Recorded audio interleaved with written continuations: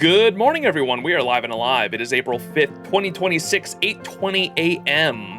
And we are, of course, streaming some more Witch on the Holy Night today. This is going to be the 5th stream, I think. Yeah, 5th stream, part 5, if you're watching the YouTube VODs. And we are going to be streaming chapters 9 through 11 today. We finished 7, 8, and 8.5 last stream, so if you haven't seen those, definitely go check it out. As always, we have a playlist linked at the top of the description below if you're watching the VOD, so if you want to keep up on every part and make sure you don't miss a single stream, you can always look in the description if you're watching YouTube VODs to try to find the entire series playlist. I try to keep all that organized for people so they can keep up with the series, but without further ado, we are going to hop into Witch on the Holy Night. I don't have much to say after last stream other than I really liked, we just had more character development, was like all chapters 7, 8, and 8.5 were. There was a lot of Alice character development, a lot of Soujuurou cozying up to Alice and getting her to not want to kill him, which I think she still wants to kill him just for the fact that he's Soujuurou at this point, but at least I think the fact that her worry that, like, their identity as mages being out there, I don't think that's her worry anymore, but definitely, like, him just being Soujuurou as he is personality-wise is definitely getting on her nerves as it does Aoko, but yeah, I like their character development. They truly are just like one happy family now in the mansion, which is nice. We also got a little bit of character development in chapter 8.5 that I liked a lot from the VP. I forgot his name, apologies. But we got a little bit of character development from him and the boys, the high school boys, as they were doing work during the winter break. And there was also that definitely foreshadowing, as Nasu does, with some blonde kid some blonde kid was stealing food and ran into the abandoned old school, and they kind of just let them go, and we never got to see the sprite of who it was at all, but they were just described as a blonde kid. And then simultaneously, the VP, as we got his backstory for the family feud that he was dealing with, being the successor to his family and being the heir to the family fortunes, as they were all kind of like fighting over the grandfather's will, as he was he hasn't died yet, but the person who was going to get the inheritance was like a big point of contention in his character arc. And there was I recall them mentioning that his father wanted to marry him off to another, like, rich Western family. And if I'm not mistaken, they said that the person that they wanted to marry him off to was, he said specifically the line, "I don't even like blondes." And just the fact that Nasu used the word blondes for that dialogue or monologue in his head made me think that, I wonder if that's the same blonde kid that we saw at the abandoned school. I don't know, maybe not, but it's the only time the word or phrase blonde has been used to describe a character that we have not seen yet, so I thought it might be significant, but who knows. What's up, Walk Up? Happy Easter! It is Easter Sunday too, by the way. Yeah, I should be having a nice dinner with my family tonight, even though we're not religious at all, but my mom grew up Catholic, so she kind of just keeps the holidays and the holiday spirit running for most religious holidays, whether it be Christmas or Easter, etc. But yeah, I think that's all I have to say before we hop into it. We just had a lot of character development last stream, so like I said, if you haven't seen it, go check it out if that sounds interesting. But yeah, without further ado, I've heard, people told me at the end of last stream that chapters 9 through 11 here are going to be where the story really picks up. And then the last stream, for the story at least, we're probably going to do one more stream after we finish the story just to do side content, because I've heard there is like one more like extra chapter and then some other side content we could look at, but yeah, we'll probably do one more stream after we finish the story, but we're going to do chapters 9 through 11 today, and then the last stream for the story is going to be chapters 12 and 13. 13 is the last chapter, and so we'll do chapters 12 and 13 for the finale, and then one more stream after that for any side content, and then we'll finally be hopping into the FGO collab event. Excited for it.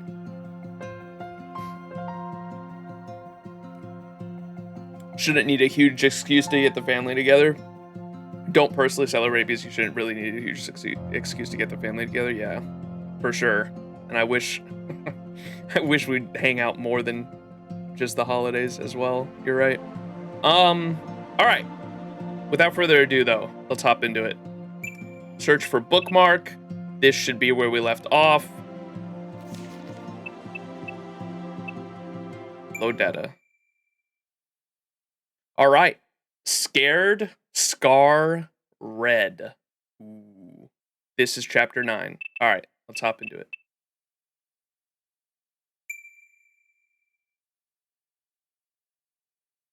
Perhaps alluding to Little Red Riding Hood.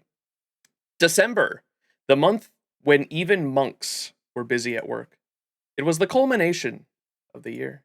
Perhaps due to all the put-off tasks built up through the seasons, the month always seemed to pass by in the blink of an eye.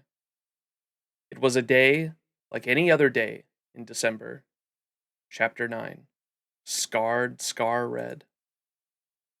Though none of them were any the wiser to what others were doing, Aoko, Alice, and Soujuurou had spent the day attending their own affairs.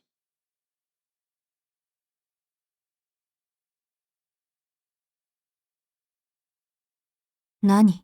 Kore. I don't think it's supposed to be pronounced as scarred. Is it scared? Like scary? Aoko kept the urge to kill out of her voice, but her menacing tone was reverberated in the room.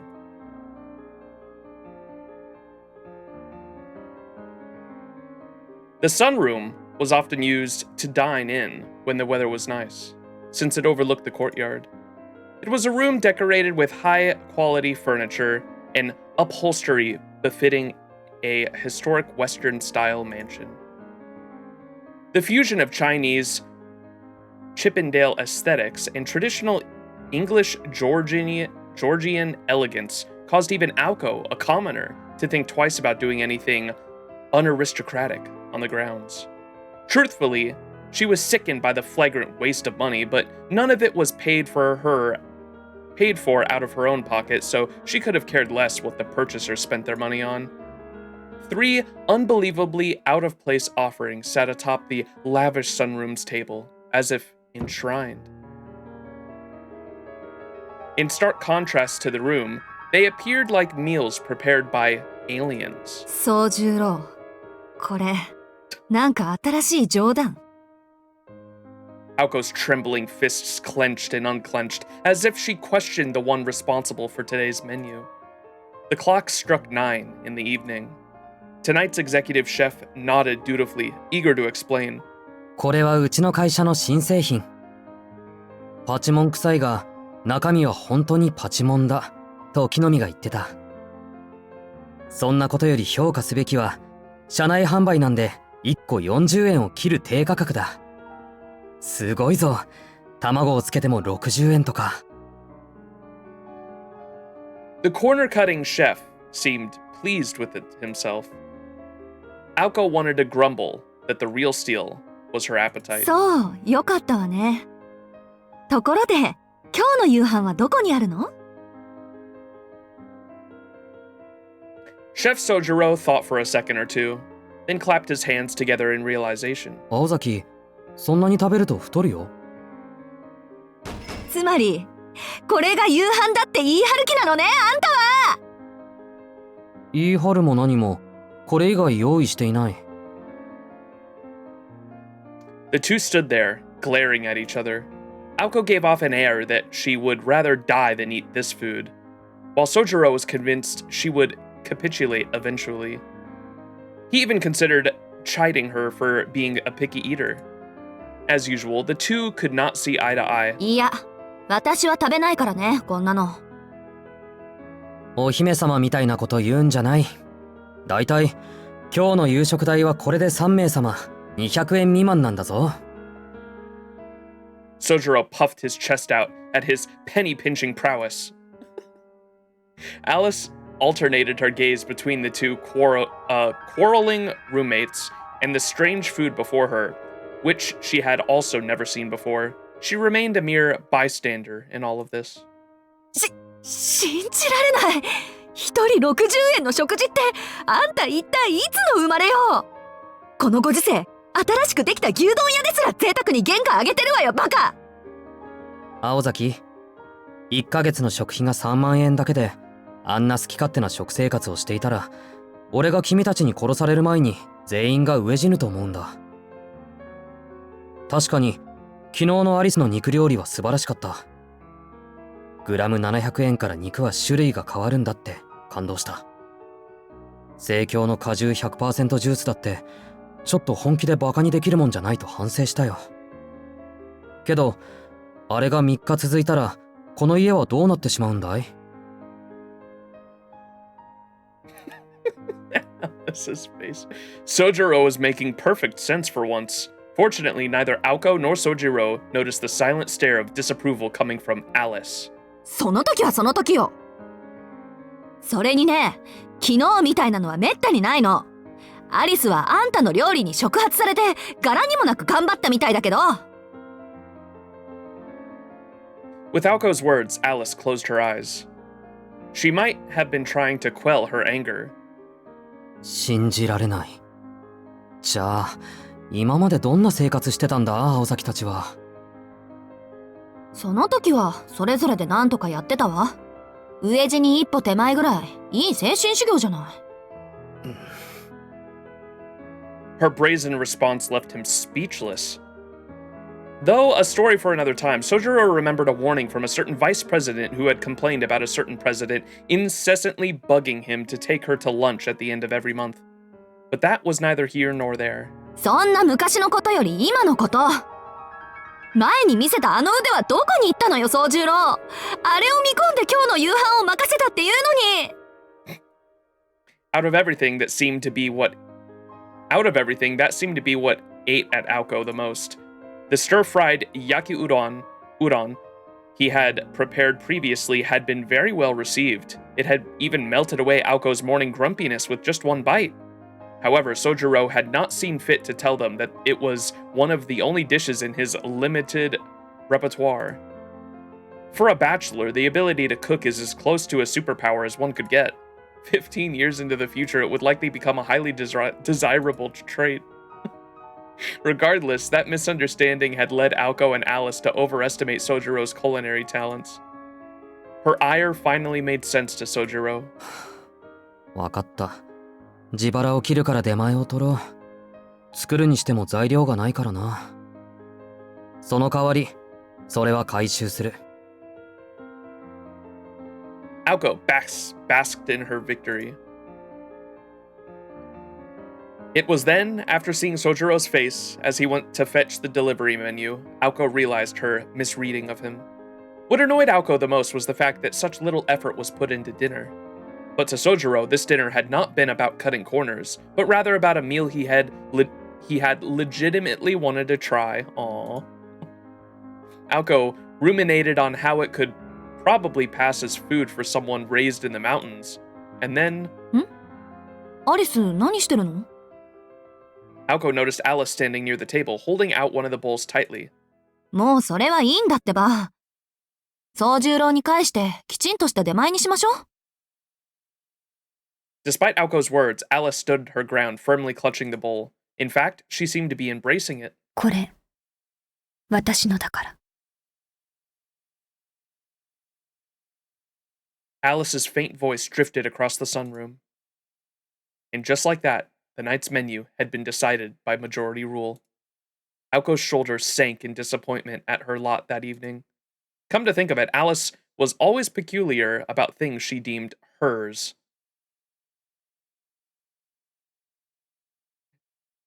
It's literally just pasta with an egg. It's something that physically can't be too bad. It was morning and there were 10 days left in December. While the rest of the city was preparing for Christmas festivities, Soujuurou headed to his part-time job. Though it looked like it could snow at any minute, the tree-lined streets were busy with foot traffic. These days were particularly merry.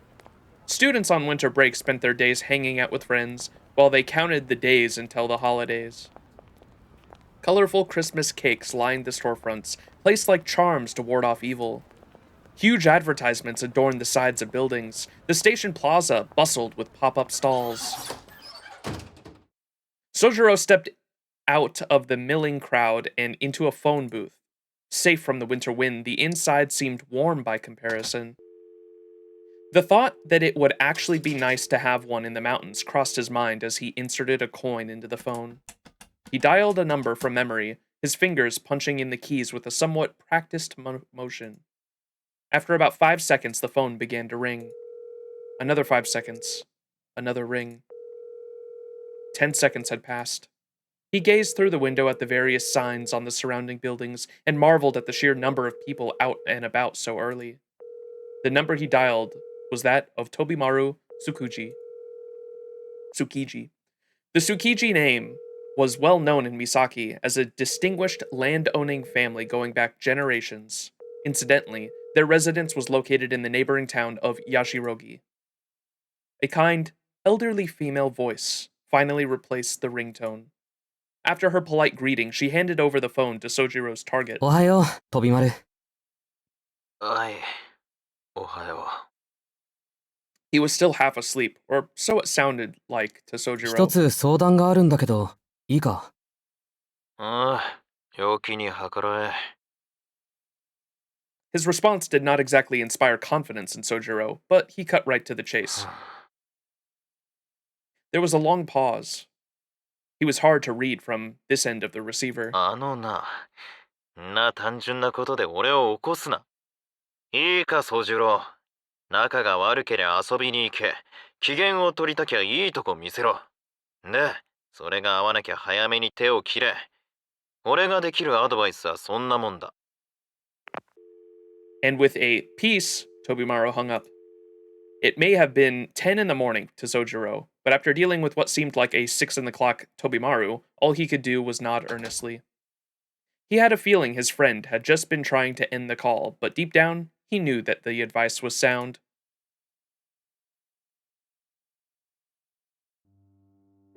After the phone ordeal, Soujuurou finished up his shopping and returned to the mansion just before noon. He was greeted by the sight of Aoko and Alice sitting in the silent gloom. Though he was unsure of the circumstances from the outside looking in, it seemed like the aftermath of an argument. The silence was as deafening as a blizzard, or rather, the biting cold and stinging wind of it. One might also compare the drawing room to an enormous walk-in freezer. It would not have been surprising to look up and see icicles hanging from the ceiling. やっぱり、今日もか。He felt like a zookeeper pained to see the raccoon and penguin at each other's throats. Interesting description of Aoko and Alice, the raccoon and penguin.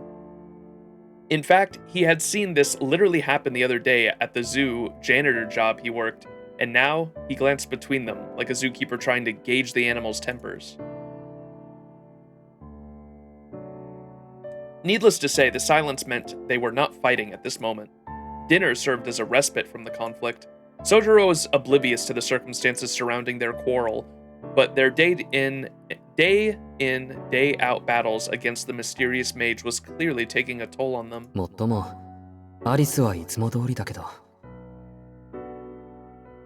Across from the quiet, contemplative Aoko, Alice was reading an old book in her lap, as she was accustomed to. The book seemed somehow heavier than the other ones. ただいま。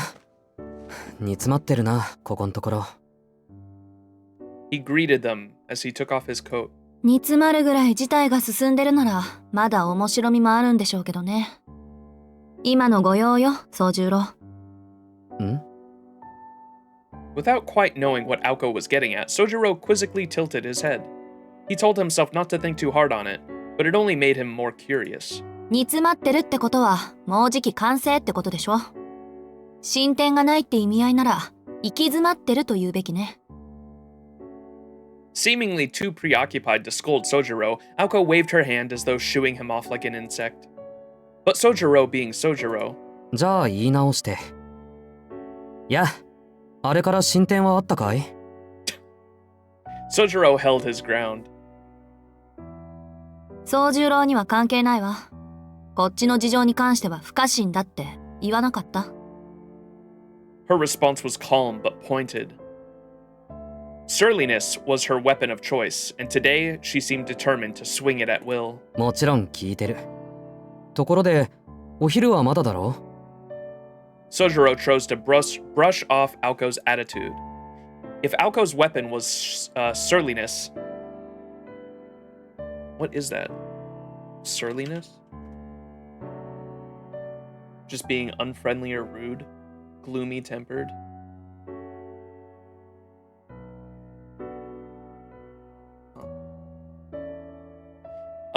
If Aoko's weapon was surliness, Soujuurou's was blithenness? He wielded just enough of it to make Aoko flinch. どうしたの今日は？何かいいことでもあったわけ？ Soujuurou shook his head. まだなんだ。じゃあ、ちょっと提案がある。He dug around his pocket in his coat, which was now on a hanger. Aoko gave him a dubious stare, while Alice's ears perked up at his upbeat tone. 実は今日、給料日だったんだ。お金も入ったことだし、外に遊びに行こう。He spoke with a warm smile as he removed his wallet from his coat pocket. The other two did not know what to make of it. 宗十郎。She wanted to take exception to his bright mood, but found herself wrestling with the idea of reacting positively to it. After all, he was making a gesture of good faith to try to make things better with what little funds he had. The thought itself was not a bad one, while there was always the chance that Alice would keep quiet until the slightest thing annoyed her, at which point she would ruin everything. Aoko wanted to accept his goodwill. However, she was not in the mood to walk around town with either of the two, nor was the timing ideal. 悪いけど今忙しいの。暇になったら思い出してあげるからしばらく我慢して。Alice seemed to give the same response, though wordlessly. Soujuurou was not about to be held back by a sullen mood, though. 忙しいって、ここで黙り合ってるだけじゃないか。徹夜漬けの時、気分転換は必要だって言ったのは青崎だろ。行き詰まったら回れ右して戻らないと、どこにも行けない。Soujuurou spoke with unusual confidence as he drew 2 tickets from his wallet and slapped them on the table. At first glance, they looked like advance tickets to a movie, but not quite. They were tickets to a famous aquarium. To get there, they would take the rapid train and subway to a city several times more modern than Misaki. It housed not only the biggest shopping mall in the prefecture, but also a multi-purpose auditorium set to open next year designed to host international conferences and stage productions. それと、夜はメシアンでカレーでも食べてくれ。Saying that, he slapped 2 bills on the table, as if he had struck it rich. It was Soujurou's turn to make dinner tonight, after all. じゃあ、そういうことで。His business concluded, Soujuurou returned his wallet to his coat pocket. It was then Aoko realized that Soujuurou meant by be seeing you. ちょっと待った。そういうあんたはどうするのよ。今日はアルバイト。Soujuurou was almost too quick with his response, helping Aoko to see things for what they really were. Rather than for Soujurou's benefit, his gesture was instead an attempt to ease the tension that had built between Aoko and Alice. Though if asked, both girls would tell you it was an unnecessary gesture. Still, for him to pay this much attention to the household, if anything, gave Aoko reason to reflect on her own immaturity. Aoko glanced over at the still-seated Alice. At the same time, Alice peeked up at Aoko from behind her book. They kept still, staring at each other. 私は構わないけど。今やれることは全部やってあるし。そうね。そういうことならせっかくだし。Aoko stood up from the sofa, resigned to her decision. Soujuurou watched on, a satisfied smile on his face. Did it say what town they were going to? It said the town over, and he didn't... Was that the food he was talking about? What was the word he said? That's not the town, is it?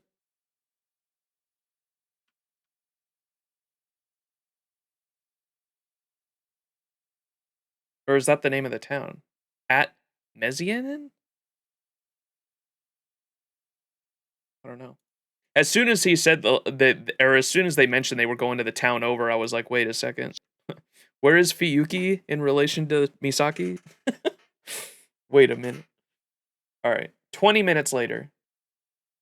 As Aoko and Alice were done getting ready, Aoko called out to Soujuurou in the drawing room. それじゃあ出かけてくるから、あんたもバイト。Soujuurou? Soujuurou was crouched in front of the television, unaware that the two had entered the room. もしかしてビデオいじってるの？ああ、ちょうどよかった。青崎、これ。Pausing his audiovisual struggles, Soujuurou turned around.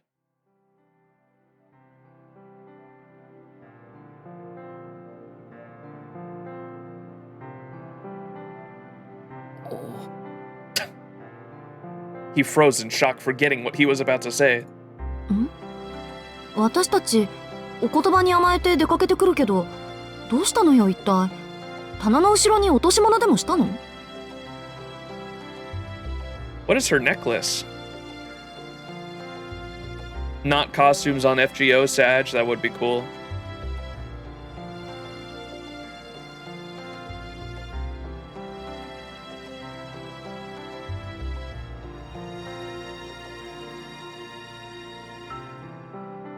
Her necklace interests me. Soujuurou appeared to have gone stiff. Aoko stared at him curiously. Though Alice silently nodded with his bizarre reaction, she kept her thoughts to herself. いや、なんかこう。 Still gawking, his voice stuck in his throat. He was blissfully unaware that the shock he was experiencing was the direct result of his emotional state. それじゃわからないってば。まったく、落ち着いてるくせに妙に挙動不審なんだから。アリスに煙たがられても仕方ないっていうか。Alice looked on in silence. He was not confused or in a daydream, that much he could tell. But this frozen look was by all accounts a first for Soujuurou. それで何かあったの？ああ、いや、これなんだけど。青崎、ビデオってどう使うんだ？ Shaking his head to regain his composure, Soujuurou pointed out to the VCR. A VHS player sat on a shelf beneath the TV. 何？タイマー録画でもするの？ Aoko walked over and crouched next to Soujuurou in front of the TV. いや、木の実からビデオを借りたんだけど、映らない。まず、テレビの電源が入ってない。It's reminding me of Rin trying to figure out the fucking VCR. With a click, the TV screen flickered alive. 次、チャンネルを外線に合わせて。Wait, she actually knows. Rin could never. あら、意外にも真っ黒。木の実くんのことだからテープ頭から録画してると思ったけど。During this time period, videotapes were still rather expensive. Therefore, it was only natural for people to not want to waste a single second of the tape's 120-minute capacity. 割と趣味には気を使う性格なのね。じゃ、早送りっと。Aoko picked the small remote up and quickly pushed the button marked forward. The VCR beeped in protest. With several clicks and thuds, there was an empty whir from within the machine. 壊してないぞ、多分。The vast majority of people who say this are actually very prone to destroying electrical equipment, but that is a separate matter. おまけにテープが入ってない。 As soon as the words left her lips, it all made sense. テープ Soujuurou imagined adhesive tape, clearly confused by what she meant by tape. 宗十郎、木の実くんから何か渡されなかった？渡されたけど、ほら、テーブルの上。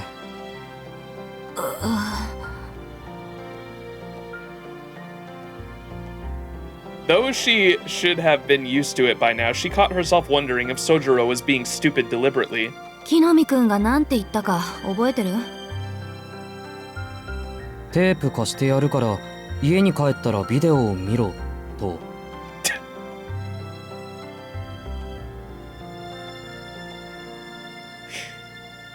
一番大事な言葉が抜けてたわけね。はあ、失望を通り越して怖くなるわ。あっさり順応しているように見えてこれだものね。どんだけ綱渡りな毎日送ってんのよ、あんたは。Did you experience VCR TVs, Max? Yeah, my family still has a CTR TV with a VCR.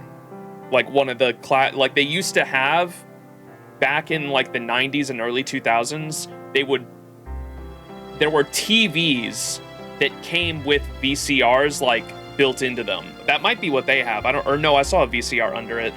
They have like my family literally still has a CTR TV that has the VCR like built into it, like underneath the screen. And yeah, we have a large collection of VCRs we still watch on occasion. Or sorry, the tapes we watch on occasion. We've got every Land Before Time. We've got like 10 of them. I don't know how many Land Before Time films there are. We got a fuck ton of those old Disney movies I grew up on. The 2-in-1 combo I see. Yeah, they're pretty cool.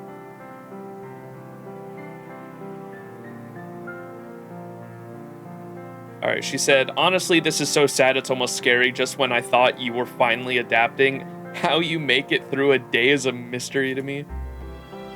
Exasperated, Aoko fetched the tape in question on the table. It was labeled Gaku Gaku Animal Kingdom African Adventure. To Aoko, this knocked Hosake Kinomi down a level on the ratings file she kept with the student council. で、このテープをデッキに入れて再生すればいいの。爪は折ってないから、録画ボタンだけは押さないようにね。爪とは？ここ。テープの側面にへこみがあるでしょ。これをカバーしているのが爪。これを切り取っておくと、もうそのテープは上書き録ができなくなるのよ。そうね。例えるなら授業のノート。大事なものだから消しゴムで消えないようにフィキサチーフをかけたっていうか、ヒューマンエラーを物理的に防止するアナログな防御法ってわけ。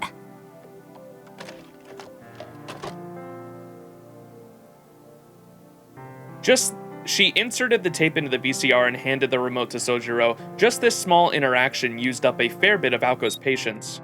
Completely ignorant of Aoko's feelings, Soujuurou gleefully pressed the play button. 前から危なっかしいと思ってたけど、まさかここまでとはね。時代錯誤にも程がある。あんた、山で何やってたの？空手家じゃあるまいし、熊を倒す修行でもしてたとか言わないでしょうね。Soujuurou would like to have a turn with the brain cell. Tsukihime remake after Mahoyo? Eventually. I would like to this year at some point. It's definitely not going to be right afterwards because at least for the month of April, we're already stacked with, for the month of April, we're finishing Mahoyo, we're doing the Mahoyo collab in FGO, and then I'm getting to OC2. That's the plan for April at least. So, and then I'm probably getting back to Sunday morning streams for Honkai Star Rail next month. But at some point this year, I would like to stream Tsukihime, yeah.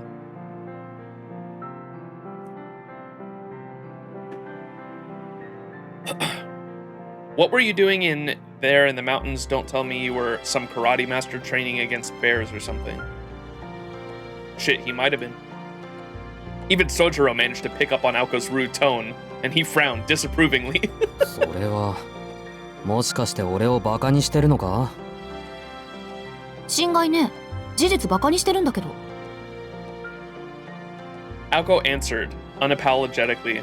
On the TV, a crocodile's yawning mouth appeared. そんなバカな話があるもんか。なんでクマを倒すために修行しなくちゃいけないんだ。 He fucking... Remember he was asking what a crocodile is? That's why he gifted him this African adventure fucking tape so he could see what the hell a crocodile is. He had never seen a crocodile before. Don't be ridiculous. Why would anyone train against bears? Soujuurou turned towards the TV in a huff. Perhaps because of his rare outburst, as he turned to face the gaping maw of the crocodile on the TV, he fell backwards in surprise. Aoko unpursed her lips upon seeing this, delighted. It was relieving to see the boy disarmed. けど青崎、この機械ずいぶん埃が積もっているけど、掃除はしていないのか？ 私はあんまり使わないし、アリスは見ないから今までほっぽってただけよ。ダメ元でトレーニング用に買ってもらったんだけど、飽きちゃった。イメージでどうにかできる問題じゃなかったっていうか。Aoko bought some exercise videos to train with but got bored of them. Who would have thought you actually need to do the exercise instead of just watching them? That's such like an 80s thing too. That's funny.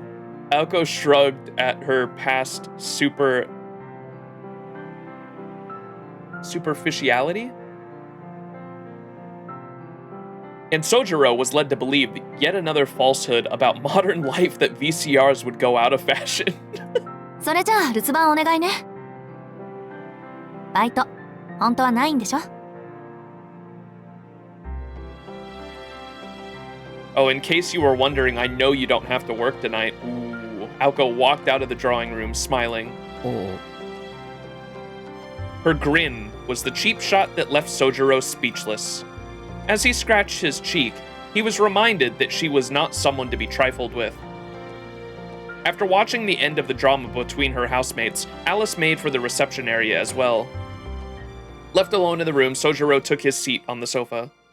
Well, it was certainly not easy making everything run smoothly around these parts. I don't like that the two mages are leaving the house, and they mentioned like several times that the house was like their last defense, and you've got fucking Soujuurou who might not even have one brain cell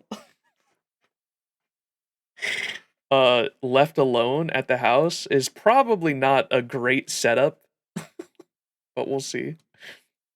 Until they came back, he could enjoy his crocodile watching in peace.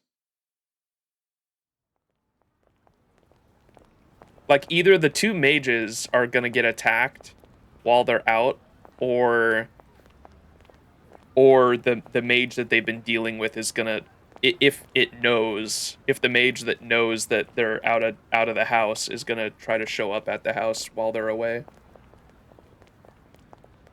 Would be my assumption, but we'll see. They took the subway from Misaki for 6 stations. From there, they rode another 3 stops by express train.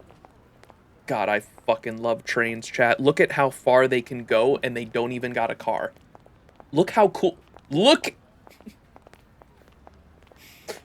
how much we have to do to mimic a fraction of their power. Where are my trains? After about an hour, Aoko and Alice arrived at Arisaka Station. While Misaki City was a mixture of old and new architecture, Arisaka was a brand new town built in accordance with recent government accordance. It was as though the entire town, full of tall buildings, sprouted up in the middle of nowhere.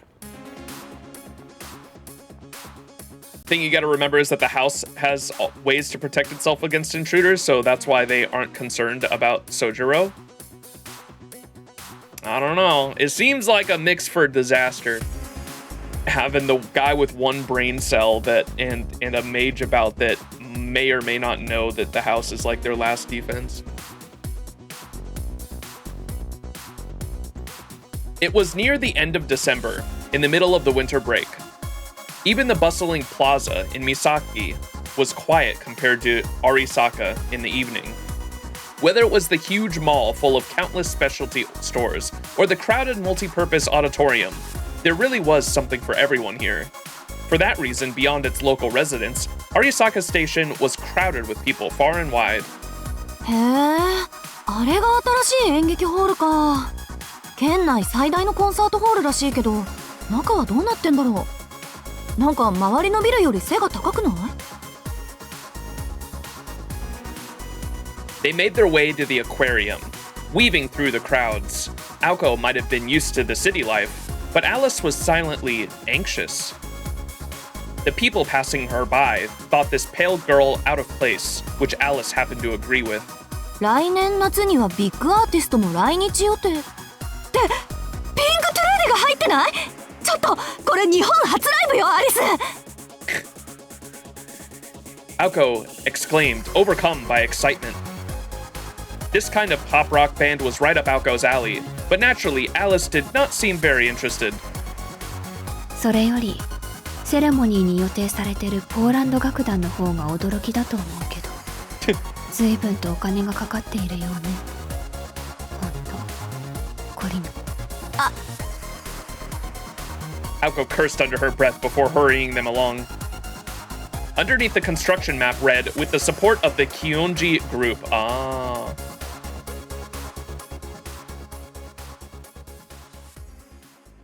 The aquarium they were looking for was on the top floor of a massive building. Oh, okay, and that's why she cursed under her breath. She said how incorrigible. That must have cost them a fortune. They're opening with the Polish orchestra, and that's her family. Okay, got it.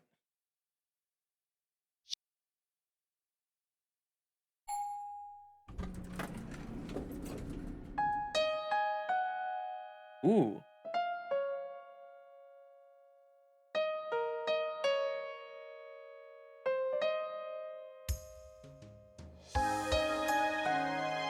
Maybe it was because it was no longer a new attraction, or perhaps it was because the first floor cinema drew the crowds.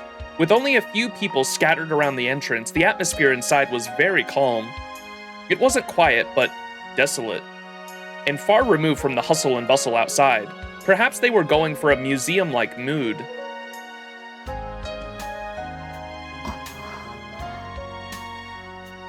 Alice quietly caught her breath, staring in awe.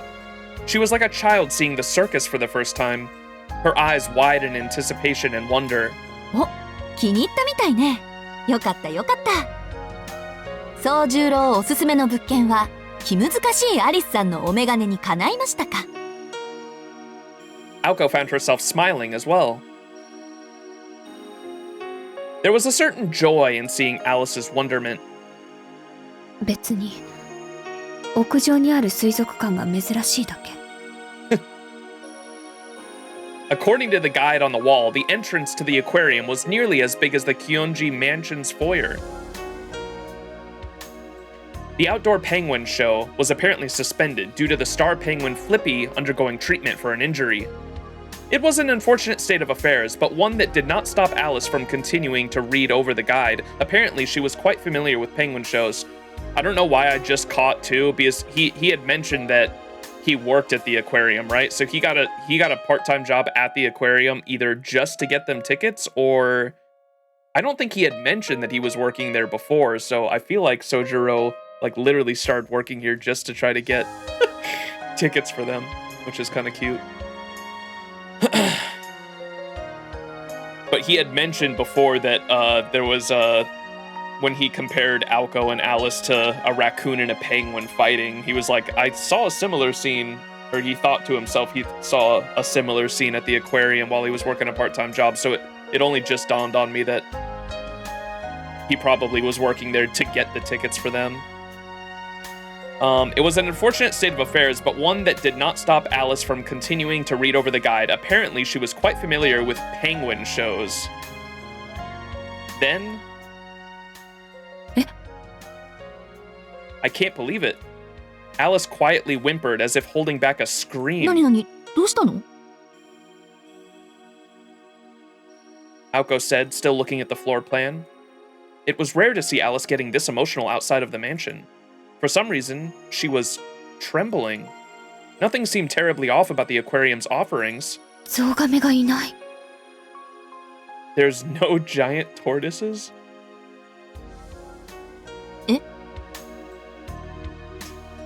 話が違うわ、青子。どうしてゾウガメの展示スペースがないの？どうしてって、そりゃゾウガメぐらいになったらもうほとんど陸上生物だからじゃない？大きいし。なんで？ペンギンはいるのに不公平よ。イルカだって許せないわ。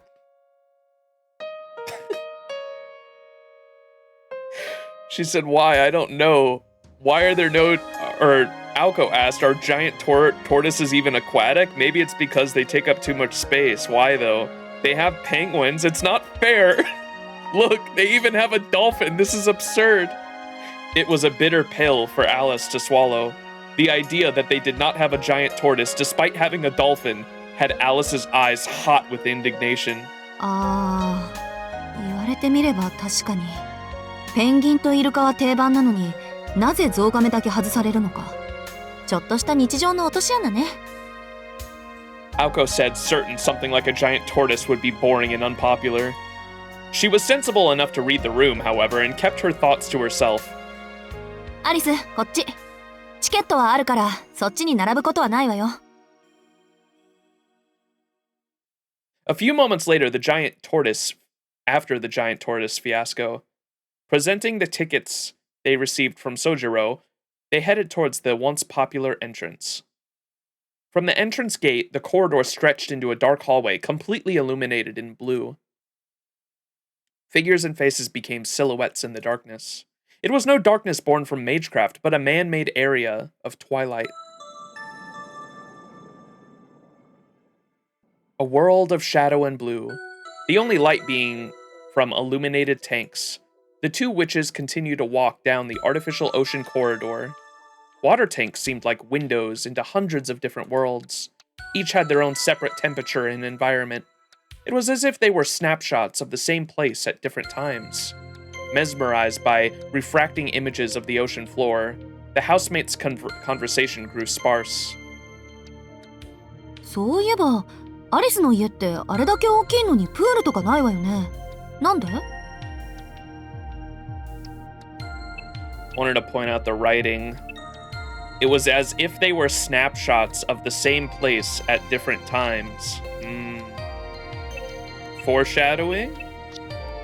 To whatever the hell Aoko's like magic is, maybe? Just because I've seen her NP animation. 呆れた。水槽を見て何を想像したのかは聞かないけど、必要ないものを欲しがるのはあなたの悪い癖ね、青子。必要ないってことはないんじゃない？水遊びはこっちよりそっちの方が馴染み深いでしょうに。あ、もしかしてアリス、泳げない？泳ぎの経験ぐらいあるわ。夏は湖で何度も遊んだもの。私、大型のセントバーナードにだって負けなかったのよ。セントバーナードって、アリスさんたらもしかして息継ぎとか苦手かしら？この世で最も聞きたくない言葉の一つね。クロールとかバタフライとか、発明した人は半魚人になればいいのに。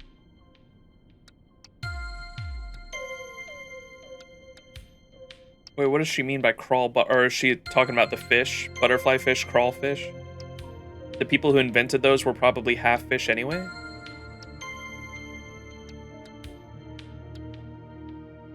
Clack, clack, clack.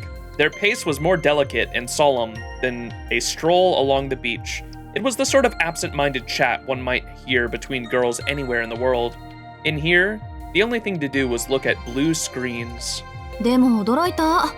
あんなにあっさり館の留守を任せるなんて。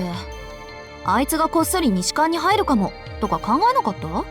Oh, their swimming techniques. Crawl on butterfly. 彼、そこまで考えなしじゃないでしょ。それに、それならそれで手間が省けてせいせいした？そうじゃなくて、一度交わした約束は破らないんじゃないかって。That he was not. Aoko nodded, her long hair waving back and forth, a certain gleam of surprise in her eyes. Onward, they meandered to the next aquatic world. Clack, clack, clack. ところで、水族館は初めて？これで2度目。昔、友達と2人で行ったきりよ。嘘、本当？本当。6年以上も前。まだイギリスにいた頃。そうじゃなくて、友達の方。あんた、友人はいないって言ったじゃない。昔の話よ。私たち、同じ名前だったの。What? それが縁でよく遊んでいたけれど、長続きはしなかったわ。そっか、あっちじゃそう珍しくない名前なのね、アリスって。こっちで言うところの涼子とか花子みたいなもの？ええ。青子とか赤子とか、黒子とか白子みたいなものよ。後半はみんな普通名詞なんですけど。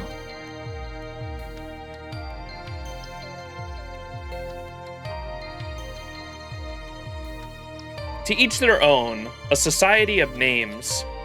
The swirling of the waters was dizzying, much like a hectic world of humans.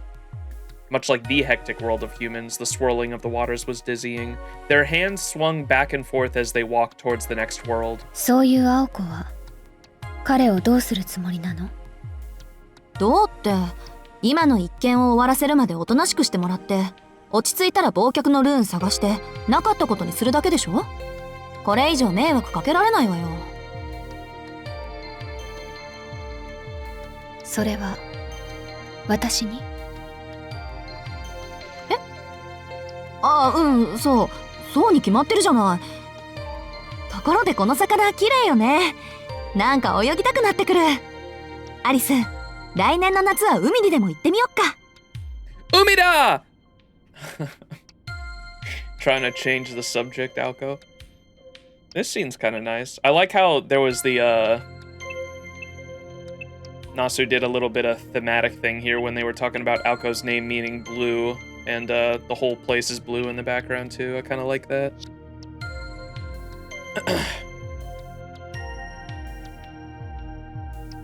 海って、あの海。もちろん夏の海って言ったら灼熱の太陽と砂浜、水平線に沈む夕日ってね。今年は行けなかったけど来年は一緒に行かない？ I'd love to see what artist Koyama would do for if we got a summer can you imagine a summer you get a costume for I guess they don't do summer costumes for welfare units, do they?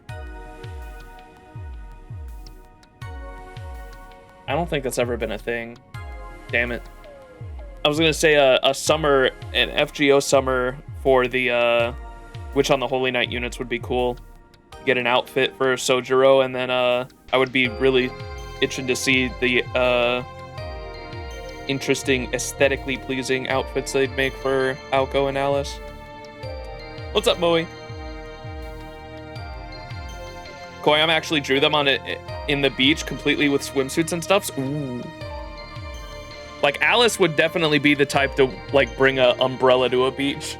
So I'd dig some kind of like high class fit that she'd probably be wearing. Mahoyo 2 is supposed to take place in the summer, so probably could happen. There's gonna be a Mahoyo 2? I thought that was just a joke.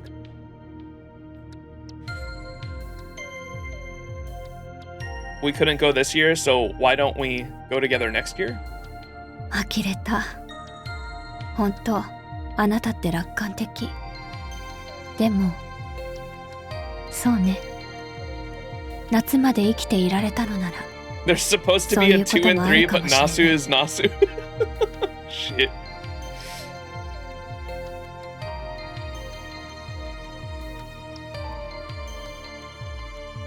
Clack, clack, clack. The two girls journeyed on to the next oceanic wonderland, mutually taking in the sights. The visitors to these winter waters had begun to leave, satisfied by their tour. The sound of their footsteps heralded their farewell.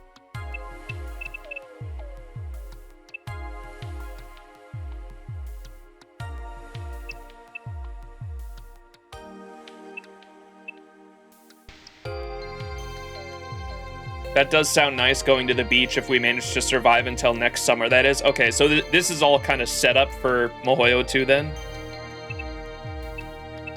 What's up, Yue? If you do OC2, don't forget Dante's interlude. Is that a before or after thing?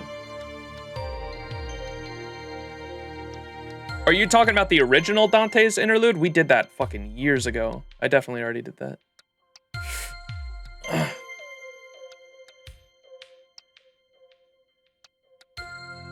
Or is there a newer one?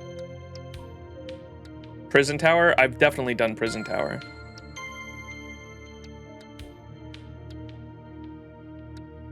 Second OG Dante's interlude?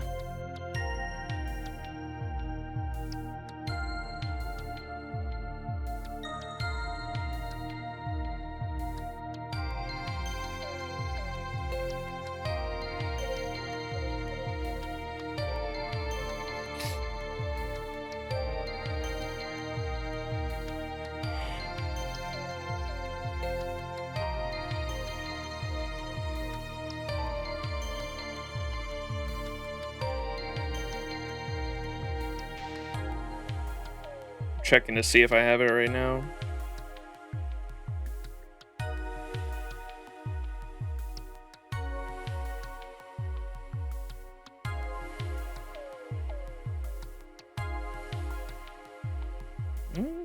Oh yeah, I do have one. The End of a Dream or The End of Love and Hate. Okay. Yeah, we'll have to do an interlude stream before. In between the collab, Mahoyo collab and OC2 then.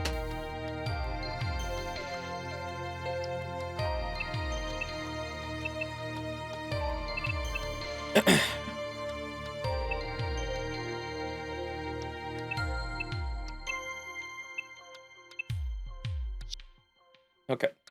The two girls journeyed to the next oceanic wonderland, mutually taking in the sights. The visitors to these winter waters had begun to leave, satisfied by their tour. The sound of their footsteps heralded their farewell.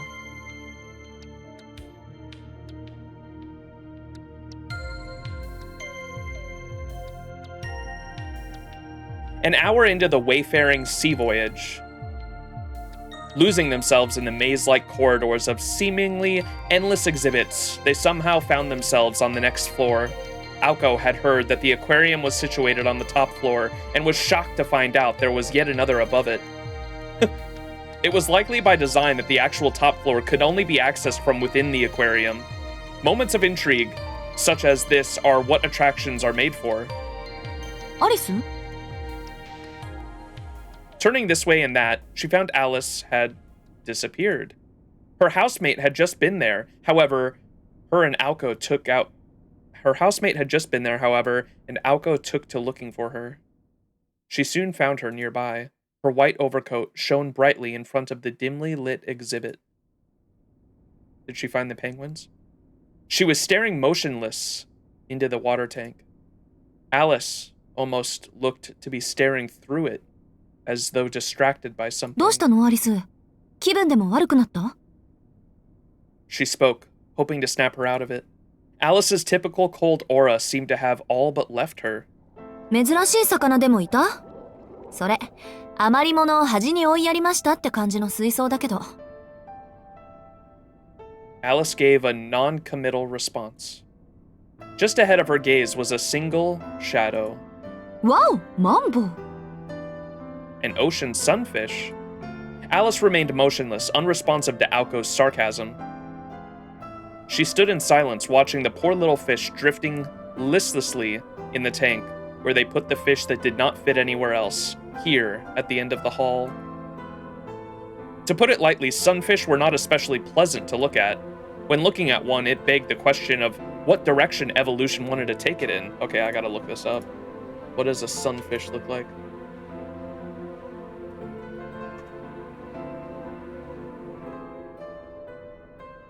Oh yeah, they are kind of weird looking.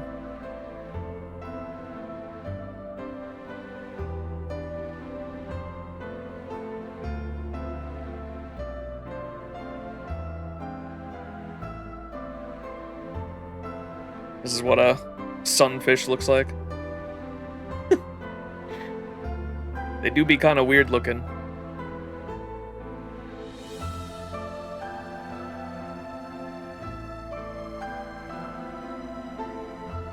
When looking at one, it begged the question of what direction evolution wanted to take it in.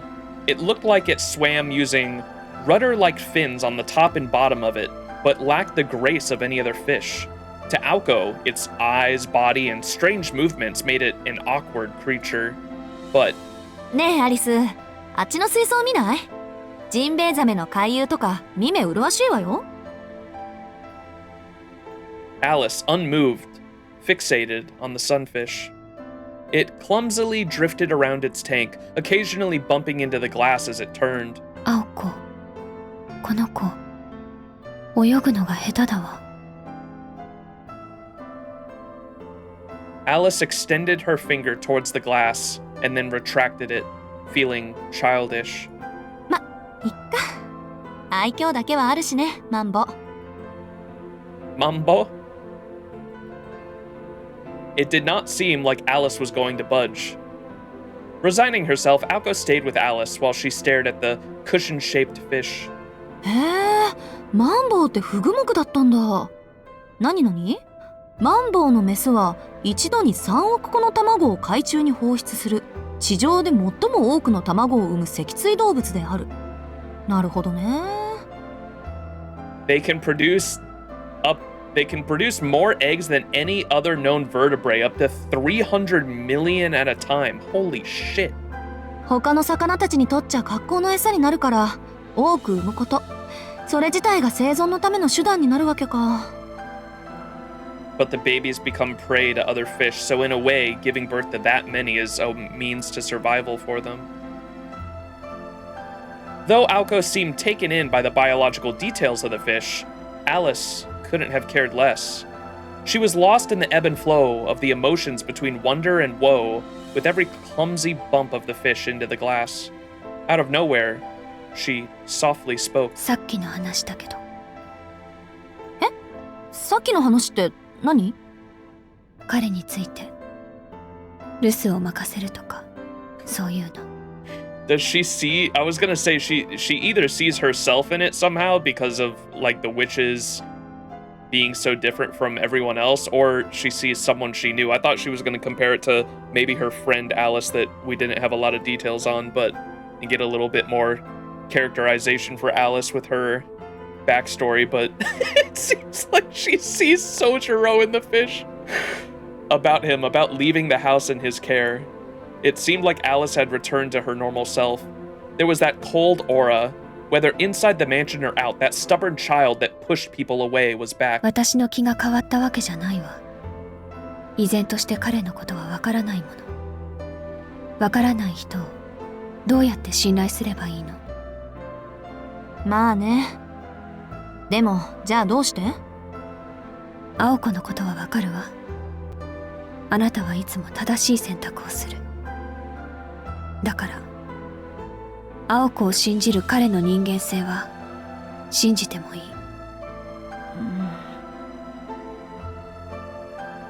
It was true. She did not know Soujuurou, nor did she have any intention to. But because of her trust in Aoko, she could trust Aoko's decision to allow him to stay. It seemed Alice was challenging her own feelings here. She said she could not trust someone she did not know. In other words, she wished to trust him, and in order to do so, she needed to know more about him.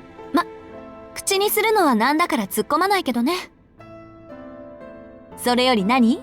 そんなに私のこと信頼してくれてたの？アリス？ええ。行為はともかく、信頼だけはしているわ。だって共犯者でしょ。私たち。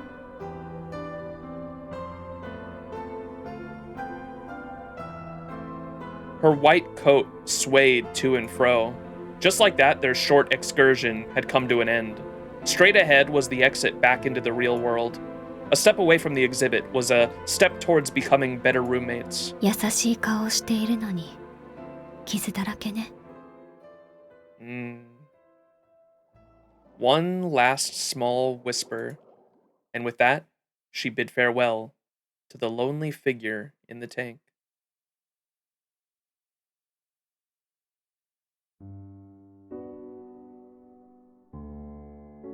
The sun set early during the winter. By 4 in the afternoon, it had already fallen below the horizon. Evening seemed to arrive at the mansion earlier than in the city. なるほど。君の生態はよくわかった。Soujuurou sat alone sipping his warm tea in the chilly room. He relaxed on the couch staring out the window, having had his fill of crocodiles. Once he sprawled out on the sofa, his body refused to move. Maybe he'd always wanted to try it. After 3 straight hours of crocodile watching, he intently pondered what it would be like to laze there for the remainder of the day like a reptile. Just as he was considering the opportunity to nap until Aoko and Alice returned, an unnatural noise echoed through the halls of the mansion. Sluggishly, he rose from all fours to a bipedal state, as if undergoing an evolution of his own.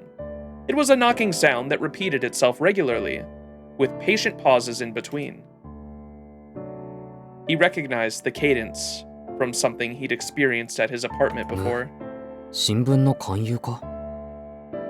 Making for the foyer, Soujuurou was impressed that they had hiked all the way up the hill. The knocking resounded eerily. Without a doorbell of any kind, visitors had no choice but to rap on the door using whatever they had in hand. It would take a literal iron fist to produce the din Soujuurou heard now. Wait, didn't they? Aoko and Alice mentioned the door's always open too, didn't they? They never lock the door? From his position in the hall, the front door looked like an ornately built fortification. The sturdy double doors looked as though they had to withstand any onslaught of blows. But now, they rattled in protest to the repeated knocking. Whoever the visitor was, they seemed determined to breach the castle gate by force if its defender refused to sally forth. Fortunately for them, Soujuurou was sympathetic, having experience selling newspapers himself. はい、今開けます。 He knew what it was like to be in one of those shoes, so was unsurprised by their persistence. Ah!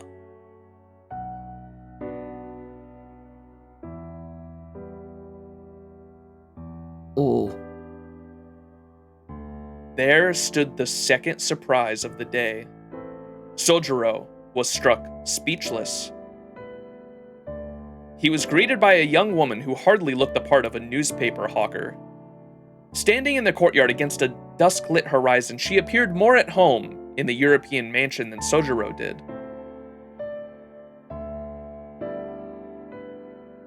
She carried a dignified air in spite of her dainty frame. While a tad shorter than Soujuurou, she was tall for her sex.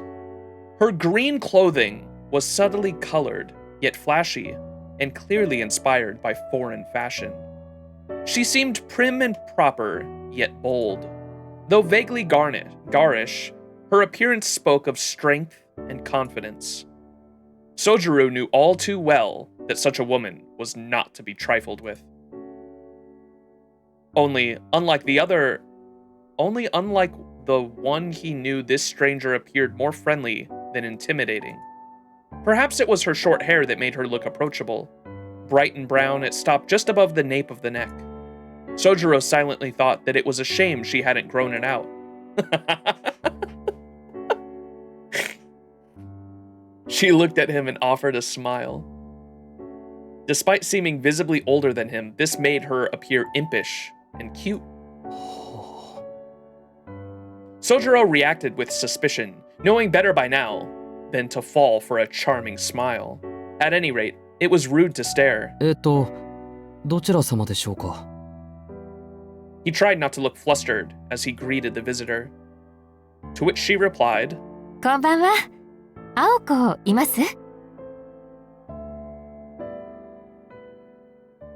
She smiled as she used Aoko's first name with a familiar tone. Uh-oh. Same color as 青崎はい Lev's ないんで suit? す。 Interesting.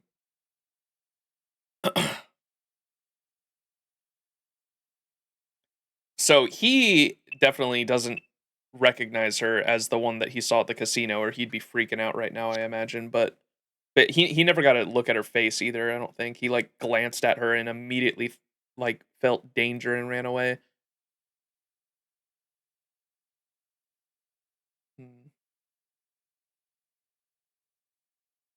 And she's been in town for a while now, obviously, because she was at the casino. So I imagine the only reason she's got to be like the mage. I imagine that they're fighting because not only I've put together because I know that she's like a puppet master because of the End of Heaven's Feel and what little we got to see in the Elmaloy files with her being a mage that is hunted by the clock tower as well because of her abilities. And I don't know how interesting her abilities are at the moment, other than I guess soul transmutation into a doll, because that's what she did with Shiro Emiya at the End of Heaven's Feel, right? And the fact that she was in town and has not visited Aoko or Alice yet, or they haven't mentioned her at least, makes me think that she's probably the mage, especially because they've been fighting the puppets, right? And so she knows that Aoko isn't home, and that's why she's visiting, and she's trying to manipulate Soujuurou to let her in, I guess. Uh-oh. Aozaki isn't home right now. She smiled again, this time deviously upon learning about Aoko's absence. それじゃあ、クオンジさんも留守なんだ。Soujuurou looked perplexed. This was the first time he had heard Alice referred to by her last name only, and again, with the familiarity of an old friend. そっか。夜ならともかく、日中から二人で出かけるとは感心感心。形だけの雑居だろうと思ったけど、ちゃんとうまくいってるのね。Soujuurou found himself nodding in response to her smile. It was strange enough that the visitor knew both Aoko and Alice, but Soujuurou found her odd as well. Likely in her early 20s, she did not appear much older than he was. She was clearly hiding something behind that nonchalant manner and bright smile. それじゃあ、帰ってくるにしても夜？はい。終電前には帰ってくると思いますけど。そう。ところで君、誰？Soujuurou, troubled by her forwardness, wanted to ask her the same. Alas, who are you? Was a question far too difficult for すみ Soujuurou. ません。誰かと言われてもよくわからなくて。とりあえず、今は留守番してますけど、実は青崎の友人なんです。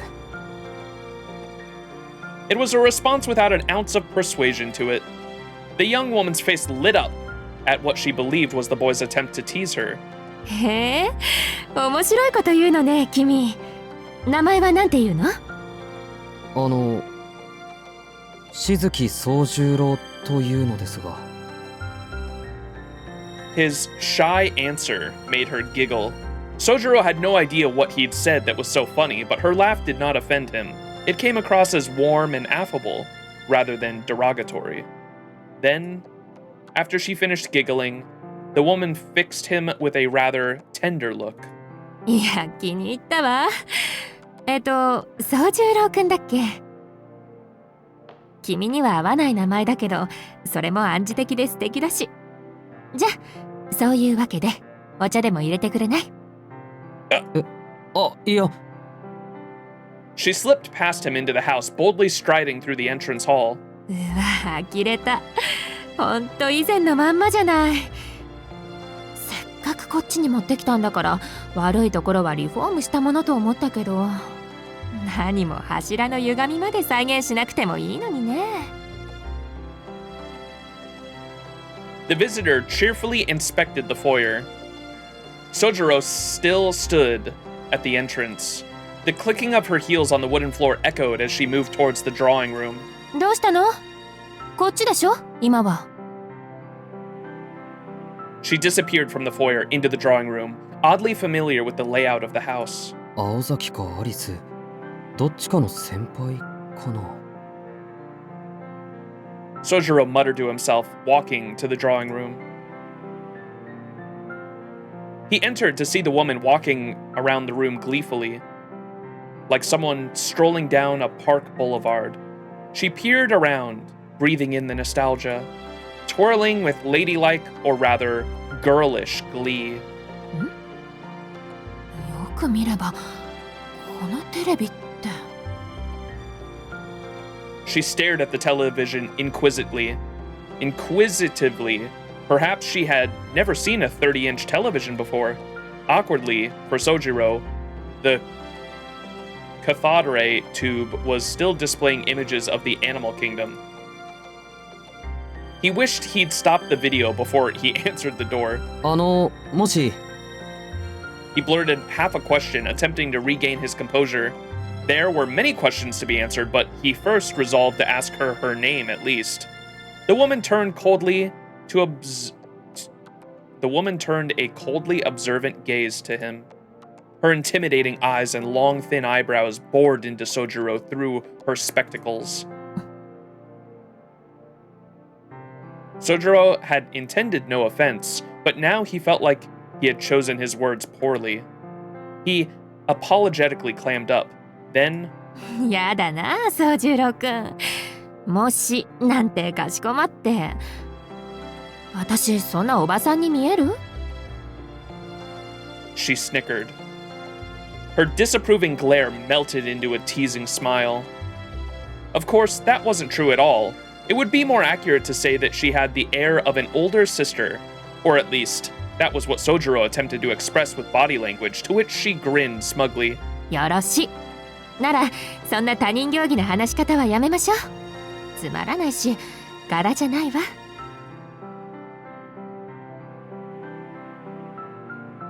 Without making a sound, she took an effortless seat on the sofa, as natural as if she belonged there. Her posture and movements exuded sophistication. She required no words to instruct him to hurry along and make tea. Without pressing her further, Soujuurou headed to the kitchen. It seemed that the conversation would not proceed until tea had been served. He chose the fauchon he was forced to replace once before after using it without permission. Since she was here to see Aoko, he decided to serve her using Aoko's teacup. Into the cup as blue as the ocean depths, he carefully poured the tea before returning to the drawing room. Gently, he placed the teacup on the table and faced the woman. 尋ねるのが遅れましたけど、青崎の知り合いかな。 Despite being told otherwise, Soujuurou could not help but stand on ceremony. His clumsy efforts to make the question sound casual only jumbled it further. The visitor's eyes narrowed again in displeasure. その青崎っていうのをやめてくれない？なんだかくすぐったくて。青子でいいでしょ？呼び方は。 The woman kept the rest of her expression indifferent as she slowly raised the cup to take a sip. Smiling, she tolerated the tea that Aoko and Alice regularly criticized as bitter and clumsily brewed. Soujuurou had yet to learn that society thoughtfully awarded participation trophies to people merely for trying, regardless of the outcome. ほら、立ってないで座って。見下ろされるのは好きじゃないんだ、私。Soujuurou tilted his head, noting a slight familiarity to her manner of speech. It was almost as if they'd met somewhere before. Uh-oh. The sight of her sitting on the sofa began to stir forgotten memories. Noticing his reaction, the woman became visibly delighted. 思い出した？私もちょっと驚いたわ。青子を訪ねに来たらいつか見た君が出迎えてくるんだから。 Now that she was chuckling, Soujuurou remembered everything. He had only glimpsed her for a moment, but there was no mistaking it. It had been her, the woman smoking the long cigarette, who had cleaned out the pachinko parlor. あの時は私もショックだったな。宗十郎くん、目が合うなりいきなり逃げ出したでしょ。そんなに私ってこわもてなのかしらって、あの日の晩は真剣に悩んだんだから。In spite of her words, she clearly enjoyed the memory. She was right. He'd mistaken her for the murderous shadow Aoko in the park from that previous night and fled in mortal terror.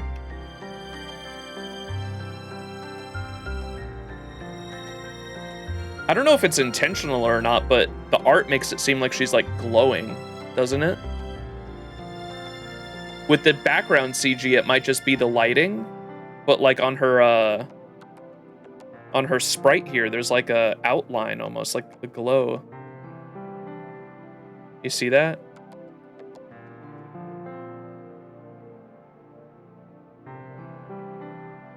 She is glowing, trust. Even though it was clearly a case of mistaken identity, he could now see why he had mixed them up. そうか、雰囲気が似てるんだ。Finally, Soujuurou realized who the visitor was. He chided himself for not realizing it sooner. それじゃあ、あなたは。Just as he was about to say it, she held up her hand to interrupt him.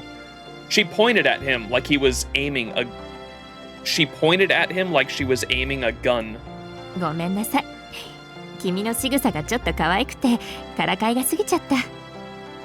自己紹介が遅れたけど、私は青崎東子。Aoko Aozaki. 率直に言うと、青子の実の姉ってわけね。She's always glowing to me. So the reason I mentioned the thing about the house protecting against intruders was to mark down that she isn't an intruder for the house. Well, could anyone? I think anyone could, as long as they don't go, like they would have to know where the traps are, right? Like that'd be the only thing. And I don't think there's no traps in the at the entrance, the main room, the foyer, or this room. If I'm not mistaken, right? They also mentioned that, I do recall that they mentioned that whoever the mage was that they were fighting clearly was either hiding their magical energy or was not giving off any mana, like, whatsoever. I remember Alice saying something like that because, like, they weren't able to track her, or them, whoever it was at all, but I assume it's her. And my assumption for that was that either she was remote controlling dolls from like a really far off area and like the dolls didn't give off any mana, or that like she could even have like, she could like remote control, you know, the guy from, this is a good example, or a parallel at least, that I could use to visualize like what I think that she is or has the ability to do. You know the JJK guy that like controls puppets and like he would literally go to school, like he was like a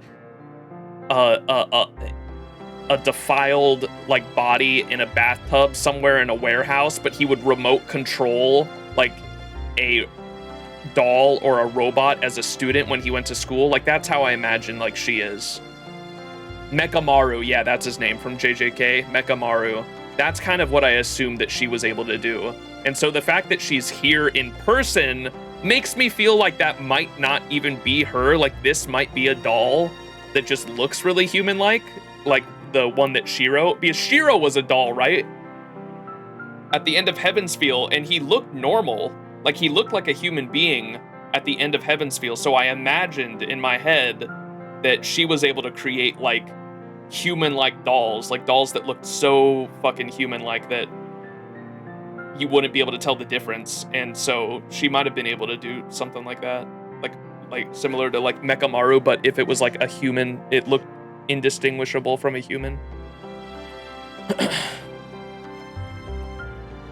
It'll be touched on a moment, but it's not related to dolls. Okay. And she was all obviously familiar with the mansion too, so I imagine like before she like ran away and Aoko became the heir to the family, like I'm sure that she was like training here at some point as well, like Aoko is. All right, Surprise, surprise, though. Aoko's big sister. 率直に言うと青子の実の姉ってわけね。 That figured. No wonder he'd been charmed by her at first sight. I also like how he had the comment of, her hair is beautiful. It's a shame she didn't grow it out. Me knowing that it was her sister, I thought that it was funny because he like clearly likes Aoko's hair, and that was the comparison. It wasn't hard to envision Touko as a not too distant future version of Aoko, with her smile that imparted courage to any who glimpsed it. Only, while Aoko was earnest and diligent, Touko seemed shrewd and playful. あの子が困ってるって聞いてね。いい加減忠告してあげる気ではるばるやってきたわけなのでした。 Aoko's sister chuckled coyly while sipping her tea. Lured by her charm, Soujuurou sat on the sofa as well. He felt like he could relax a little now that the initial shock of an unexpected guest had subsided. Just like that, it was almost 5 in the afternoon. Aoko and Alice would be returning from their excursion soon. Uh-oh.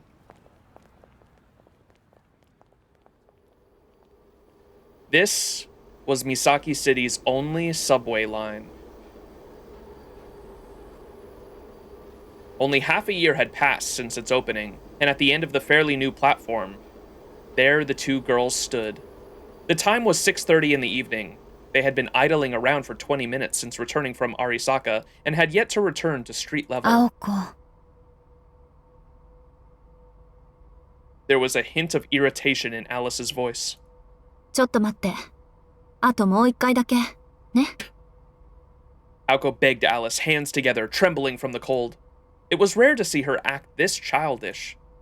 No doubt Tobimaru would consider this behavior more strange than cute if he were here. From the end of the platform, Aoko peered into the creeping darkness to where the tracks led. あなたの趣味変わってるわ。 Alice muttered, sitting on the bench with forbearance.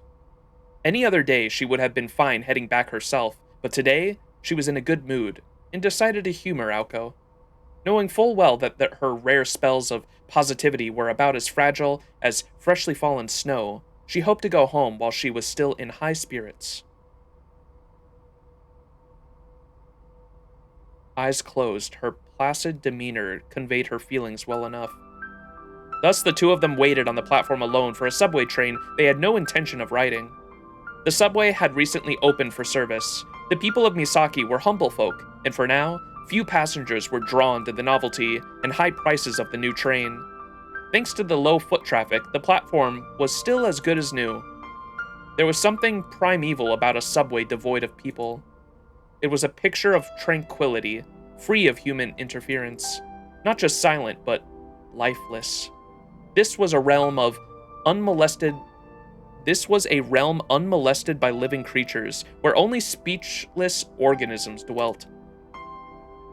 The harshly artificial fluorescent lighting underscored its soullessness. It was a cave where light ended and shadows began. Where riderless vessels disappeared into the dark, the platform was wedged between two tracks like a jetty built upon a subterranean sea. In this place, far removed from the world above, Aoko waited with eyes closed for a familiar rumble. It was she who had proposed that they delay their return and rest at the platform. The reason was simple. Aoko Aozaki enjoyed the soothing sound of passing subway trains. 今年はもうライブハウスに行けそうもないし、これぐらいのわがままはいいでしょ。 Wait, that's it? I thought they were doing something Magecraft related. She just wants to sit here and listen to the train pass by? She had said to Alice, her eyes still closed. Alice had neither nodded nor objected, so they'd watched 3 trains come and go by now. She liked train? I mean, I like train too, but I like riding the train. Like, even that is, like, they're right. Even Tobimaru would have found the act more strange and weird than cute. What the fuck? I like train too, but I like it for the fact that, like, the fact of commuting, like, sitting there listening to them is kind of weird. Aoko, I will never understand you. At least not on this one. Silence fell again. Aoko waited for the next train with anticipation. Alice sat and stared at the tunnel wall patiently. According to the display board, the next train was due to arrive in 5 minutes. From the dark tunnel came wind and rumbling. A purposely placed bounded field now surrounded the platform. There was no sign of any station personnel, and entrances and exits were few and narrow. The lack of bystanders made the field hardly necessary. Suddenly, 6 figures appeared in front of the stairs to the surface. They all shared the same face. Motionless and with smiles like the crescent moon, they stared at Aoko and Alice. 鈍っているにも程があるわね。 Alice let out a quiet, dejected sigh. どうかしたアリス。どうも何も。この駅で降りたのはあなたと私だけなの。気づいていた？そりゃあね。相変わらずここの地下鉄ってば利用客が少ないって。Aoko trailed off, tutting in annoyance. で、そういうアリスはいつ気がついたの？あ！憂鬱なことにたった今よ。青子ばかり責められないわね。あなたと私が一つならこんなこともなかったのに。つまらない例え話は口にしない。They traded stoic and calm words, never moving or making eye contact. In contrast, the figures near the stairs began to stir. As though regressing from primates to wild beasts, they dropped prone in unison and scrambled forth like man-sized ants. They advanced as a stream, one after another. Soon, the clattering came not just from the platform entrances, but from the subway tunnel as well. Ugh. At a glance, they numbered at least 30 strong, the eerie, skittering multiplied, echoing off the subway walls. 信じられない。これだけの自動人形、集めたらうちどころか、フランスの一等地も買えるんじゃない？ Not France! ええ。もっとも、こんな出来じゃ買い手は見つからないでしょうけど。なんだ、ガラクタはガラクタか。One of the horde leapt forward in response to Aoko's insult. It was a sudden charge, like a hurtling dump truck. Alice remained still. As though expecting the attack, Aoko swung her right arm in an arc. The blue missile of light was easily repelled. Her magic bullet, snap, had little effect on the puppet. They scrambled over each other like frogs, heads jerking and twisting in search of prey. 全部で30か。悪いけど、一人でやらせてもらうわよ、アリス。As she spoke, Alice, who was sitting on a bench, Aoko stepped towards the edge of the platform. Among the myriad of regrets she still had from the amusement park, the House of Mirrors stung the most. She had been caught off guard in her last battle against the puppet. But today, she came prepared, and she had Alice's backup. Aoko ignited her magic crest. This time, she would restore her honor, and... 私の後ろまで下がって青子。そこにいたら、あなたまで食べてしまう。All it took to stop Aoko was one raised finger.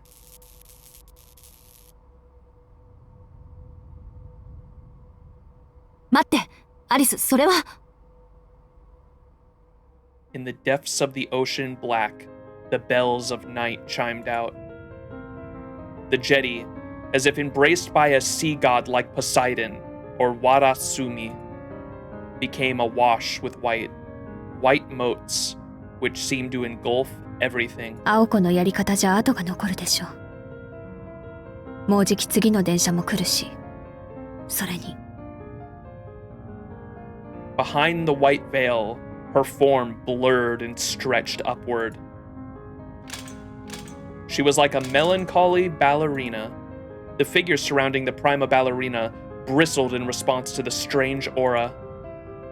Though puppets were inhuman, mystical vessels, they had far more reason to fear Alice than they did the human Aoko. They began to flee. Whoever their master was, they sensed enough danger to order a retreat. However, it was too late. The dancers were captivated by their prima, transfixed in place, as if their Achilles tendons had been severed. それに気分を台無しにされたのはあなただけじゃないわ。 She removed her black glove.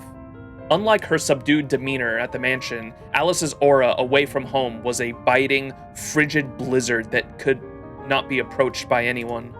Her discarded gloves floated down, settling on the platform deck. The pale haze grew even thicker. Terrified, the massive shadows cried out for mercy. さあ、ごっこ遊びをしましょう。 Within the nebulous mist, a dark fairy tale came to life. Inside that fog, only the macabre melody of her voice felt real.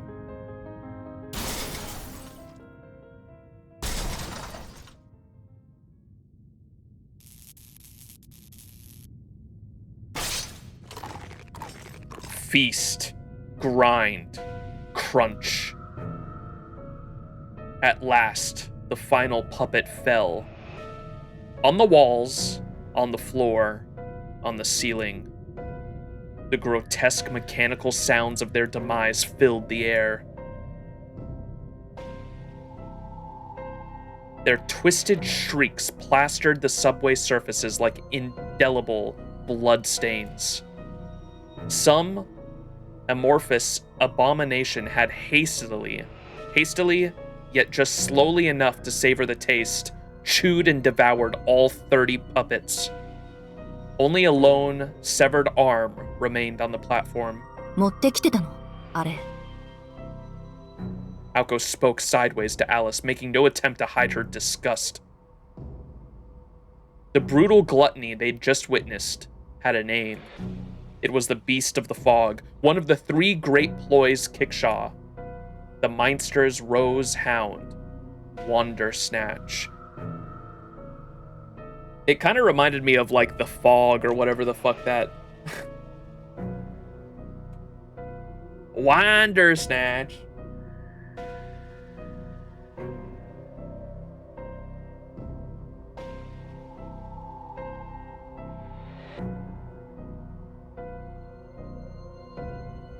Oh, is it? Okay. So this is inspired by Bandersnatch for Lewis Carroll. So everything about Alice is inspired by some of Lewis Carroll's works. Her name is Alice in Wonderland, and as I was doing a little bit of research, the Great Snark was inspired by one of Lewis Carroll's books as well. But a Bandersnatch is a fictional creature in Lewis Carroll's 1871 novel Through the Looking Glass, and his 1874 poem The Hunting of the Snark. Although neither work describes the appearance of the Bandersnatch in great detail, The Hunting of the Snark, it has a long neck and snapping jaws, and both works to describe it as a ferocious and extraordinarily fast. Through the Looking Glass implies the Bandersnatch may be found in the world behind the Looking Glass, and The Hunting of the Snark, a Bandersnatch is found by a party of adventurers after crossing the ocean. Bandersnatches have appeared in various adaptations of Carroll's works. They have also been seen by other authors of other works in formulated media.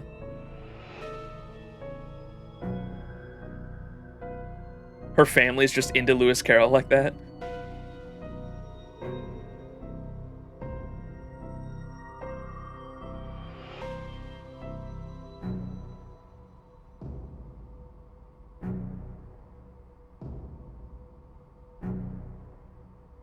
In The Hunting of the Snark, while the party searches for the Snark, the banker runs ahead and encounters a Bandersnatch. This is how the poem goes. And the banker, inspired with a courage so new it was a matter of general remark, rushed madly ahead and was lost to their view in his zeal to discover the Snark. But while he was seeking with thimbles and care, a Bandersnatch swiftly drew nigh and grabbed the banker, who shrieked in despair, for he knew it was useless to fly. He offered large discount. He offered a check, drawn to the bearer for £7.10, but the Bandersnatch merely extended its neck and grabbed at the banker again, without rest or pause, while those frumious jaws went savagely snapping around. He skipped and he hopped, and he floundered and flopped, till fainting he fell to the ground. The Bandersnatch fled, as the others appear, led on by that fear-stricken yell, and the bellman remarked, "It is just as I feared," and solemnly tolled on his bell.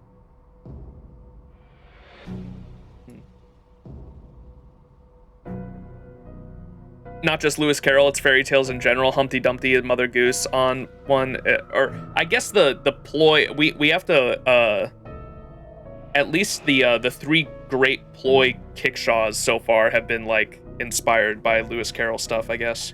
Or at least that's 2 of the 3, right? But yeah, you're right with the Humpty Dumpty, and also just, like, bringing everything to life in the amusement park as well.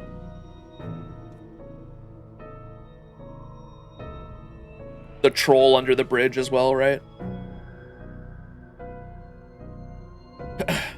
The brutal gluttony they just witnessed had a name.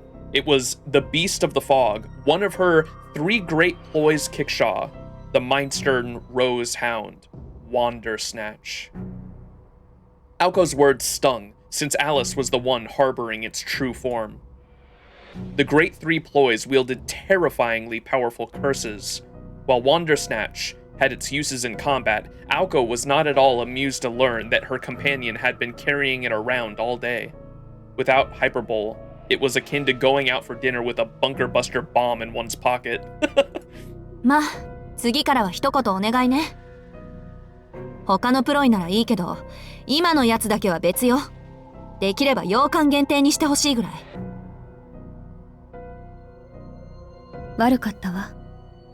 でも、最近何も食べさせてなかったから。I haven't let him feed lately. Alice walked slowly towards the severed arm. Indeed, all she had done was feed her ploy. No one had died, and no blood had been shed since the meal was made of plastic. Aoko, ちょっと。Alice picked up the arm and beckoned Aoko over. これを見て。私たちは今まで相手を人形使いと思っていたけど、正確には違ったみたい。Until now, we were thinking our opponent was a puppet master, but I think we may have been wrong. わかる？この人形たちは新しすぎる。この子たちが作られたのは17世紀以後よ。それはそれで信じがたいことだけど。They must have been made no earlier than the 17th century. Even that seems hard to believe. These puppets are too new. なんですって。Although it sounded counterintuitive, automata typically performed better with age. Since the 17th century, the magical concept of using puppets and mannequins had declined. Consequently, it had become much harder to produce combat-effective automata. If one wanted to build an automata these days, it was far more cost-effective to train even a low-class familiar, and it would have been better constructed too. Therefore, it was common for modern puppet masters to collect parts made from before 17th century and use them in their creations. The high price of automata often came not from their antiqued combat abilities, but from the rarity of these parts used to make them. Despite that, the enemy mage controlling these puppets used them as fodder, as if they grew on trees. The only conclusion to be drawn here was that their current opponent was a spoiled upstart with wealth, but no territory. Or so Alice and Aoko imagined anyway. それともう一つ。この構造は三崎市の結界に似ているわ。まるで自分たちこそがこの町を守る兵士だって主張するぐらい。The internal formula of these automata here remind me of Misaki's Bounded Field. It's as if their maker is asserting that these are the rightful defenders of our city. Alice presented the evidence to Aoko, who was still waving fog out of her face. The revelation stirred profound surprise, though, and then rapid realization. そう。そういうことなのね。Aoko growled, violently smashing the arm on the ground. Her face twisted with anger and a hint of 惜し fear. げもなく骨董品を出してくると思ったら、そもそも出し惜しむほどのものじゃなかったわけか。確かにあの女なら町の結界にも反応しないし、私の欠点も知ってて当然。視点の退去だって簡単にやってのけるわよね。There we go. Aoko finally realizes with that comment that it's her sister. だって Alice quietly listened to Aoko's furious rambling, bemused. I gotta say, I just like this. I have to compliment Nasu's story writing here because there's plenty of other stories I've read in recent years. I always talk about how you need to have the characters be only slightly stupider than the audience is. Like you would kind of expect the audience to at least be thinking in their mind that Aoko's sister, after showing up at the mansion, might be the mage. And like you would want in your story then, after placing that hint in the audience's mind, you would want the characters then to realize that like right after the audience does. And so I just have to applaud the writing here, because when you have characters that are like so dumb and like even after being given like a bunch of little hints here and there, even though this is like the first big one for them, but Aoko realized it instantly after realizing that they were after the rights to the city and how Aoko's family is, right? It just like makes sense for her to be able to come to that conclusion, and in a lot of other works they would just have it be dragged on and on until like some big reveal at some point. Whereas I kind of prefer the characters being smart in the story. Alice quietly listened to Aoko's furious rambling, bemused. 青子、これを作ったのはそうなの？ええ、昔から物を作ることに関しちゃずば抜けていたからね、あの人は。Oh, that's kind of cool too. So they're kind of two sides of the coin of Aoko's sister has always been better at making things, whereas Aoko is good at destroying things, right? Like that's the Aoko's magic, and what her talent is that she's just good at fucking blowing shit up, whereas her sister's really good at making things, right? Aoko glared at the severed arm. She was furious at its creator, and herself for taking so long to figure it out. でも、ようやく合点がいった。認めたくないけど、今回の敵は間違いなく私の姉貴。And then how this coincides as a story is them realizing who their true enemy has been this whole time, while you, the audience, know that she's like literally at their house right now. この土地の元継承者、青崎東子その人よ、アリス。She's the one who was meant to inherit our land, Alice.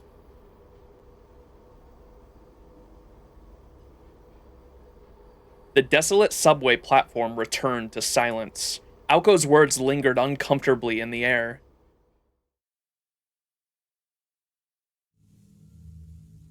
What the hell? Creepy. The world's most terrifying animals, crocodile. A short time ago, in the Kuonji estate, we don't know at the moment, though, for why Touko Aozaki didn't get the magical crest from the family at the moment, though, right? She was going to be the heir. I don't think was in the earlier stories they didn't give the details surrounding why Aoko was chosen instead of Touko, but Touko was going to be the heir to the Aozaki mage family, and it wasn't until Aoko entered middle school that she was chosen then. And I have to imagine either Touko I thought they mentioned like Touko ran away or something like that, but maybe it wasn't that simple. I don't remember the details when Aoko was talking about it, but what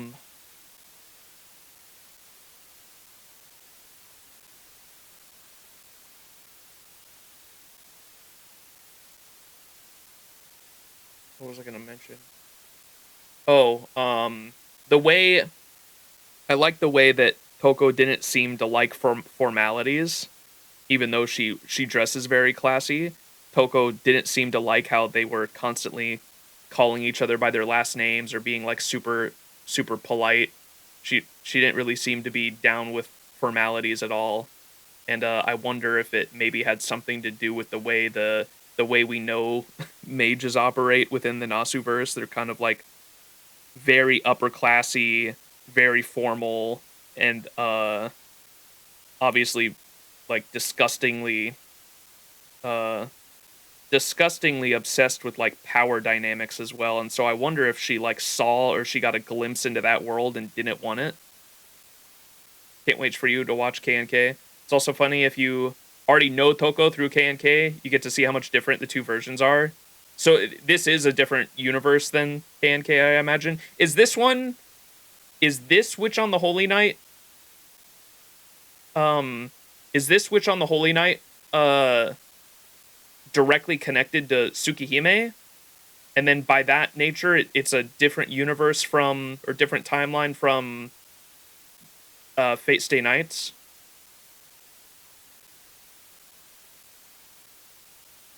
Witch, K&K, and Tsukihime are all meant to be same universe. Okay, gotcha. That's what I was wondering. But it is separate from... I know for a fact it's separate from the Fate universe because of... I had been told that, like, the Tsukihime universe, like, has to do a lot more with the vampires, whereas the Fate universe has to do with, like, the servants and the Holy Grail Wars, and those are, like, specifically meant to, like, stay separate for the most part. Chronologically, it goes Witch, Tsukihime, K&K. Okay. Are they? I was always assuming that Mahoyo and K.A.K. were their own little bubble that doesn't really commit to either. Separation from Fate is confusing. In universe, of course.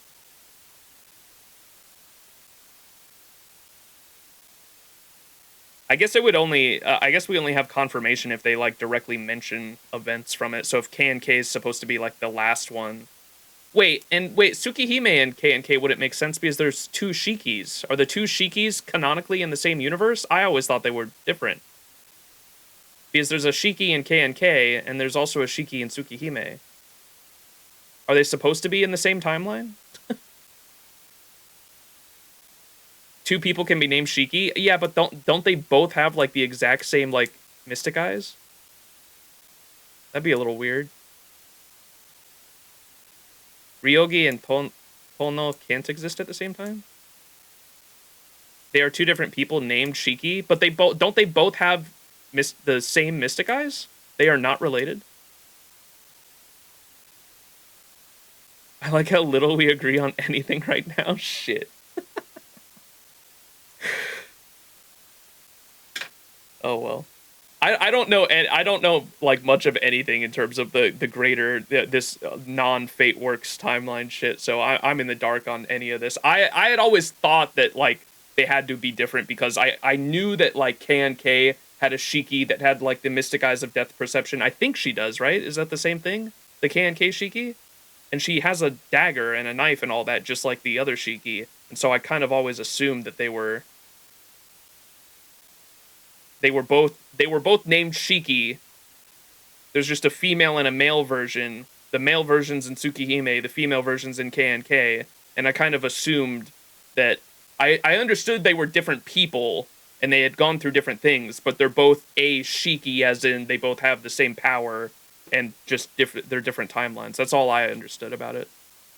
I do know Touko's in K&K, yeah. But which universe Witch on the Holy Night, or sorry, not universe, timeline, Witch on the Holy Night's connected to, directly connected to at least, I wasn't sure. There's a saying that Fate fans like to use called "Don't worry about it." True. Oh well. After writing K&K, Nasu wanted to tackle the same idea from a different perspective. That's why the uncreative bastard named both the same way and gave them the same powers. I think it's very outdated. Fate fans these days do like to worry about it. Well, as far as Yeah, I understand the like they can all be their own little bubbles at the end of the day, because at the end of the day, you can just view all of these characters as like if let's say, for example, Archer, or it's like the servants, for example. Like you can have servants show up in different timelines all the time, and they're still like, to you, they're still that character that you learned about in a different work, even though they're like technically a different person. And like the same thing could be seen here. I was just simply wondering if K&K takes place a couple decades in the future, because you guys said it takes place after Tsukihime, or someone did. If there's any confirmation that it was the same universe, if like the Touko in K&K reference things that had happened in Witch on the Holy Night. That doesn't seem to be the case, right?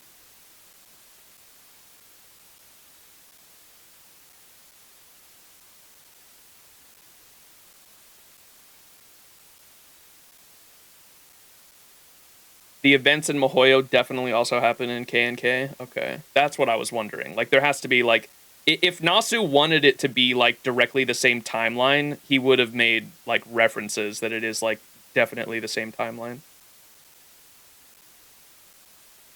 Well, I already know about the glasses, if that's what you were going to say, Arnold. That's why I mentioned it. That I didn't know if Tsukihime and K&K could have been the same timeline because of that. I already know about the glasses, how Shiki gets the glasses, if that's what you were going to mention.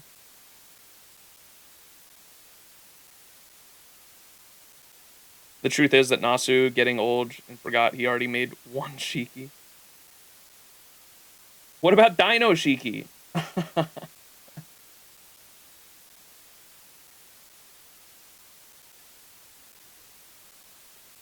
Alright, regardless. Like Tip said, nobody can agree on anything right now. I'll just keep going. I think I gotta experience all these works before I can even fucking get an answer. That's probably what's gonna be a thing. Alright, anyways, a short time ago in the Kuonji estate, the videotape finished playing about crocodiles. The VCR had automatically stopped playing, forgoing the need to hit the stop button to avoid the static storm. What remained on screen now was the reflection of Soujuurou and Aoko Aozaki, sitting opposite of each other in conversation. 秘密を知られたから先制なしの直接攻撃。ね。怪獣作を考えもしないのは青子らしいけど。Wait, what? Is Soujuurou just straight up telling her everything? Oh no. It was hard to tell if she was being patronizing or indifferent. Aoko Aozaki took a sip from her cup and listened to Soujurou's story. She would have savored the anecdote about the amusement park kerfuffle, were it not for the poor excuse for a cup of tea in her hands. ありがとう。参考になったわ。ここしばらく青子とは顔を合わせていなかったから、あの子がどんな風に成長したかなんて想像するしかなかったし。それと、一応肉親として謝っておかないとね。災難に付き合わせて悪かったわ、宗十郎くん。ほんと、あの子ったら昔から迷いってものがなかったから。なさすぎると思います。Soujuurou was enjoying the conversation despite having to relive those terrible memories and events. About an hour passed while the two of them sat in conversation, neither short on topics to discuss. Aoko was an easy topic for both of them, so the conversation centered mostly around her. ところで、さっきから気になってることがあるんだけど、聞いていいかな？ While she kept her posture dignified, Touko's eyes shone with eager curiosity. Her elegance caused Soujurou's heart to beat a little faster. 気になってることですか?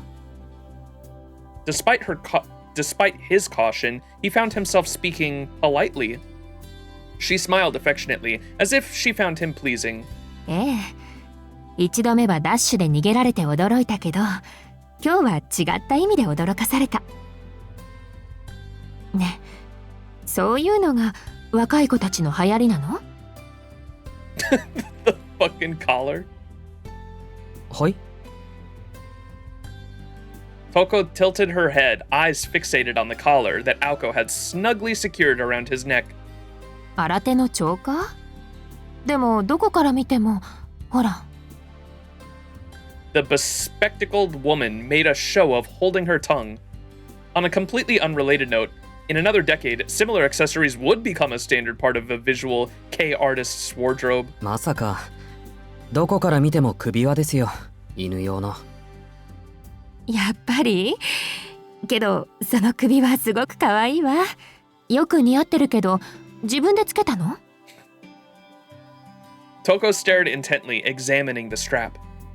While he had never been very conscious of the collar till now, for some reason Soujuurou found himself blushing. はい、つけたのは自分ですけど。そうじゃなくて、誰からもらったの？青子？それともクオンジさん？くれたのは青子ですね。Touko nodded in satisfaction at Soujurou's candid response.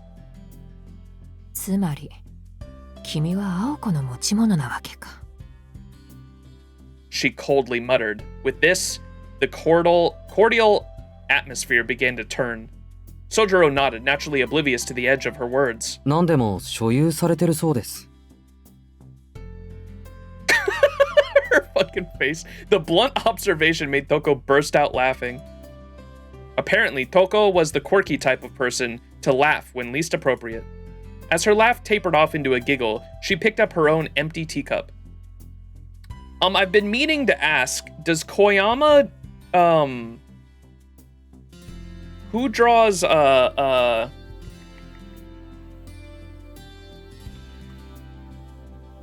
illustrator Koyama.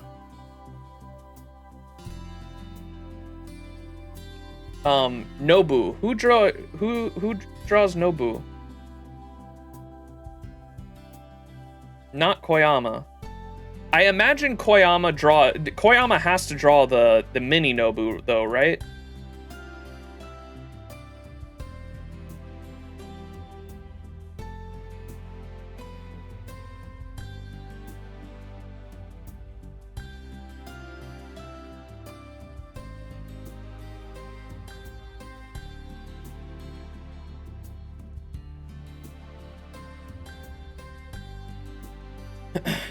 Because I noticed the expressions are like the exact same with the big eyes and the open white mouth. The blunt observation made Touko burst out laughing. Apparently Touko was the quirky type of person to laugh when least appropriate. As her laugh tapered off into a giggle, she picked up now her empty teacup. じゃあ、これも青子のでしょ？青っていう名前にコンプレックスがあるくせに、青いものが割と好きだから。そうですけど、おかわりしますか？二人ともまだ帰ってきそうにありませんから。いいえ、そろそろ帰ってくる頃よ。そういう風に仕向けたから。Soujuurou nodded along, heedlessly.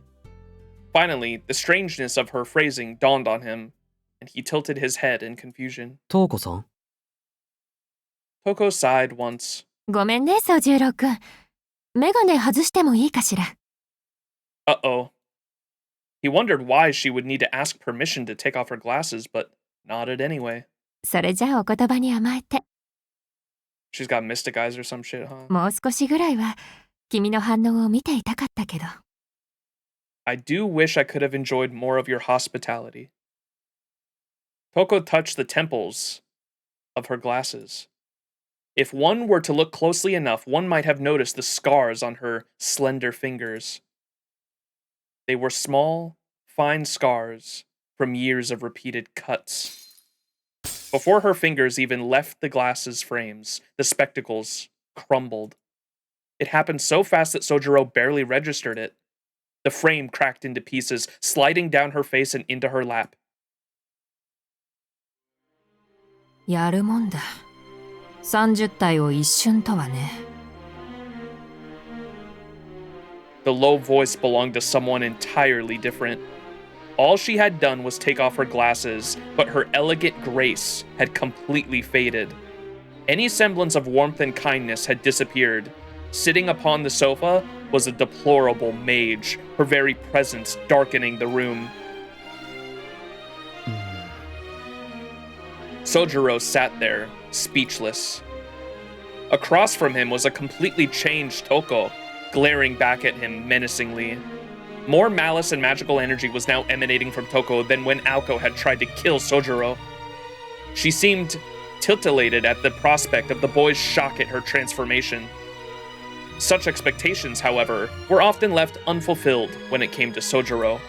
メガネ壊れましたね。Soujuurou blurted out in his surprise, "You broke your glasses." Her hand stopped as she reached for a cigarette, the wind taken out of her sails. もったいない。大丈夫ですかそれ。いや、そんなものはいいんだ。多少視力が落ちたところで大ごとにはならないし。そもそも私がある限り、五感による情報にすら主観が入る。すべてこの世は霧の中だ。もともと目に見えるだけのものは信じていないたちでね。Her speech had taken on a clinical tone. This too did not seem to shake Soujuurou. そうですか。それでさっきの言葉の意味ですけど。Soujuurou began forming another question unflinchingly. Touko scowled, as if she'd found a bug in her food. After some consideration, she came to the conclusion she needed to be blunt with the boy. By some twist of fate, it was a headache she now unknowingly shared with her sister. 意味も何もない。青子たちの帰り道に多少の障害を置いただけだ。私がここにいる間は外で足止めをするように。She definitely wanted a reaction out of him when she broke the glasses, and I was gonna say she's just like Aoko and how she wanted to get a reaction out of Soujuurou and he was just fucking poker face. The malice and magical energy was now emanating from Touko than when Aoko had tried to... More malice and more magical energy was now emanating from Touko than when Aoko had tried to kill Soujuurou. She seemed titillated at the prospect of the boy's shock at her transformation. Such expectations, however, were often left unfulfilled when it came to Soujuurou. "You broke your glasses!" Her hand stopped as she reached for a cigarette, the wind taken out of her sails. And then down here, By some twist of fate, it was now a headache. She received a headache she now unknowingly shared with her sister. "It's like this, Soujuurou," she said. "I placed some obstacles in Aoko's way. I'm only here now because she's still dealing with those obstacles." 君は青子の持ち物だと言ったな。ならことさら丁寧に教えてやる必要もない。告白してしまうとね、Soujuurou君。私が君たちの敵なんだ。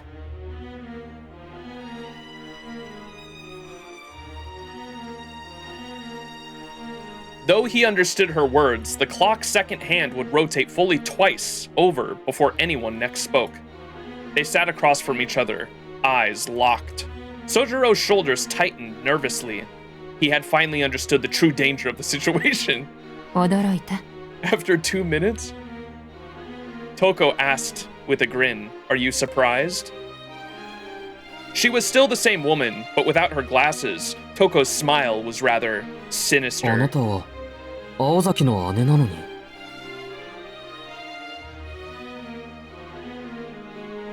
I just kind of realized too, because of Yui saying, "Oh, this is more of the Touko I know because you're a fan of K&K, right?" It is kind of interesting that both the Aozaki sisters kind of have something to do with a different Shiki, right?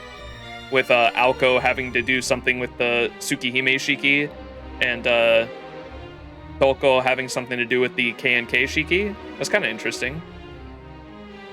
"Even though you're Aozaki's sister, you're my enemy?" says Soujuurou. Her smile pierced him as he asked the obvious. Touko was no longer surprised that Soujuurou would be more concerned about the safety of others than his own.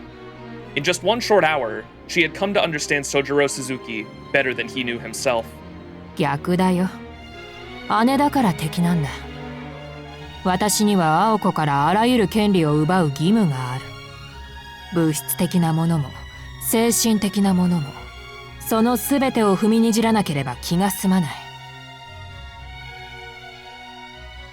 尺度として言うなら、もし青子がこの町に頼っていたのなら、まず町から壊していたぐらい。けど君のことは予想外だった。Touko, her eyes closed, felt sorrow. Behind her troubled expression, there was a silent conflict. 世の平等に起こるべきか、偶然の出会いとやらに嘆くべきか。これも抑止力というやつかな。Counterforce mentioned? 無垢な部外者を手にかけるのは世の常だが、この手合いにあったのは初めてだ。いや、そもそもいるなどと考えたことすらなかったな。Touko sighed at the ceiling and stirred in her seat. She seemed to have overcome an unexpected moment of uncertainty. 君は青子の切り札には見えない。排除しておくまでもない善良かつ無能な部外者だ。だから放っておきたいのだけど、私の六感がこう告げているんだ。More plainly, she had made up her mind to kill him. だから放っておきたいのだけど、私の六感がこう告げているんだ。君を逃がすな。いいからさっさと済ませてしまえ。と。Though Soujuurou was somewhat flattered at how grossly she inflated his importance, he was struck more by the karmic irony. Touko had arrived at the same conclusion as her sister. However, this was no time for idle thoughts. Soujuurou readied himself to stand up from the sofa in such a way as to not draw attention to the plan, so clearly written all over his face, to make a run for it. バカ者。こういう時は半端に動くな。逃げるならさっさと逃げる。交渉するならテコでも動くな。なんというか、そんな風に動かれると、その気がなくともつい反応してしまうだろう。ほら、命が惜しいのなら、おとなしく固まっていなさい。殺さないんですか？今のところはね。私は君が気に入ったし。いや、違うな。正しくはこう。私ぐらいしか君を救ってあげられないのかも、かな。はい。She looked the perplexed Soujuurou straight in his eyes. Though actually brown, her eyes gleamed piercing red, like the edge of a blade. It was at this moment an overwhelming sense of dizziness overcame Soujuurou. His mind went numb, like he couldn't tell who he was. It was like drifting into a sinister sleep from which he would never awake. Soujuurou clenched his jaw, desperate to maintain consciousness. Touko's eyes devoured him like a bottomless pit of quicksand. In that moment, it all became clear to him. It no longer mattered that she was Aoko's sister, or that she was Alice's sworn enemy. Aoko Aozaki's deadly battle with the girls had become his battle. Which is why, when you find yourself feeling a special spark for a stranger met mere moments ago, that feeling is not to be trusted.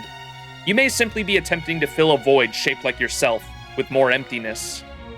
Soujuurou tried to drag his body away from this heretofore unencountered sense of danger, but found that it would not respond. Touko tilted her head forward at him, eyes fixated on 君 his. の思う通り、私は君と似たところがある。それとも君が私に近いのかな。何？食べ物の好き嫌い程度の類似だが、軽視することでもない。問題は、君が私より偏っているということでね。Biased. She clearly used a different definition of the word than the one Soujuurou knew. Biased. It meant that he was alone, that he was an outsider who didn't belong in this town. A sudden and seething anger eclipsed his gentle heart. 俺、一人じゃないですけど。Soujuurou shot back with all the enmity he could muster as he faced the witch named Aoko Aozaki. He had not. He feared he would never escape her gaze. If he had not, he feared he would never escape her gaze. だろうな。だからこそ君は偏っているんだ。早くそれに気づきなさい。一番手っ取り早い解決は、それでいいんだと認めることだ。人間なんてたくましいもんでね。別に何もかも放り投げてもうまくいくものなのさ。けれど、青子にはそれは許せない。あれは他人であれ、あらゆることを許さない人間だからな。Touko leaned over the table. She reached out, grabbed Soujurou's collar, and roughly pulled him towards her. いや、そんなことはいいんだ。ただ純粋に、私は君が欲しいと思った。君が自分の名前すら定かではないと名乗った時にね。自分の認識が不明で、自分自身が不能と感じる。未来というものがとても自分に関わりのあることとは思えない。となれば必然、心情は過去への逆行を試みる。しかし、所詮ソアの前のモアのように、正常な流れの前には時間旅行は押し戻されてしまう。Just as Moi, the lesser self, comes before Soi, the greater self, the normal flow of time will always reject time travel. それも私にあって君にあるものだ。ああ、なんて無様な私、なんて哀れな。Touko trailed off mid-sentence. As she pulled Soujuurou closer, her own eyes reflected in his. She noticed the merciful expression on her face. Soujuurou got to thinking. He held no hostility towards this woman. He bore her no grudge, harbored no desire to kill her. He was aware only of his anger and aimless compassion. He wished that he could give her the answer she wanted, but... あなたの言っていることはよくわからない。Soujuurou replied apologetically, a verbal reply to the visible question he perceived in her eyes. Touko showed no sign of disappointment. Instead, the corners of her lips turned upward in delight. そうか。君には言葉の暗示は通じないんだな。意味深なセリフ回しで丸飲みにしてやろうとも思ったが、いや失敗。小綺麗な建前は逆効果だった。君にはむき出しの原始的な語りの方が良かったんだな。いいよ。ますます気に入った。Her fingers dug into his throat as if she were tearing at the leather. Perhaps he could be hers if only she could rip it off. 少年、青子なぞより私のもとに来い。使い道はないが保護ぐらいはしてやろう。手が空いた時なら気晴らしに愛してやってもいい。It had taken many approaches, but she seemed to have decided on this one. The lengths to which she went to seduce him were not lost on Soujuurou, and truth be told, they were not wholly unwelcome. But back to the matter at それ hand. はお断りします。Soujuurou chose the direct response, as he did. なぜ？だってあなたのためにならない。He had confidence in that, at least. Touko's overestimation of him aside, Soujuurou knew for a fact that he had to escape this woman's clutches. This...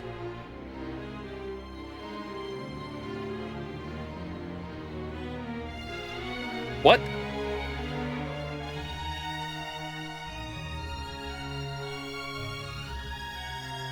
Head-to-head in French? Yui! Tete-a-tete. Tete-a-tete? Tater-tot. This tater-tot could only be concluded by one of its two participants, Touko, or the individual she was currently infatuated with. On a hunch, the boy mustered all conviction he could feign. She gently removed her hand from his collar and jabbed him in the chest, causing him to topple back onto the sofa. そうか。なら仕方がない。君も青子の大切な持ち物として考えることにしよう。 The scarred red mage quietly stood up. 青子が帰ってくる頃だから私は行くよ。青子では私には勝てないとだけ伝えておいてくれればいい。それはいいんですけど。Before she left the room, Touko paused to let Soujuurou continue. Like a student humbly inquiring a teacher, Soujuurou pointed to the object in Touko's hand and asked, そのカップどうするんです？ Surprised, she looked down at the teacup in her right hand that she had forgotten that she was holding. She hadn't even realized that she had been holding the cup the entire time. これ？せっかくだからもらっていく。The act of taking something without the owner's permission is commonly referred to as theft. However, this was more likely the typical relationship between Aoko and Touko, share and share alike, and so forth. Soujuurou nodded to show that he understood, unsure if his nod was sincere or not. Touko smiled and a gleefully grin for the second time since taking her glasses off. やはり変わり種だね、君は。逸材かどうかは別の話だが。For just a moment, she had returned to the affable Aoko Aozaki he had met before the glasses came off. Leaving him with the image of her smile, she departed the mansion. Her broken glasses remained on the drawing room table.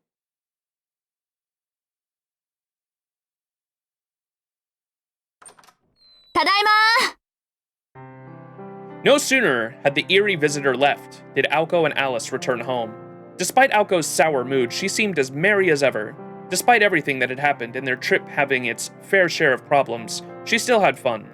Whereas Alice was her usual stoic self, her manner not unlike a parent following behind a rampaging toddler cleaning up their mess, the scene of their return was like something out of a TV sitcom, and lost in thought, Soujuurou forgot to greet them. Soujuurou, 留守中何かあった? Aoko asked, more so out of etiquette than curiosity, while removing her coat. Without answering, he stood up from the sofa. そりゃ半日分の出来事はあったけど、それより寒かっただろう。お茶を入れようか？ああ、お願い。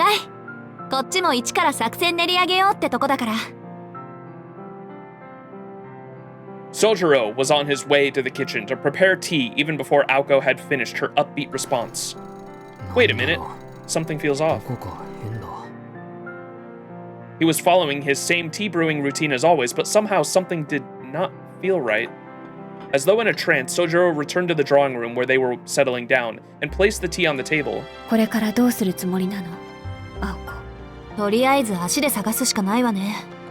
あいつ相手に守りに入るのは良くない。こっちが城壁を作ってる間に一個師団の人形をこさえかねないわ。They conversed with each other while ignoring Soujurou's presence. Upon hearing what they said, he stood up and spoke abruptly. 探すって、トウコさんを？それ以外誰を探すって。ちょっと、あんた、今なんて言ったの？トウコさんなんだろ、青崎たちの敵は。さっきまでここにいたよ。He answered so casually, Aoko standing there dumbfounded. Alice stood up from the sofa and went to where the two of them were standing. Her typical kind and somber features turned reproachable. しずきくん、その人、何かしていった？お茶を飲んで、メガネを外して帰っていっただけだけど、あれ、よく思い出せないな。What was once a clear memory seemed to have been scrubbed clean from his mind. Soujuurou was overcome by the same dizziness he had felt earlier. A sharp, dry smack echoed throughout the room. What snapped him out of his haze was an unexpected slap from Alice. 二度は言わないわ。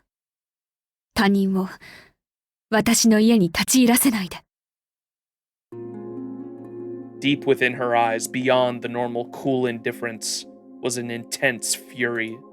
Realizing, however, that it was no ordinary anger, Soujuurou understood how careless he had been. すまない。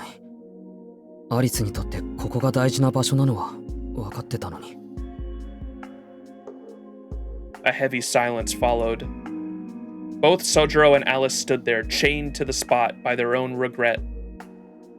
Aoko looked on in amazement, wondering if they would stay this way all night if left alone.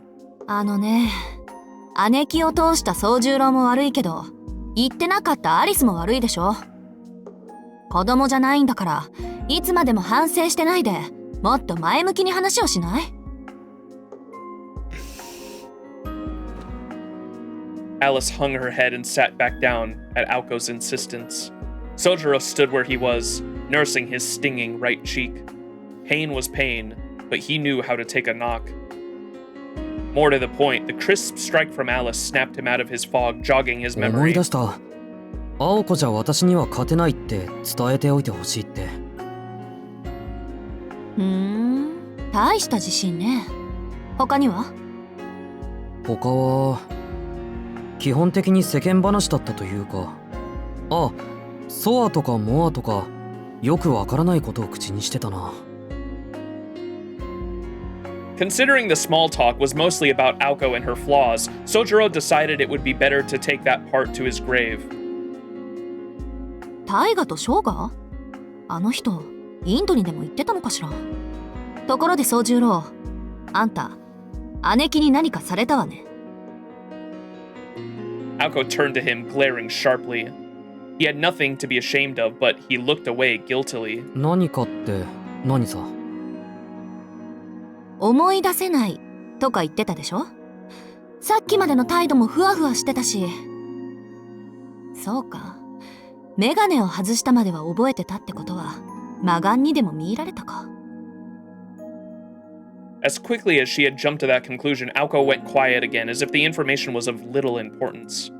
But it was not enough to detract Soujuurou from bringing it up again. 青崎、魔眼ってなんだ？魔力を帯びた目のことよ。簡単なものは一時的な混乱を、上級なものは睨んだだけで相手を殺すとかね。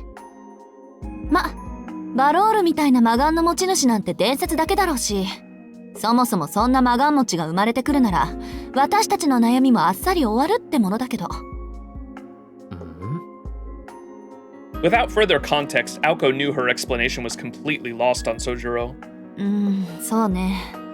わかりやすく言うと、私の魔弾みたいなのを目から照射するようなもんよ。目から？青崎か。Soujurou's confusion deepened along with Aoko's frustration. だから、あなた、一度目を閉じた後のトウコの目を見たんでしょ？その一瞬で姉貴の魔眼に捕まったってこと。目を猫名詞に入れ替える魔術師もいるけど、姉貴はそんなことする必要はないから。あの人、生まれながらの魔眼持ちだしね。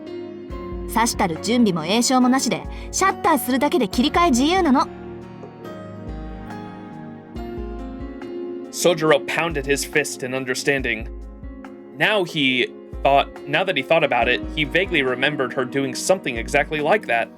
Everything after her was foggy and muddled, and her mystic eyes seemed the only logical cause. その話は分かったけど、トウコさんは青崎のお姉さんなんだろ？なんで姉妹で殺し合いをしてるんだ？ He knew it. He knew it was not something he should ask, but he asked anyway. Aozaki, isn't she your sister? Why would sisters try to kill each other? The question was against the rules. He had no business being involved in this dispute. Aoko closed her eyes to collect her thoughts. She decided it was best for all involved to at least share some background information, if only to head off further questions. いいわ、話してあげる。姉貴に関わった以上、事情を説明しておかないと危ないし。けど、なんであれ聞き返すのはなしね。この件に関しては、私は私の事情を話すだけだから。She stared down Soujuurou until he nodded slowly in recognition. Knowing him, she knew this was confirmation enough. The conversation was becoming oddly friendly again, but Aoko sat up a little straighter as she prepared to tell the tale. 姉貴の話をするってことは、私と青崎の家の話と何より魔術と魔法の話をしないといけない。少し遠回りになるし他言無用な内容だけど、いずれあんたの記憶は消えるから問題ないってことで。Aoko made sure to add that disclaimer as a condition for telling the information in the first place. 魔術っていうのはね、宗十郎、いわば共通のルールなのよ。ルーンやカバラといった魔術系統はそれぞれの科目、世界共通のマニュアルだと思えばいい。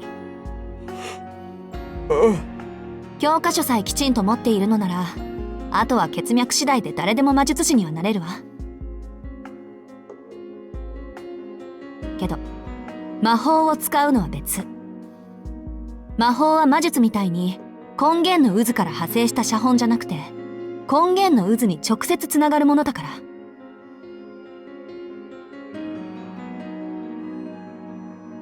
この根源の渦っていうのは、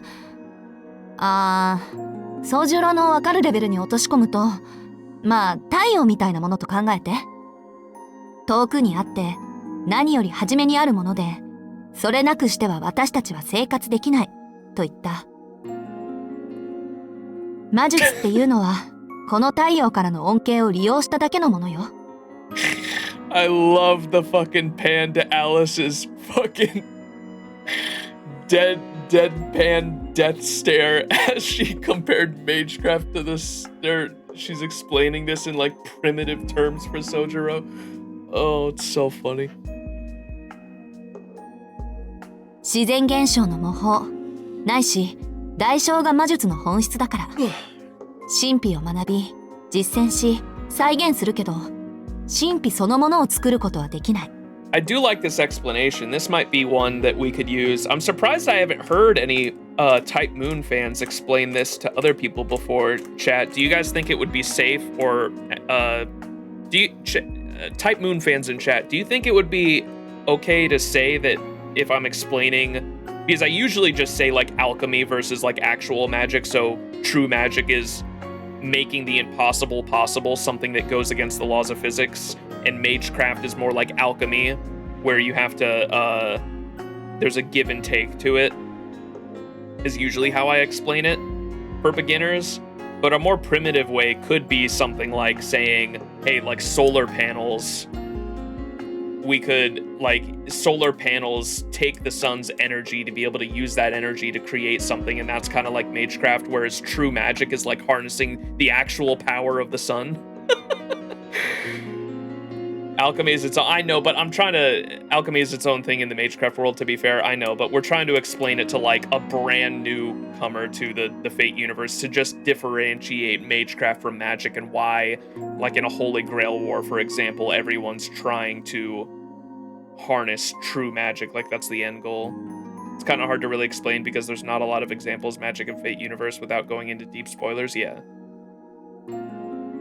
But that's like to just get everyone to understand that, like, why true magic and why like the Holy Grail is supposed to be like a big ritual for the winner to be able to access true magic or access the root,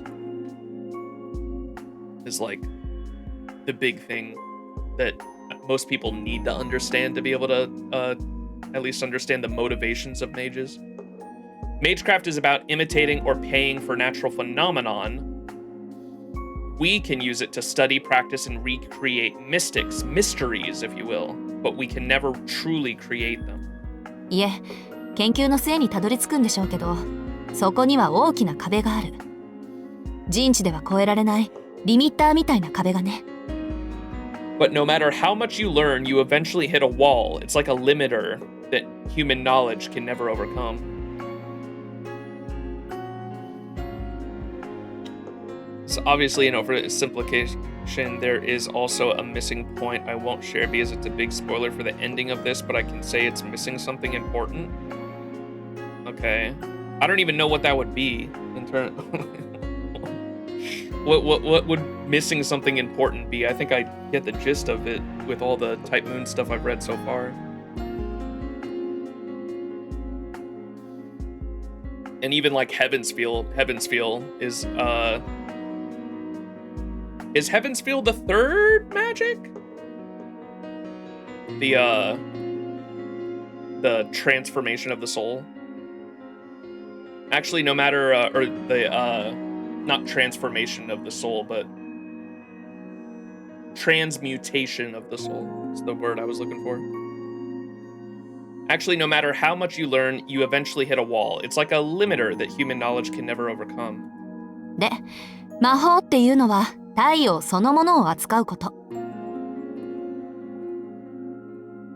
誰にも到達できない場所に行って、何者にも真似できない奇跡を起こす。お金をかけようが時間をかけようが、今の人類には到達できない技術。それが魔法。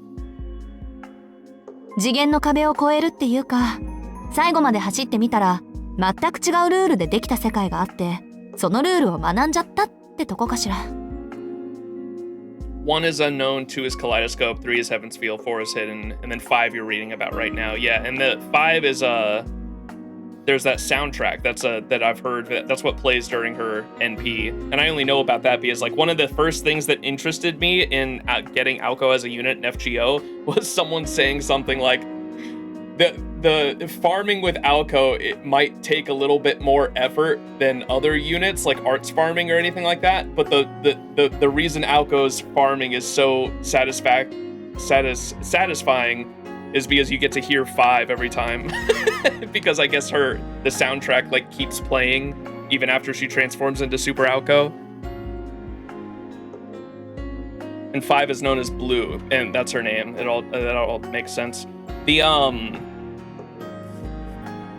I guess I am interested in seeing like what it is exactly. That's going to be the big reveal for me, because at the moment I'm still in the dark on like what exactly it is, because just based on the animation alone that I've seen in FGO, her FGO Noble Phantasm animation made it seem like it was and no one in chat spoil me on like what exactly it is, I guess, but I had thought it was like her, like I think I explained it like anywhere, everything anywhere all at once, anything anywhere all at once, whatever that fuck the name of the movie is, because it kind of seemed like in the animation at least like she was able to transform like every single version of her across all timelines and converge into like one being, or be able to control herself in every timeline, link all of her consciousnesses together. But that would be, someone else said that's kind of kaleidoscope, and so like kaleidoscope is the ability to veer into other timelines already, and so I don't know if it's supposed to be similar or if it's vastly different. I don't know, but we'll get there. Servant summoning is tied to 3rd, but not directly. Is it Fate, one of the true magic, the summoning of servants? It's tied to 3rd, but not directly.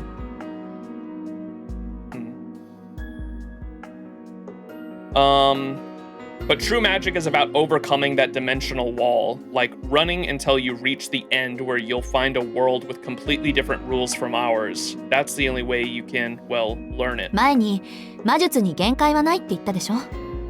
あれは人知の及ぶ範囲なら限界はないって意味ね。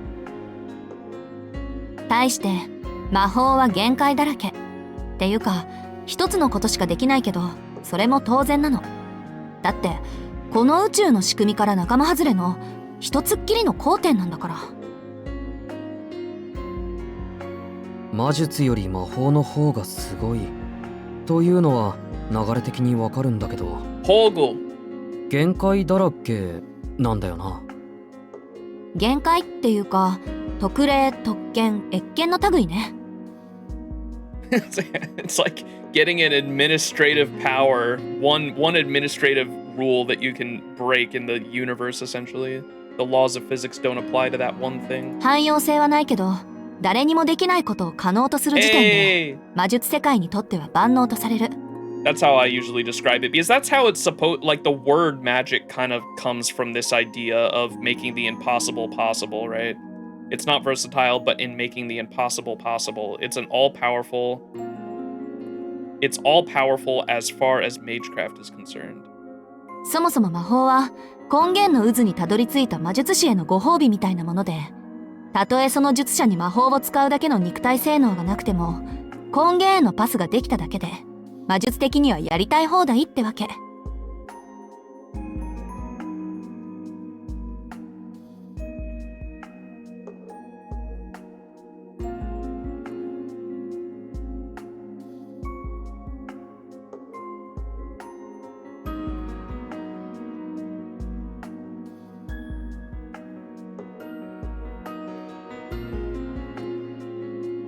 要は地球で一番のお金持ちになるってこと。Soujuurou made an appreciative sound, impressed. On the other hand, Alice looked as though she wished to make revisions to on Aoko's account. 一番の大金持ちか。じゃあどんなにお金持ちでも一番目でない以上は魔法はもらえないんだな。まあそういうこと。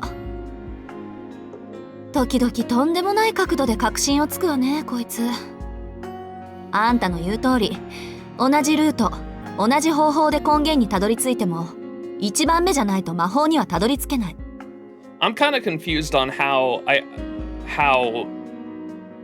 like what like the person that gets to use that special magic if they reach the root, like how do they decide like what it is, or like what power they get if they reach the root, like how does that work?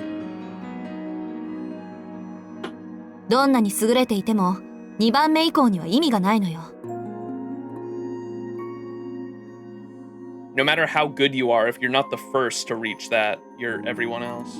魔法使いが5人。いえ、4人か。Wait. You just get what you're given? Oh, really? Okay. So they never know like what they're gonna get? I wonder how exactly the Holy Grail War works then, because like I understand the lesser and the lesser and the greater Grail. The greater Grail is supposed to be the thing that like opens up an entrance to the root, right? The lesser Grail is just the thing that summons the greater Grail. And the greater Grail, is it always Heaven's Feel? Is it always the third magic, or is it whatever you want? I don't know. The Einsburns already had the third magic. Is that how that's why they have the dolls or whatever?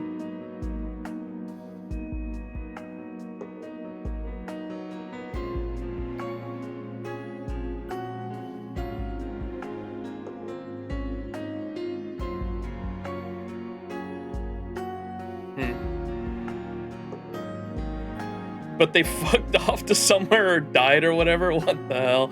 Ay. Alright. Some of this background lore is confusing.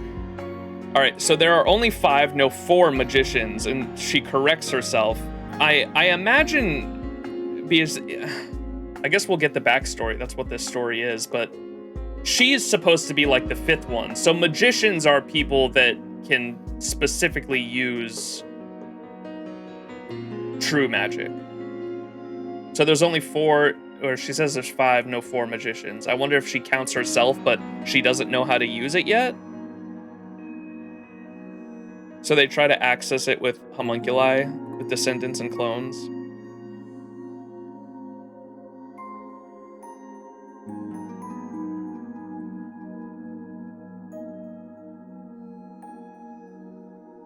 Okay.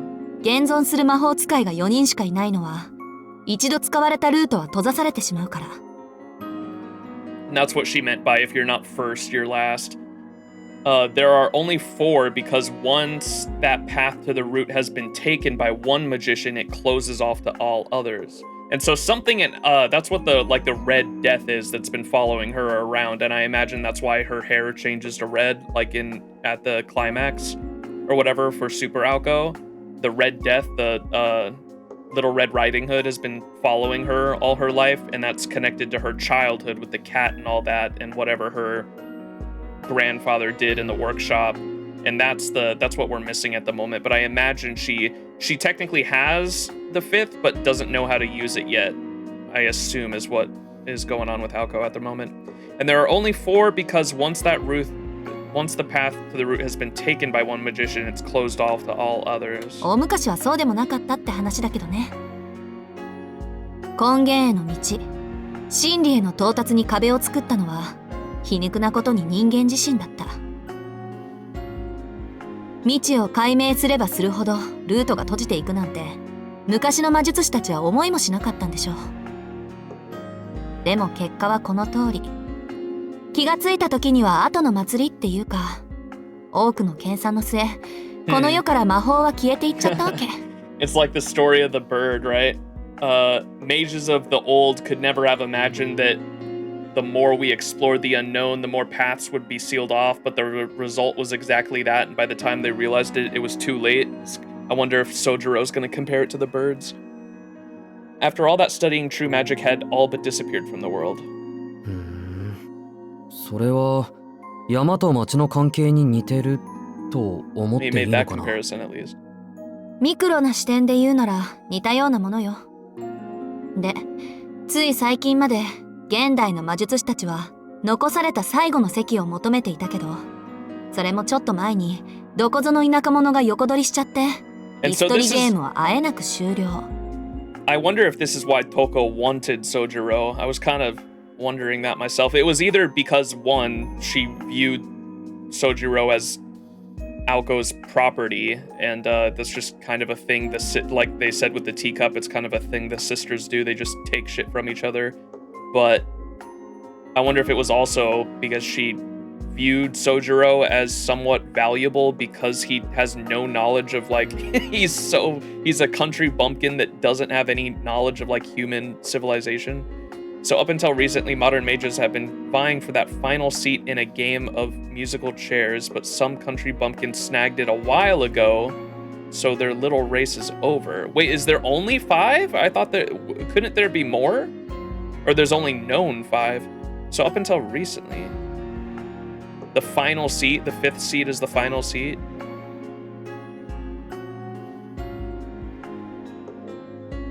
Yeah, Aoko's I caught that, but why'd she say, like, only the final seat? There can be more, is my understanding? Okay. Yeah, I was just confused why she said final seat. あとは魔法抜きで根源にたどり着くため、地味で無意味な魔術の研究を続けることになった。I guess it's just 5 known ones at the very least.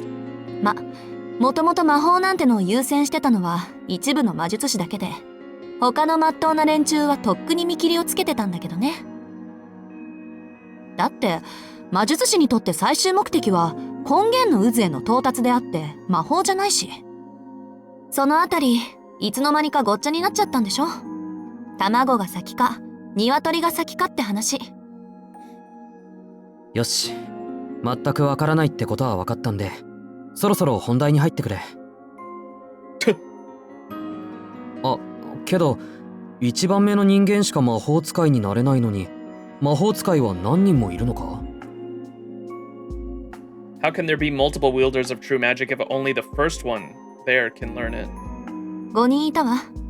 最終的に人間に残される最後の課題は5つだろうって一番初めの。What?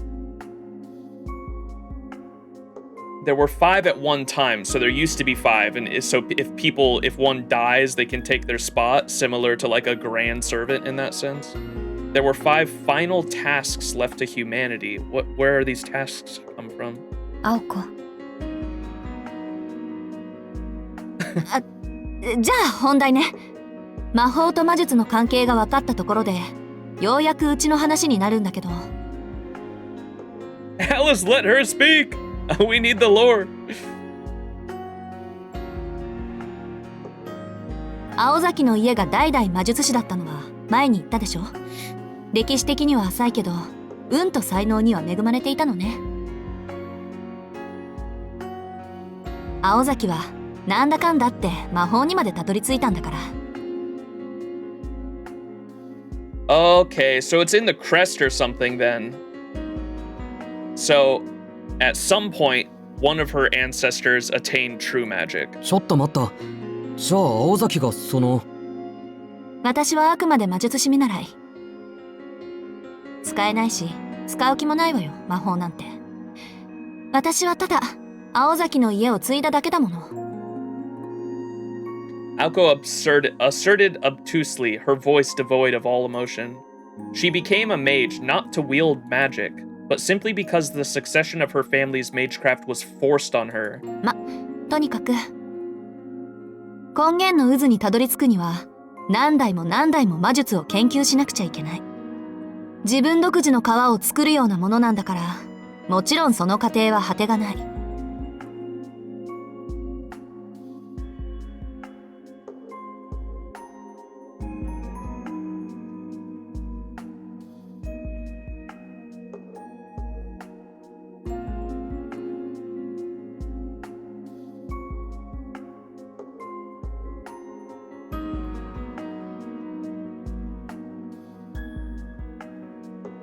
よほどの添付か典型でもない限り魔法を作るなんてできないしね。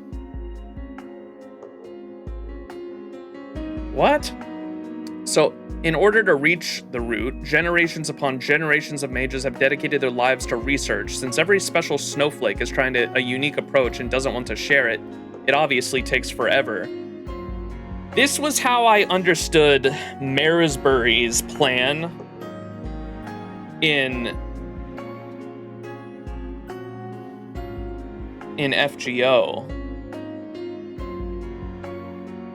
Because I remember some people getting confused on why I thought that. I'll try to pull up the old,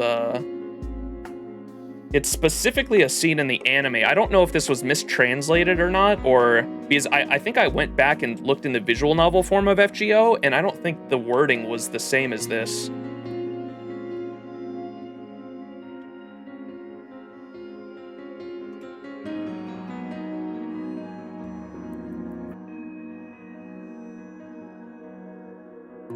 But here's the scene from FGO in the anime for, what was this, Solomon, I think? Here, check this out.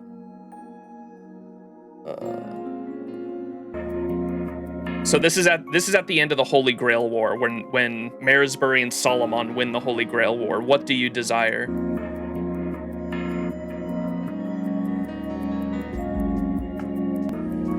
The Holy Grail War is over. We were victorious. What do you desire? The completion of Chaldeus. I don't care about the third magic. We the Animospheres governing astromancy, must reach the root with an approach unique to us. This wording right here is what's like made me theorize that the entirety of Marisbury's like long-term plan, including like his death and everything, the completion of Chaldeus, etc., was to reach the root in a unique way, which obviously didn't include it. It included winning the Holy Grail War, but only for money to be able to complete Chaldeus. That was his wish, right? So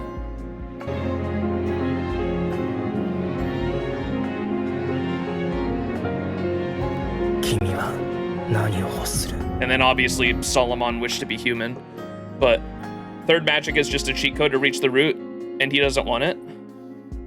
Well, he said in a way unique to us, so I think he still wants to reach the root, or the wording at least suggests that. No?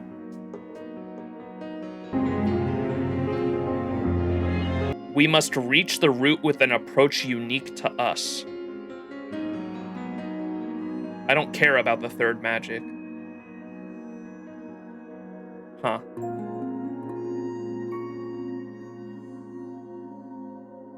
Regardless, interesting dialogue, especially with what's going on here. At any rate, you can't create magic unless you have the innate ability to, or through some sort of divine intervention. そしてもし根源にたどり着いてもふさわしい後継者がいなければ一代限りの奇跡で終わってしまう。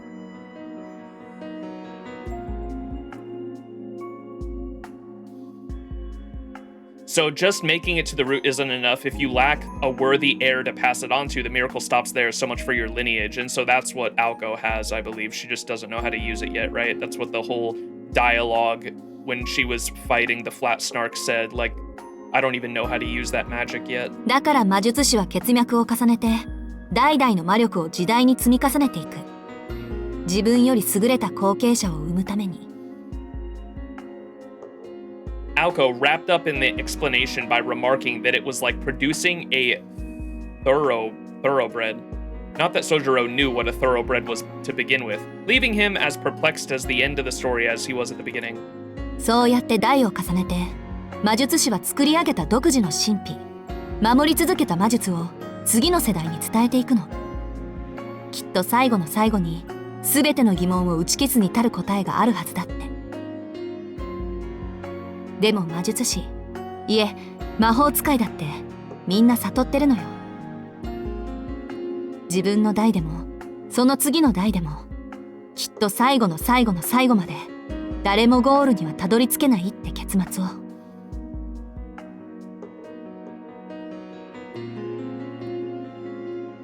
それを分かっていながら魔術を研究していくのが神秘学に取り憑かれた者の宿命だって祖父はよく口にしてた。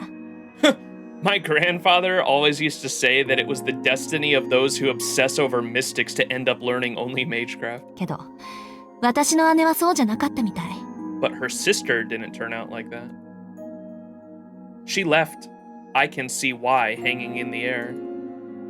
Alice had no response. The Aozaki family passing down true magic. Aoko, the reluctant successor, and Touko Aozaki, her elder sister. 青崎の後継者は姉貴だった。私もうちの家業が何であるかは教えられてきたけど、実践することはなかったのよ。魔術師の家系はよっぽど裕福でもない限り、基本的に一子相伝だからね。うち、ほんと財力的には一般家庭レベルだし。で、後継者にはより魔術に適したものが選ばれるわけだけど、姉貴は確かに天才だった。けどそれは青崎の後継者にはいらない才能だった。Her talent just wasn't fit for an heir for whatever reason. Okay.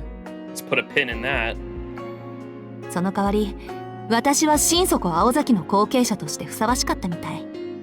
まあ、それはそれでどうも思わないけど、祖父がはっきりと私にくら替えしたのが15歳の冬の頃でさ。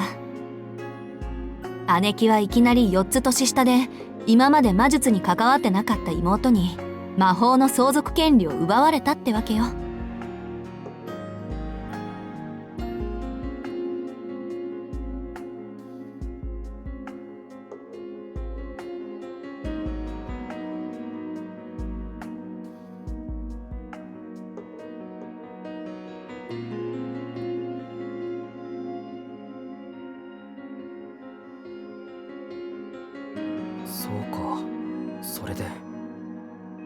I was kind of curious on their age gap, so 4 years younger?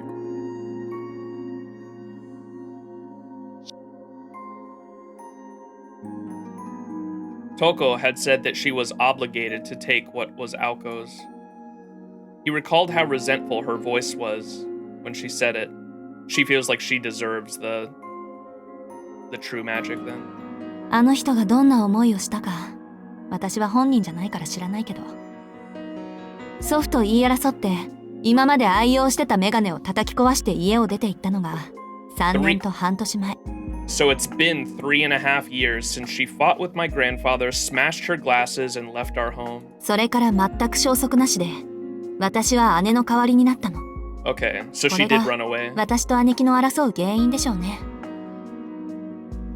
Soujuurou thought the story was tragic, but Aoko's voice had a tone of relief in it. Soujuurou did not know exactly who he should feel bad for anymore. メガネを壊した。そう。あの人、昔はすっごく目が良かった。生まれながら魔眼を持ってたって化け物だからね。けど、祖父の期待に応えようとして、無理して頑張った挙句、視力が下がっちゃったみたい。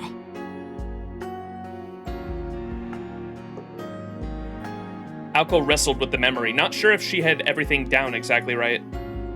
Soujuurou knew how well Aoko could hide her emotions, and this was not one of those moments. けど、あれに何の意味があったんだろう。メガネをジジイに叩きつけるぐらいなら、フィンの一撃でも叩き込めばよかったのに。あの人、あの頃が才能のピークだったんだし、猛録したジジイなんて、それこそ一撃だったと思うんだけど。Soujuurou shook his head, disappointed at Aoko's misjudgment of the situation. 恨みつらみの話じゃない。そのメガネは大事なものだったんだ。だってそれは誰にだってわかる努力の証なんだから。それを叩きつけたんだ。痛かったんだろうな、トウコさんは。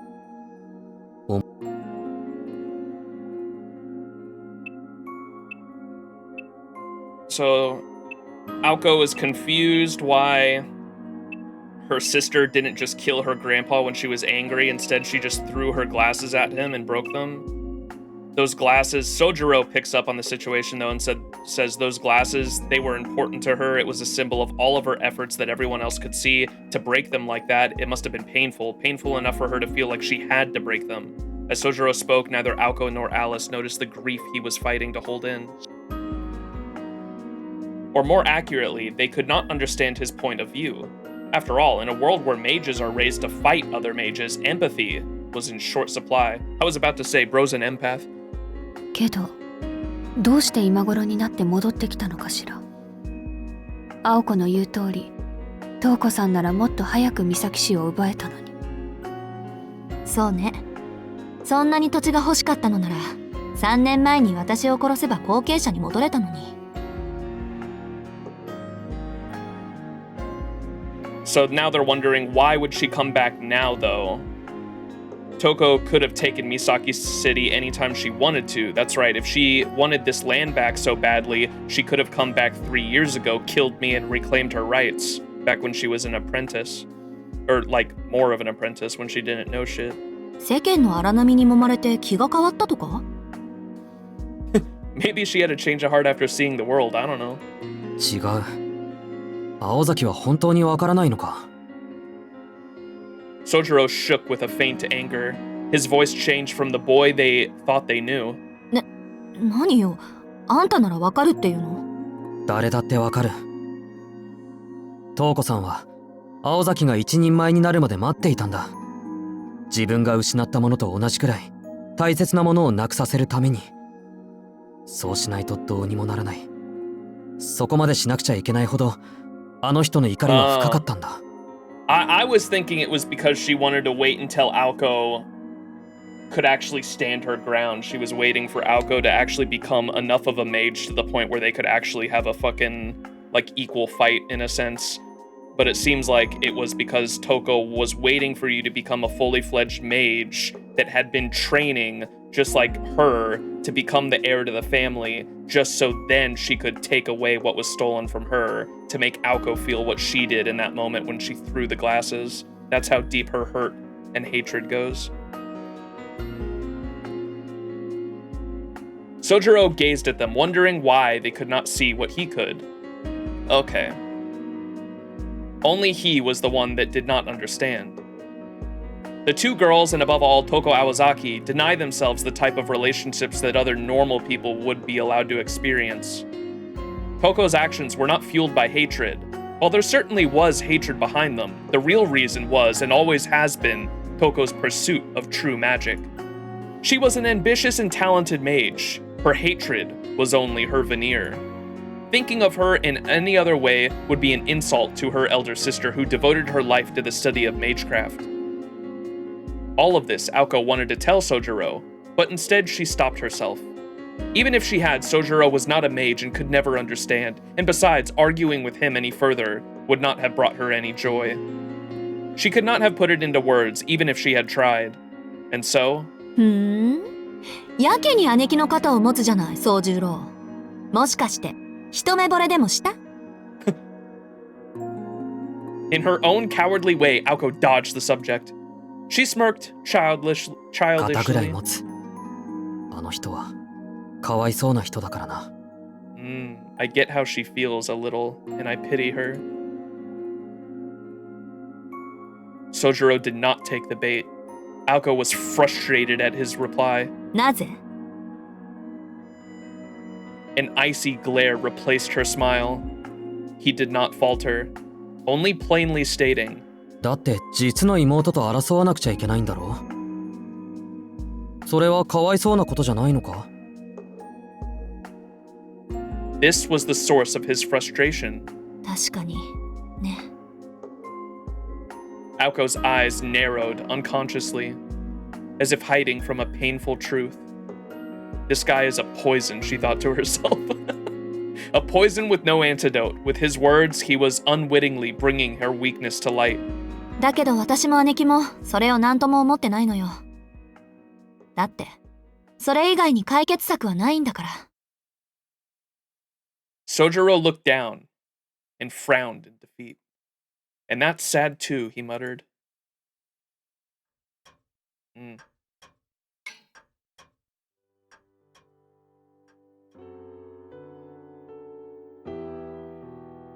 We were talking in my Discord recently about Nasu and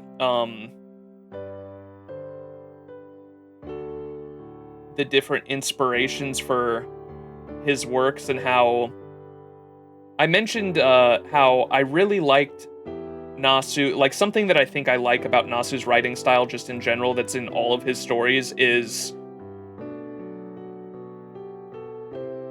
where was it?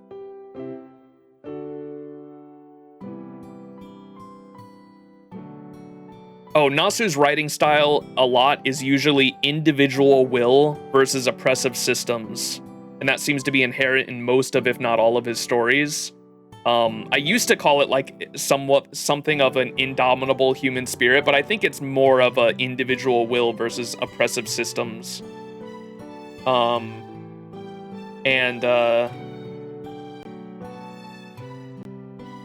One of you, Kebrel, replied that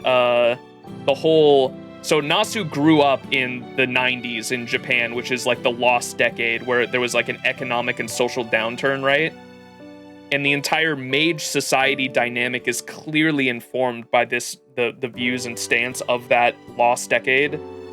The older generation views the next as tools, possessions, or their reward instead of equals or even people. It's a very real life thing, even though it's fictionalized in the mage society. And the younger generation feels like all of their opportunities and freedom has been dried up, but the expectations and the demands remain. And that's probably why in the last 10 to 15 years, a lot of people globally have felt that, and that's why it Type Moon and Nasu's works in general resonate with so many people globally. I thought that was a cool introspection of Nasu's works. But the curtain of night had already fallen. Not even an hour had passed since Touko left the estate, and Soujuurou was feeling the distance between him and the girls. Aoko and Alice felt much of the same way about Aoko Aozaki, who seemed much more elusive than a phantom. とにかく姉貴が敵だってことは宗十郎にも分かったでしょ。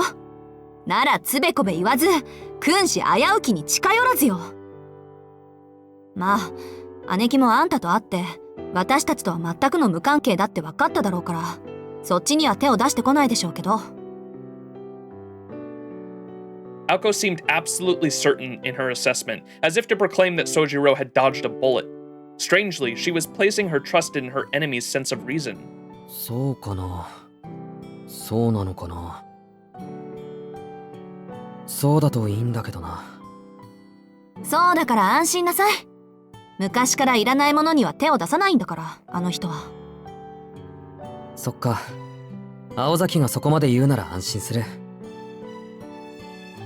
And now we kind of understand why she wanted to take Soujuurou. I think she kind of realized, especially when she saw the collar and he mentioned that Aoko put the collar on him, that taking him away would hurt her, and that's like her whole goal because her role as the heir to the family was taken by Aoko.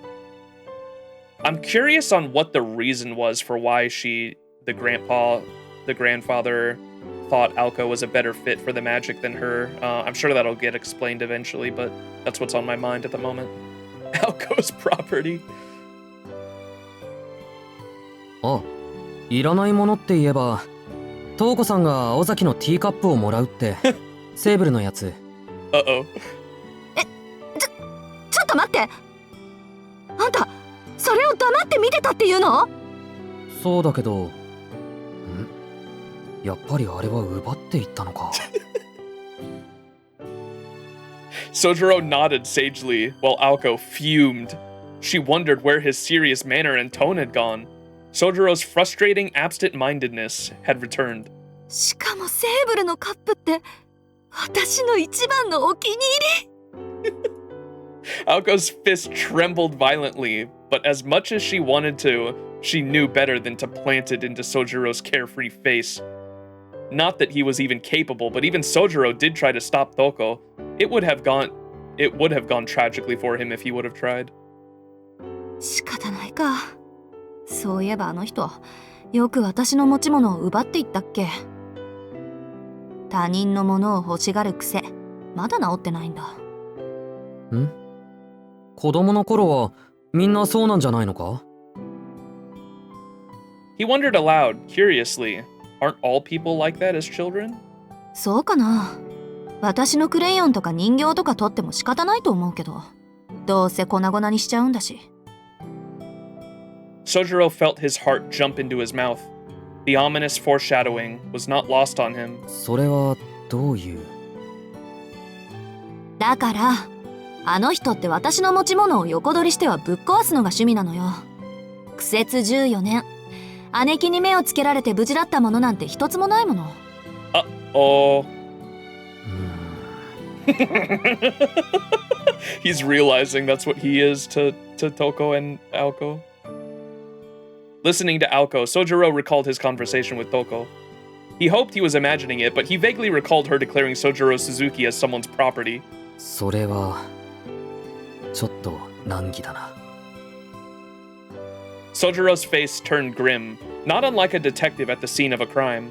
A scene which left no traces of evidence or clues as to how the case could be solved. でしょ？ひどい姉貴なのよ、あの人って。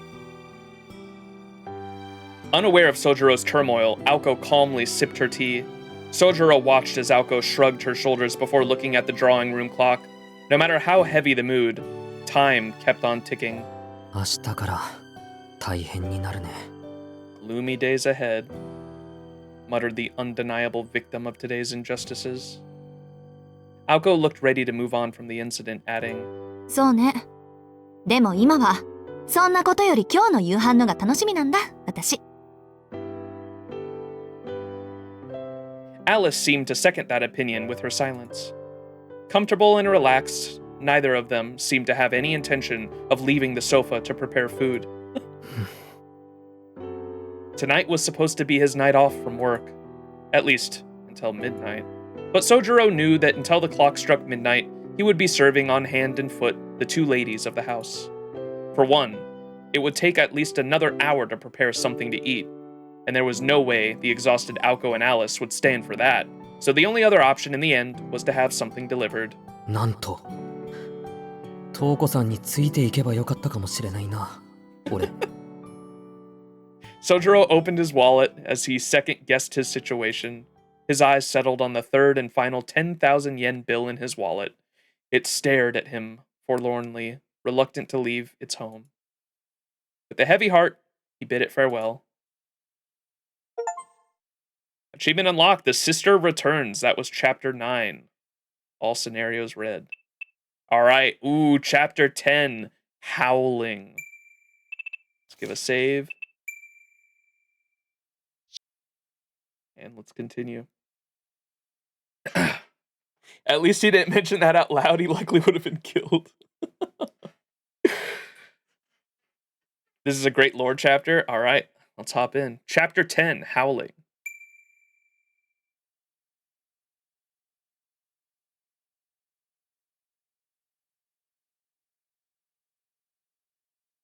This everyday tale started like any other.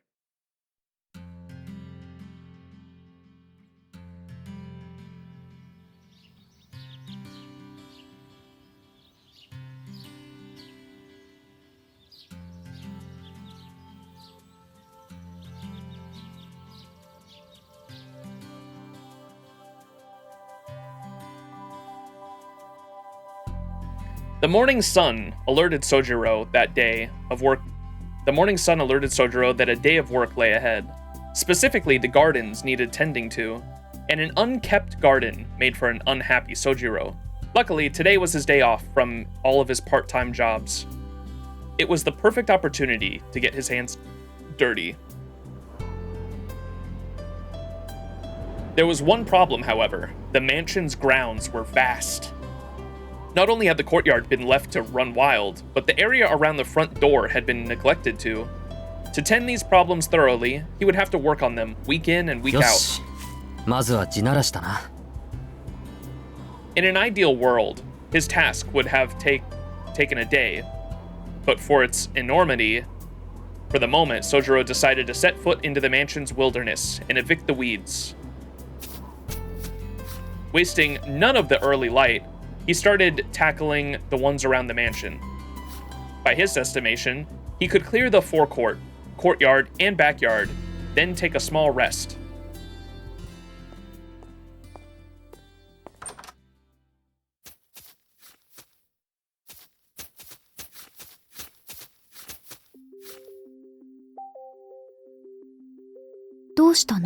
Kare. さあ、草摘みが趣味ってわけじゃなさそうだけど。It was just before noon in the sunroom. Alice had come down, book in hand, to find Aoko sitting with a fashion magazine and elegantly sipping tea. Through the window, she could see the crouched figure of Soujuurou shuffling by. 朝からやってるみたいよ。起きてカーテンを開けたら、もうあの格好でスパスパやってたから。ついでに焼却炉の掃除も言いつけといたけど、いいでしょ？いいけど、頑張るのね彼。外はあんなにも寒いのに。Alice quietly sat down. Her teacup had been placed on the table for her. She poured herself some tea and proceeded to open her book.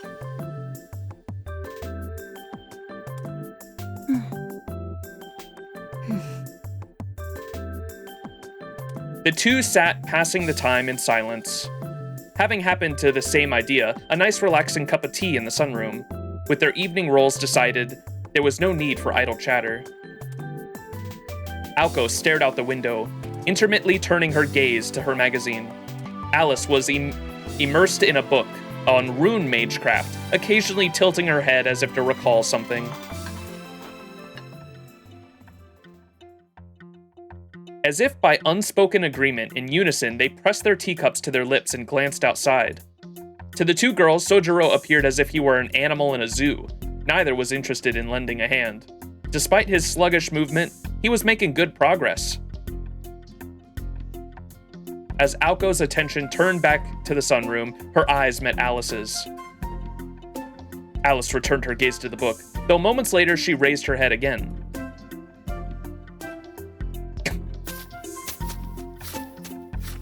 Damn, look at him go! Holy shit! What the fuck?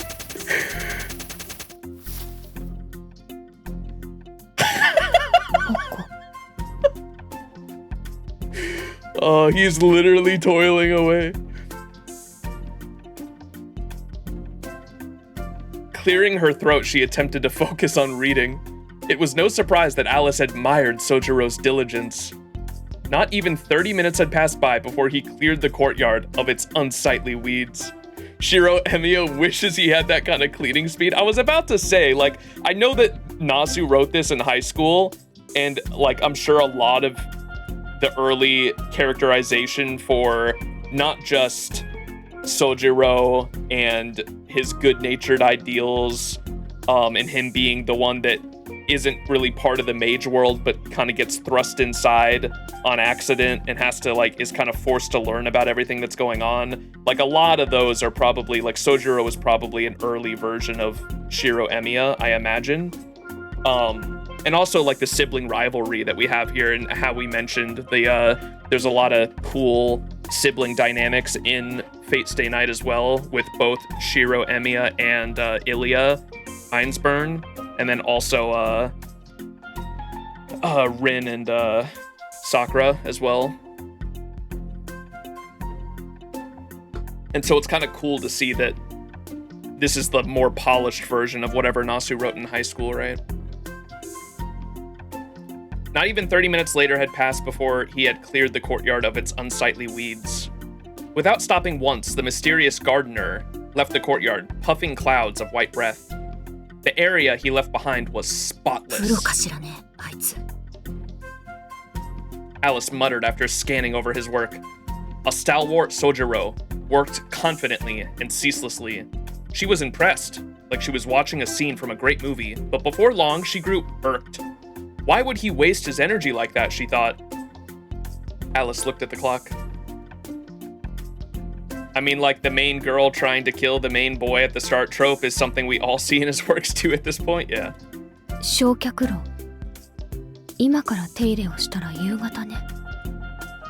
And Touko and Rin also have a lot of similarities as well in terms of being like Tsundere's mage is the one that explains the magecraft world to the boy that is kind of thrust into it.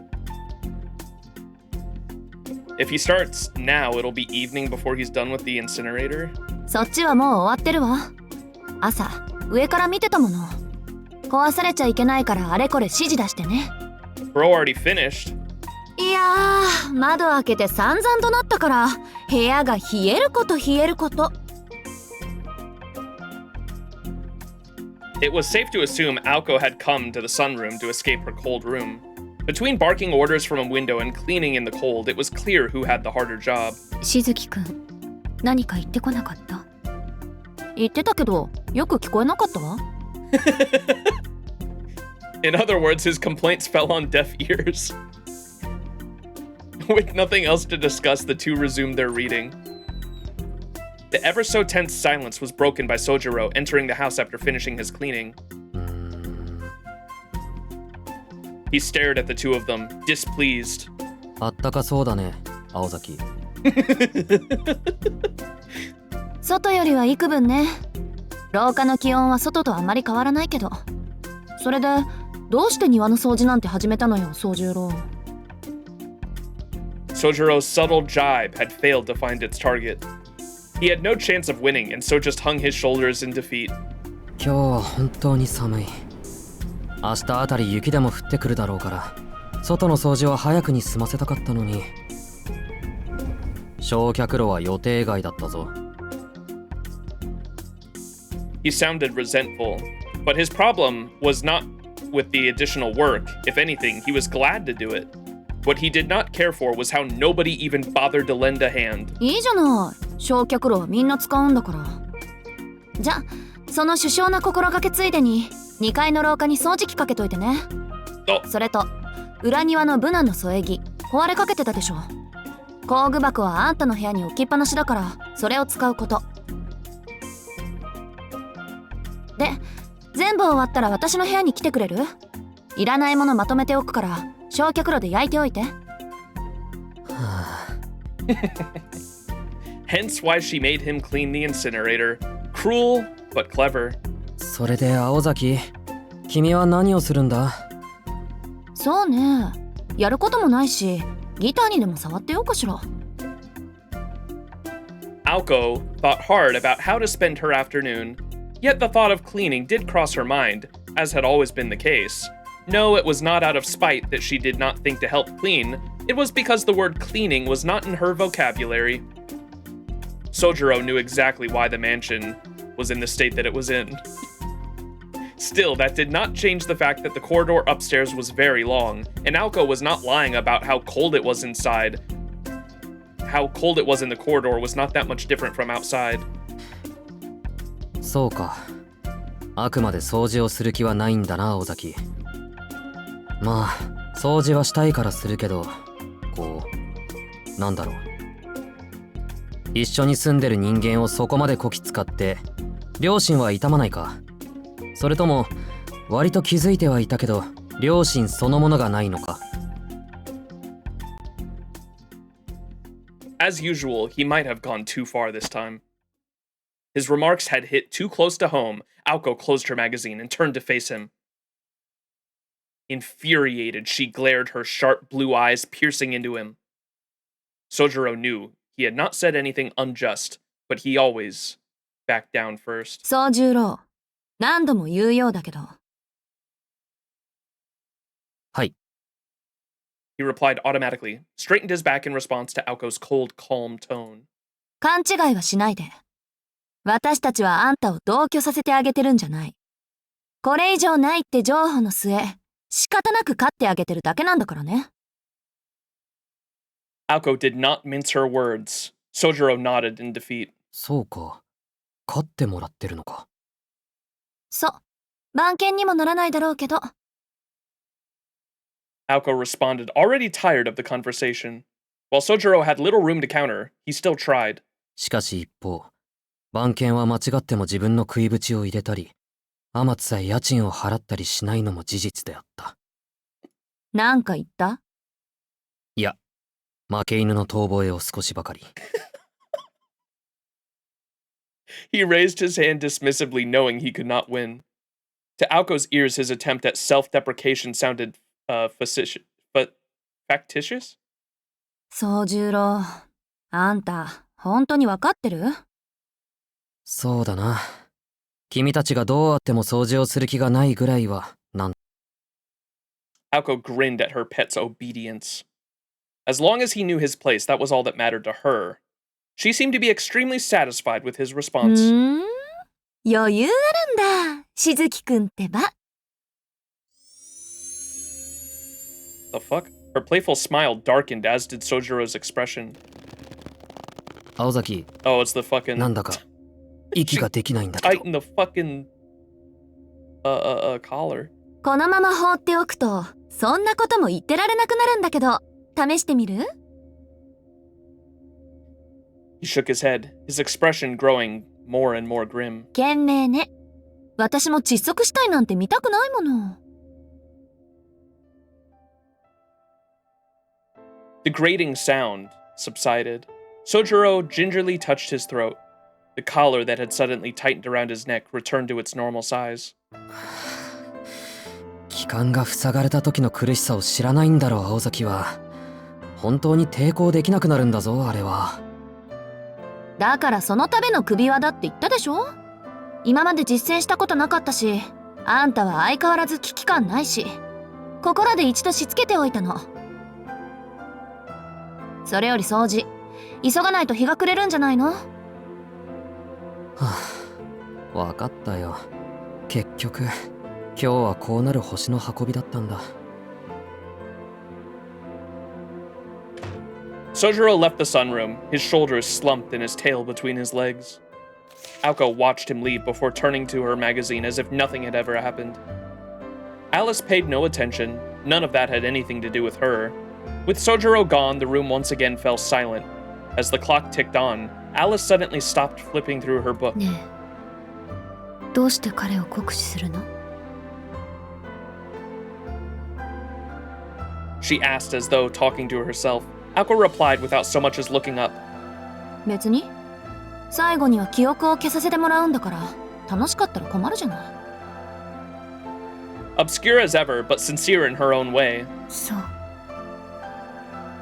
言われてみればそうだったわね。Alice could not believe she had forgotten about the situation. Silently, she looked up from her book and gazed outside once again. The courtyard through the window reminded her of where she lived as a decade ago. Nothing could compare to the beauty of those gardens. But if that was the case, why did the scenery here make her feel nostalgic? All Soujuurou had done was taken care of the gardens with the goodness of his own heart. In only half a day, he had achieved so much.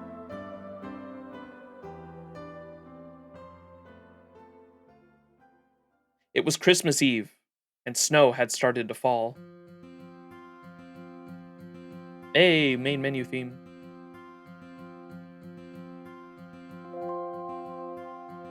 Oh, it's like a remix too, for winter, I guess. Ooh, yeah, the chimes, that's cool. Its timing was too good, as though it had waited for that day specifically. The cold, bustling main street seemed bright and vibrant under a layer of frosty white. Reindeer statues illuminated the surroundings. Children danced merrily to jingle bells. People walked along the brick road, smiling broadly. Ooh, look at that. These festivities, however, had not reached the mansion on the hill. Silence enveloped the isolated building. The shadow of the snow-covered woodland grew longer, beckoning in the darkness. People returned to the warmth of their homes, knowing a bitter night lay ahead.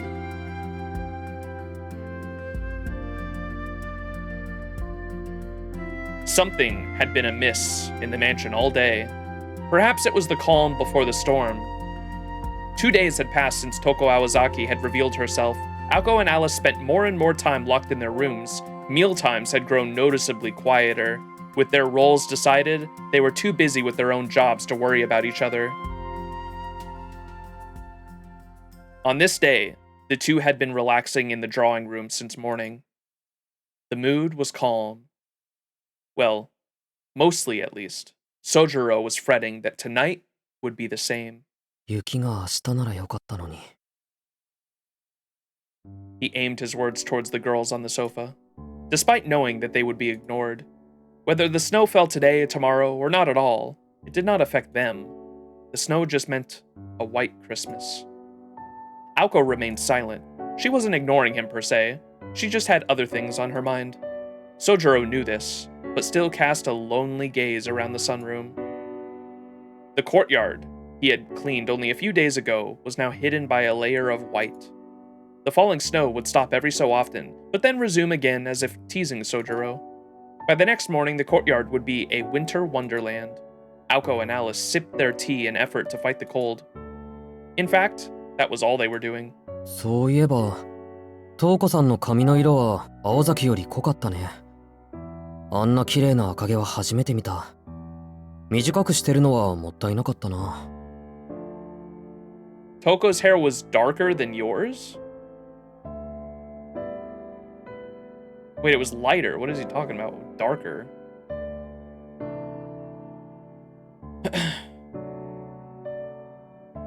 And I'm assuming that I've never seen such beautiful red hair. Shame it was so short. It's kind of foreshadowing to Super Aoko. Soujuurou rambled on, not expecting a response. However, 短かったって姉貴の髪が？ Aoko's expression went from nonchalant to its usual sharpness. それどういうこと？短くしてるって髪の毛のことよね。ああ、アリスより短かったけど、それがどうしたんだ？別に、あの人前は私より長かったってだけ。そう、あの髪を切ったのね、姉貴は。Aoko spoke in a grave tone. Showing slight interest, Alice turned to Soujuurou. 普通じゃないな。髪を切ったぐらいでどうしたんだ一体。トウコさんの髪が短いと青崎が困るのか？まあその通りだけど。いいわ、どうせ夜まで暇だし説明ぐらいはしてあげる。あんたがそんなこと言わなければ未知数のままトウコと戦う羽目になっただろうし。Aoko knowingly glanced at Alice. Her expression suggested she was treating her. She was also likely seeking approval. Alice remained stoic as ever, her expression showing neither approval nor disapproval. 簡単に言うと、魔術師にとっては髪の毛も武器ってことよ。昔から人間の髪や目は魔術の材料になりやすいの。女の場合はことさらにね。瞳の色は多いほどいいし、髪も長いほど質がいい。This was all set up in when. So they're assuming she still has the loose hair on hand, I think. And she can use it as a catalyst in some way, similar to how Aoko did with her hair that she cut off to give Soujuurou to throw off of the roller coaster at the amusement park. 髪の毛は自身と同一視しやすいし、長い年月をかけて育てられる原始的で強力な原料と思ってくれていいわ。私が髪を伸ばしてるのはまあそういうこと。手入れが大変なんだけど、そこは女だから半分趣味みたいなもんよね。Soujuurou glanced furtively at Alice, wondering if the same held true for her.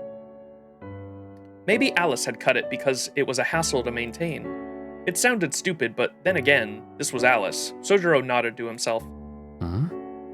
じゃあ青崎としてはいいことじゃないか。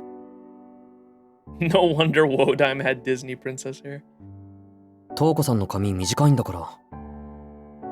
それがここに来る前に使い切ったものならいいんだけど、伸ばした髪にはいろいろと使い道があるのよ。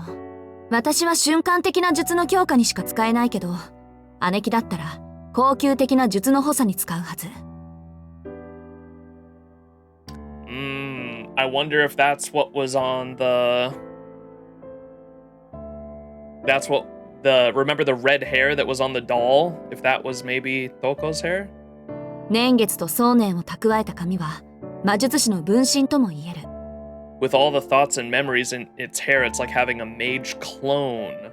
そういったものをね、死んじゃった犬だの猫だのを反言させるときに与えると、術者に服従する使い魔が出来上がるの。生前魔力のなかった使い魔。例えば、猫とか犬ね。これらは術者の髪を取り込んで、独自の魔術回路を得る。申請することで、全く違う生き物、猫の魔術師になるってこと。例えば人語を介したり、人間に化けてみたりって。The reanimated creature can become something entirely different. They can even speak and take human form. So that might not even be the real Aoko for all we know. It could be a familiar. Because I was kind of wondering that at first. 行動原理も変わってしまって、大抵は術者に似通った性格になるわ。そうよね、アリス。Her last words came with a mocking smile. Alice silently ignored it. じゃあトウコさんにはアリスのみたいな使い魔がいると。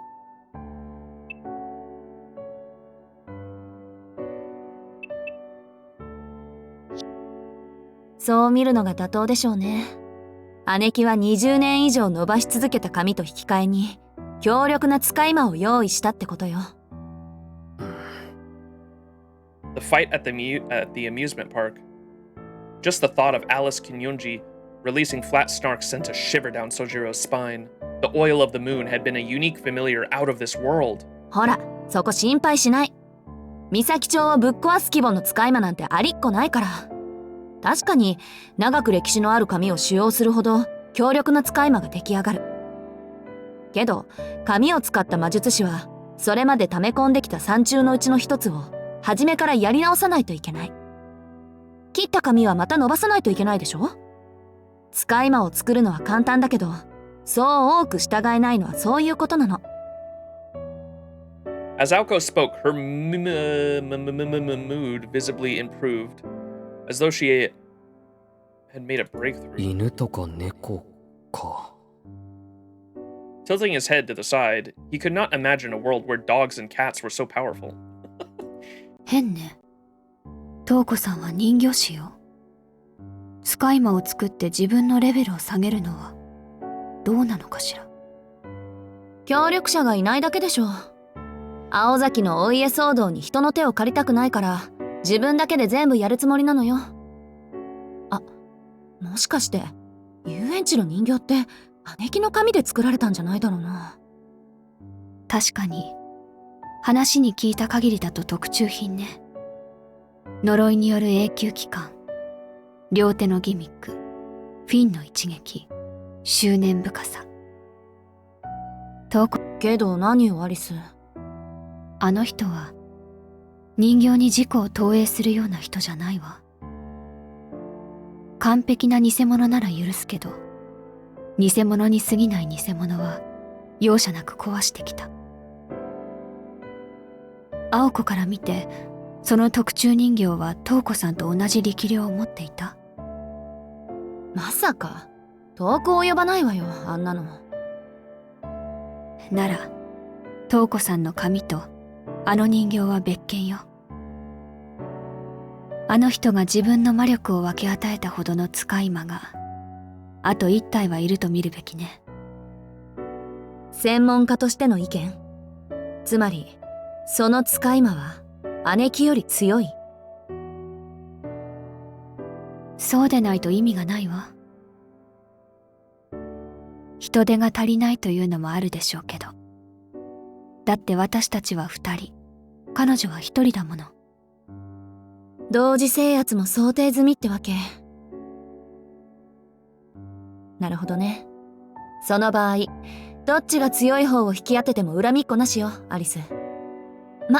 こと使いまであんたが遅れを取るとは思えないけど。 Alice had been defeated by a familiar. Alice had never been defeated by a familiar. She sighed at Aoko's 青 overconfidence. 子、たとえ20年間の蓄えを付与したとしても、その器が小動物では限度があるわ。Even if she utilizes her 20-year stockpile of hair, she can only use small animals as vessels. あのトウコさんが切り札になる使い魔を用意したのなら。よしてよ。If Touko was to prepare a familiar as her trump card, don't you dare say い it. くらなんでも、姉貴はそこまで悪趣味じゃないわ。Oh, is that what she wanted the Soujuurou for, maybe? She might use humans? Aoko and Alice stared at each other. The conversation had returned to the drawing room, but the subject matter was not for the faint of heart. そうね。けれど、人間を追い詰めるのに最も効果的な相手は、トウコさんが死者を亡者にしていなくても、それと同格の相手がいるぐらいは覚悟しておいて。はいはい、わかったわよ。確かに天才ってやつは空気読めないから。どんな生き物の死体を用意してきても驚かないわ。Aoko nodded reluctantly at Alice's directness. Needless to say, Soujuurou was completely lost. よくわからないけど、なんで青崎たちは死んでるってことに固執するんだ？それは使い魔じゃなくて協力者でしょ。使い魔は基本、術者なくしては生きられないものにしないと。それでいて優れた意志を持ち、術者の資格や盲点を補える知性もある。それが一流の使い魔の条件よ。It's kinda like a servant. 正直な話、それだけ都合のいいやつは死から作り直すしかないってわけ。Completely obedient and capable of compensating for their mage's weakness, Soujuurou felt that a familiar was a little different than himself. さて、姉貴は昔からルーン使いだったから、戦術は予測できる。My sister has always been a rune user, so we can somewhat predict her tactics. 問題の切り札もどうやら使い魔らしい。自動人形もさすがにこの前で使い切っただろうし。Aoko spoke directly to Alice, looking for confirmation. Alice nodded in agreement. じゃあ予定通り、今日で終わりにしよう。この1ヶ月、好き放題やられた借り、ギッタンギッタンにして、あのバカ兄貴に返してやる。Aoko clenched her teeth and balled her fists. It all seemed like nothing more than sibling rivalry. In fact, that's probably all it was. Looking at Aoko, Soujuurou let out a sigh of relief. With what happened with Touko and how they reacted to her visit, the atmosphere had been deathly tense. For now, though, Aoko seemed much calmer. He took comfort in the thought that perhaps the sisters would just bury the hatchet. Even if Aoko and Touko were not sisters, even if they weren't sisters, he would not want to see what would happen if they fought. The hands of the clock turned gently. Approaching Judgment Night, a merciless silence would soon come to mock Soujurou's complacency. Uh-oh. As night appeared, two things vanished. The first was the whimsical snowfall. The second was the lights of the mansion on the top of the hill. Aoko and Alice were nowhere to be seen inside. Only Soujuurou remained. It was the night of Christmas Eve. Though Aoko and Alice had yet to find Touko, they knew everything would be concluded over the course of this day and the next. Christmas comes but once a year. It was a singular time for endings and new beginnings. In Japan, the modern holiday dated back only 100 years and celebrated Christ's birth only in name, with all its latter-day trappings. It was neither a pure homage nor corruption of the festival that inspired it.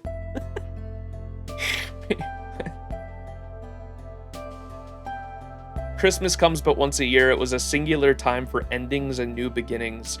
In Japan, the modern holiday dated back only about 100 years and celebrated Christ's birth only in name, with all its latter-day trappings. It was neither a pure homage nor corruption of the festival that inspired it.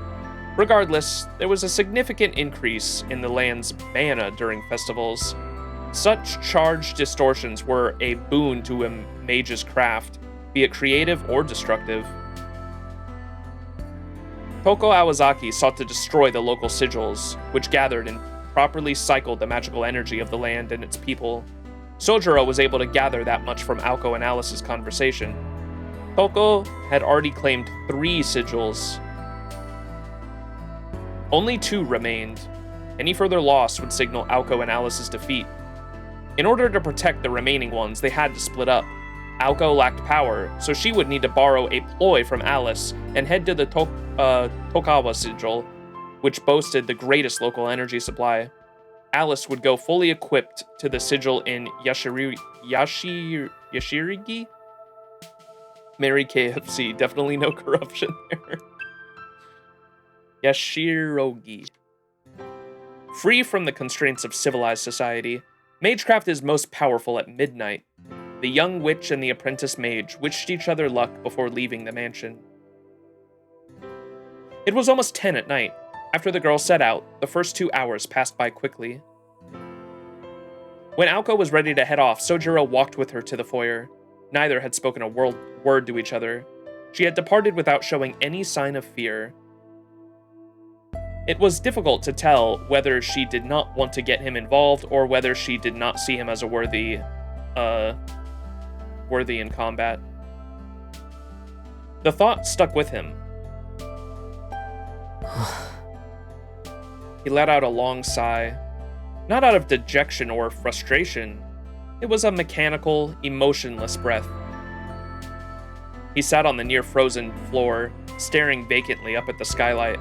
Moonlight peeked through the clouds. He imagined the moonlight bouncing off the town's powdery blanket and illuminating the night. But he would not find himself downtown. Watching from the sidelines was his role to begin with. His roommates and him lived worlds apart. He could not keep up with them, and if he did not show the same kind of will, he would remain on the sidelines. However, そうか。この手が必要な時はもう Soujuurou looked up at the moon.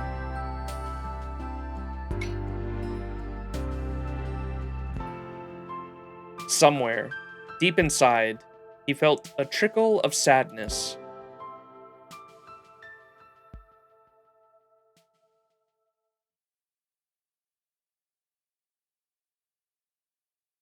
Veiled in white and cloaked in darkness, the park seemed like a forgotten memory. Not a soul was in sight. The night felt far more enigmatic than usual, yet the air was clean enough to drink. Though only a sliver of moonlight peered through the clouds, it lit up the entire world.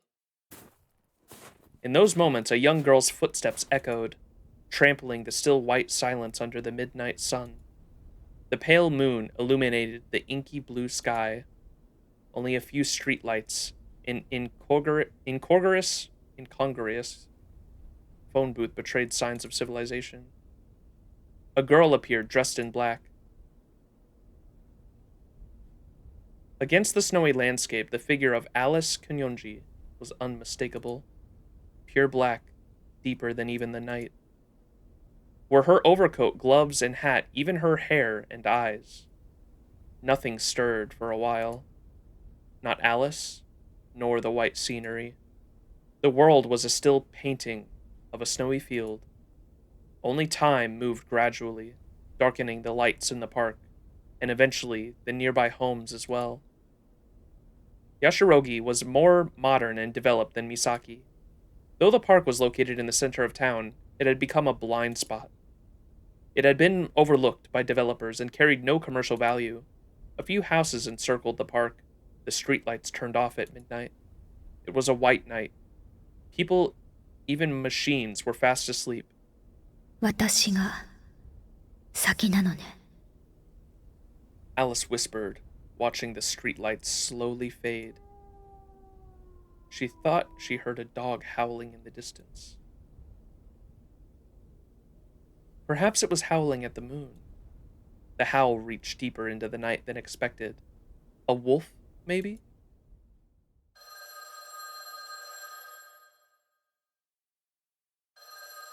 The phone rang. It was perhaps the first time it had hung since Soujuurou moved into the mansion.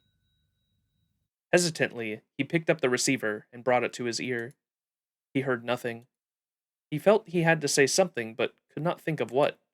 Maybe something like hello? Kuonji residence? Or maybe you've reached the Aozaki residence. While he was in deep thought, a voice as light as air came through the receiver. Shizuki. Soujuurou could barely hear the voice, but it was definitely Alice. そうだけど、アリス No response. The silence was as profound as the night, but for the sound of static from the receiver. After a long pause, Alice finally spoke. 青子はいる。いや、まだ帰ってないけど。そう。With a click, the call ended. Soujuurou wondered if she had something to say, but could not respond in time. Bro, what if it's someone using a fucking voice changer with Magecraft?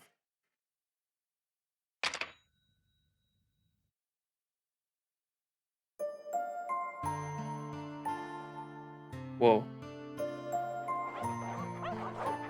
Slowly, they advanced, carving through the fresh snow. There were so many.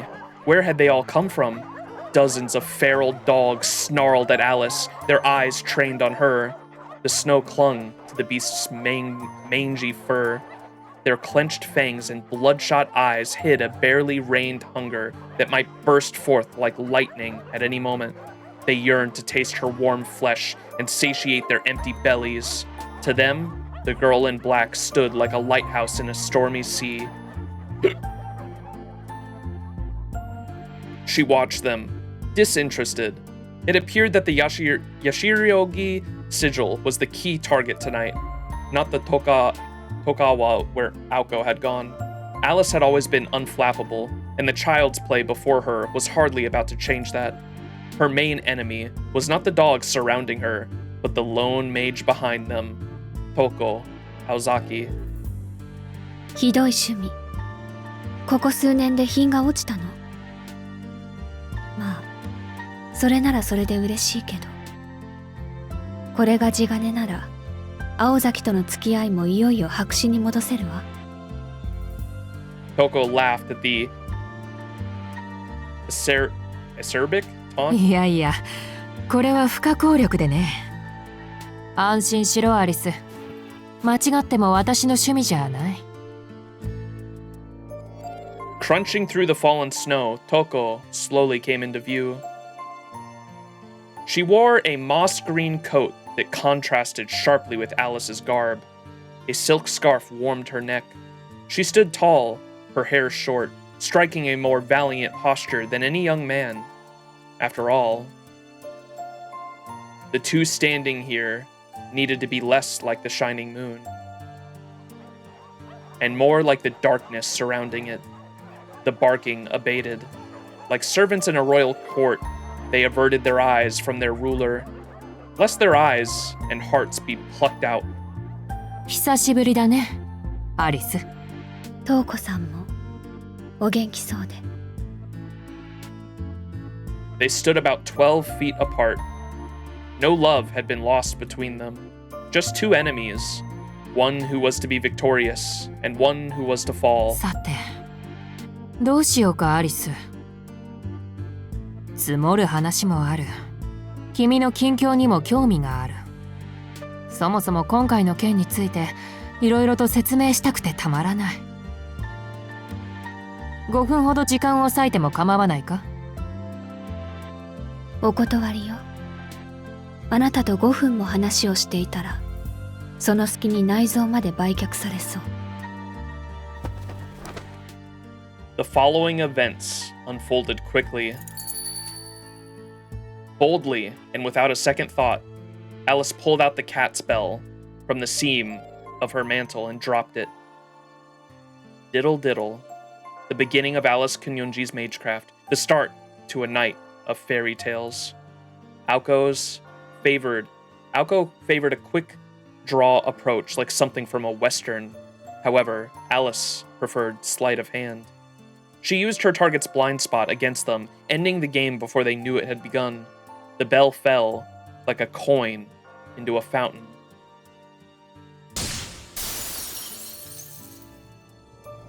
Then, As it was about to strike the ground, it shattered, disappearing without a trace. ルーン。ああ、一日かけて公園中に刻ませてもらった。この公園の道はレンガだからね。手間こそかかったが簡単な仕事だった。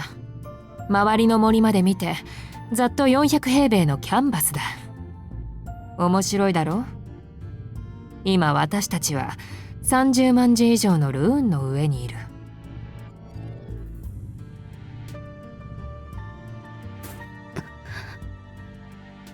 Swallowing hard, Alice took a step back. Touko had carved runes all over the ground. Even in the area Diddle reacted to alone, there was a depressing amount of them. Had she truly carved them all into the whole park? Alice did not react with surprise. She simply narrowed her eyes. She could see how it would have taken the whole day. It was no wonder Diddle Banquet of the Night was destroyed by the skin of the sun. Still, something bothered 一 Alice. 体どうやって隠していたの？ There were just so many. What kind of magecraft could do that? ああ、ちょっと特別性。このルーンね、普段は確定していないんだ。こうしている今も変形している。パッと見はただの傷跡。それが強い魔力に触れると元の形に立ち戻る。そんなわけで、いかなる夜の深さをもってしても、この太陽は没しない。この通り、雪が降ってくれたおかげで、視覚的なごまかしも万全だったしね。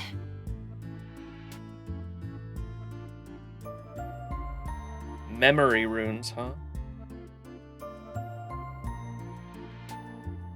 She spoke modestly, but Alice could not imagine the amount of persistence, technique, and skill it must have taken.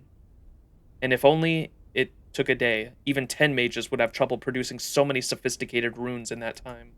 Moreover, these runes were made using unknown techniques to the association that they had not yet approved. 負け惜しみだけど、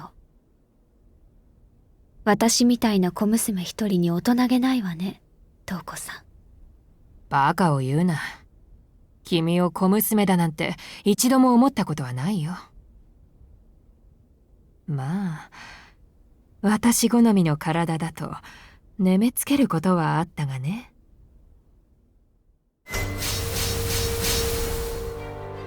It happened in the blink of an eye. Alice cut off Touko's snide remark with a deadly stare. The left eye of the darkly clad girl changed in color to ominous ruby. The speed of the incantation was phenomenal.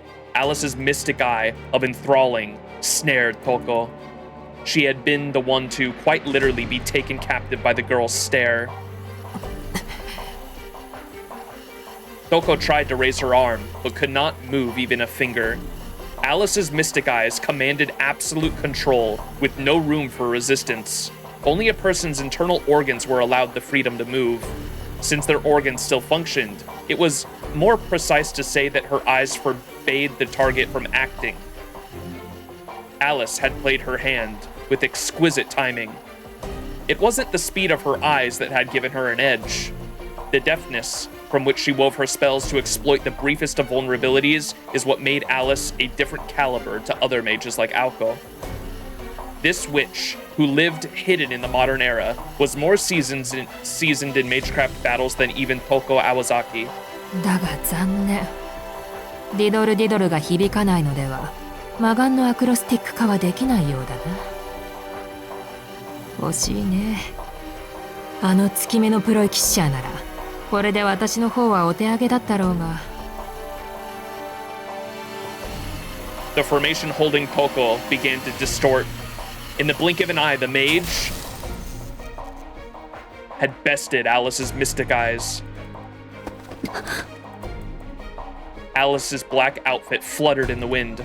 She turned so that she was not facing Touko head-on as she recovered through her own mystic eyes. At the root of Touko's mystic eye was a spell to mesmerize. Most effective when facing their prey, such eyes could mind-jack a target's awareness. It was difficult to resist head-on.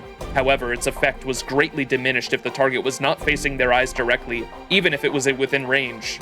Moreover, the girl was the last witch of her lineage who commanded a great number of fairy tales. Against mystic eyes that projected their effects, simply turning one's body was enough to repel half of the magical energy.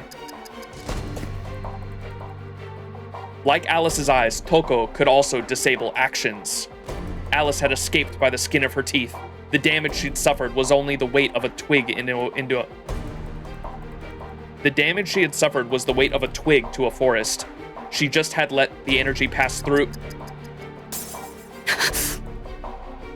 In an instant, a startling chill ran through Alice's body. This was a problem.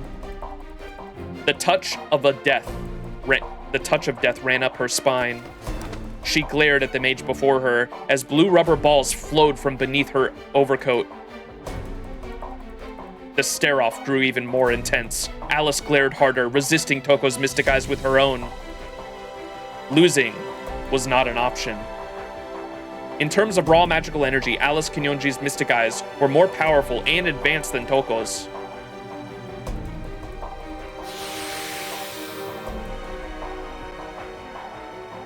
Surely nobody could beat her. And yet, her unfiltered stock of magical energy, stifled by old-fashioned values, was no match for Touko's madness. Deeper within her eyes, somehow, the eyes revealed a sealed power.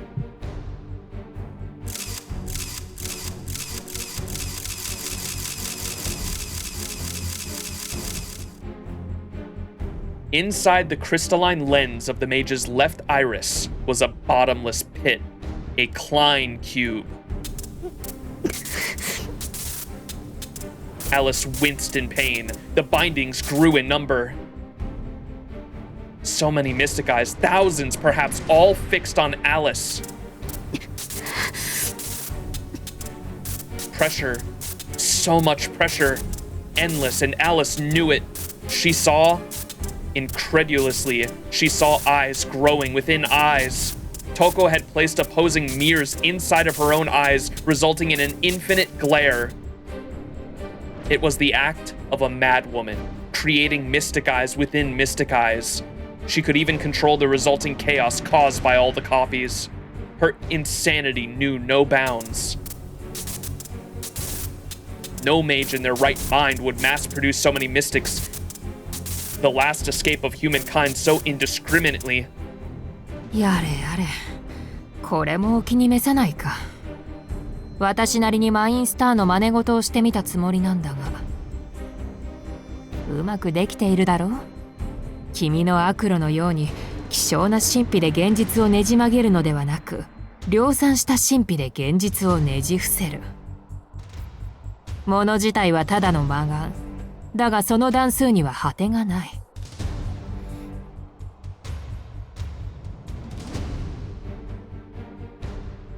相手がどれほどの魔力抵抗を持っていようと、それ以上の魔力で拘束するだけのものだ。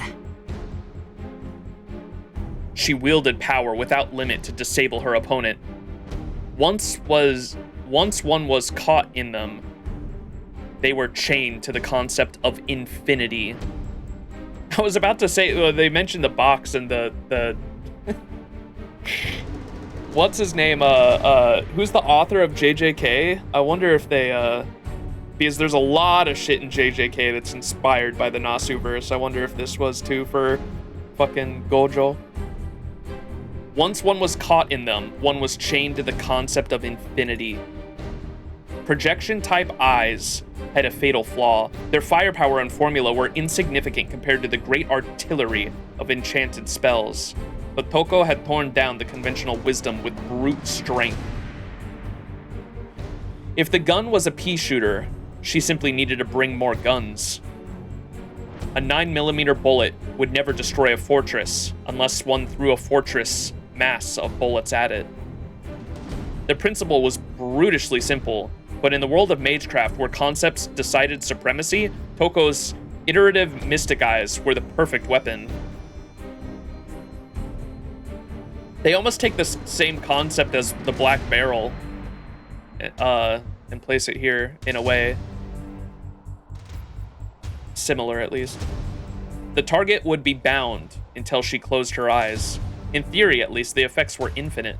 No amount of magical energy could ever overcome it, so it was utterly futile to resist using magical energy. Of course, one way to counter it would be to stay out of Touko's line of sight to begin with. The standard tactic against Mystic Eyes was to defeat the user before they were even aware of you. There was, however, another way. It was simpler than one might think. ともあれ、これで罪だ。何か言い残すことは？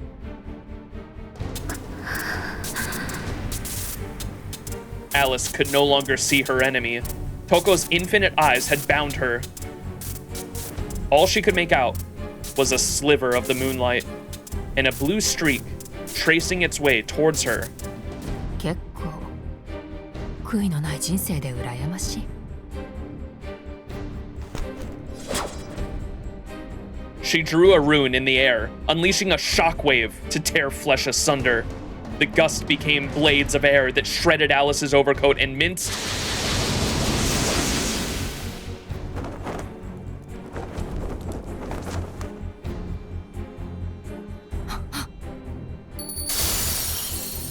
Blue feathers flittered all around. Touko felt something behind her and turned. 5 cat-shaped bells were thrown at her feet. And just as quickly as they shattered to pieces, standing before her was a completely unharmed Alice Kuonji. そよ風みたいなルーンね。トウコさん、本当に鈍った？うつせみか。術者の身代わりになるプロイの話は聞いてなかったな。ええ。1年のうち365日は役立たずで、どうしてあんなのが古参なのか、私も疑問だけど。As if responding to Alice's words, a bird became chirping frantically. An anonymous sacrifice. Who killed Cock Robin? Echoed into the night, sung out of tune.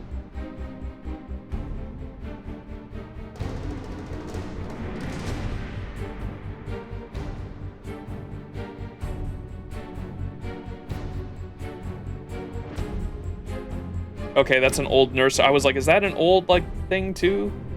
Old fairy tale? According to the traditional nursery rhyme, the sparrow killed Cock Robin. As stated in the rhyme, I said the sparrow, with my bow and arrow, I killed Cock Robin. The bird! As if responding to Alice's words, a bird began chirping frantically. An anonymous sacrifice. Who killed Cock Robin? Echoed into the night, sung out of tune. ああ、そんな歌もあったな。だがあれは一度に1回しか殺されない。2度目はないし、あったとしても。The bird squawked a very unbird-like death throw. From behind Alice, the blue robin fell from its tree, a victim of Touko's mystic eyes. 本当に使えない。さて、ではやり直しだ。あとも使えている。これで終わりにしよう、アリス。そうでもないわ。確かに今の私にあなたの魔眼は破れない。けれど Beauty up with wood and clay, wood and clay, wood and clay, Beauty up with wood and clay, my fair lady.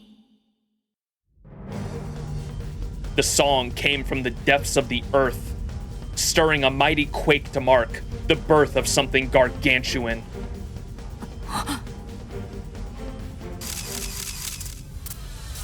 Touko needed to throw Alice into an infinite hell before whatever that was could be completed, but she was far too late. Wood and clay will wash away, falling down, Beauty up with bricks and mortar, my fair lady. The ground burst to life, a finger and then another and another, all rising like towers. Earth, snow, and brick knitted together, manifesting a giant stone golem. そんなバカな話があるか。なぜこいつが出てきやがる。A vice bro would be proud, chat. Touko was so angry and confused she could barely gather her thoughts. The bridge giant, The monster from Minster's fairy tales rose from the ground, ruining Touko's plan. The giant was extremely powerful, but could only be summoned under one condition. It must be in proximity to a natural river. That was the monster's one and only condition. But this park was nowhere near one. And on top of that, it was rising up directly between Aoko and Alice, mid-battle. あら、あるでしょう。すぐそこに。川と呼ぶには小さな、すぐに消えてしまうものだけど。Touko lowered her gaze. She was standing in a puddle of water. The scarred red mage was dumbfounded. That was why Alice had used Diddle Diddle before. While the bells could be replenished, they were valuable to Alice. And she had spent 5, throwing them in an intentional line for the sun runes to destroy.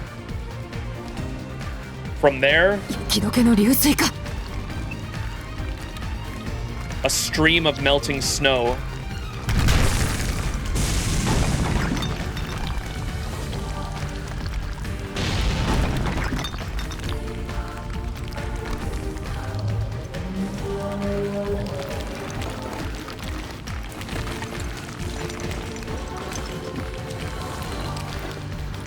The arms of the Thama's troll rose up from the stone paving.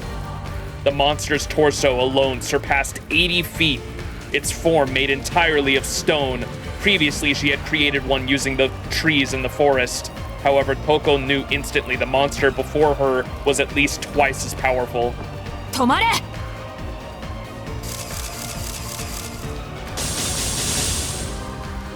She unleashed her stacked mystic eyes. They were meaningless at this stage. They had no effect on the giant. As said, mystic eyes can be countered in 2 ways. The first is to hide oneself from view of the mage. That was the standard response. The other way, however, was a devilishly simple, yet 100% effective. In fact, it's less of a way and more of a fact. Mystic eyes curse a target by focusing on them. However, what if the target was too large to focus on in its entirety?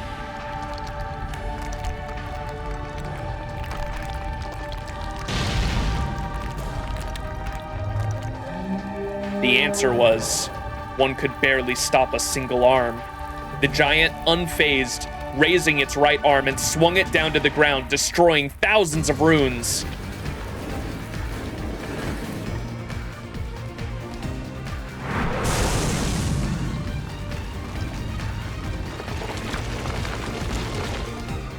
The demolished stones were then absorbed into its arm, adding to its mass. As the mage had said before, no matter how deep the night, these little suns will not set. While the suns might not set, they could be crushed under the bulk of a giant's hand.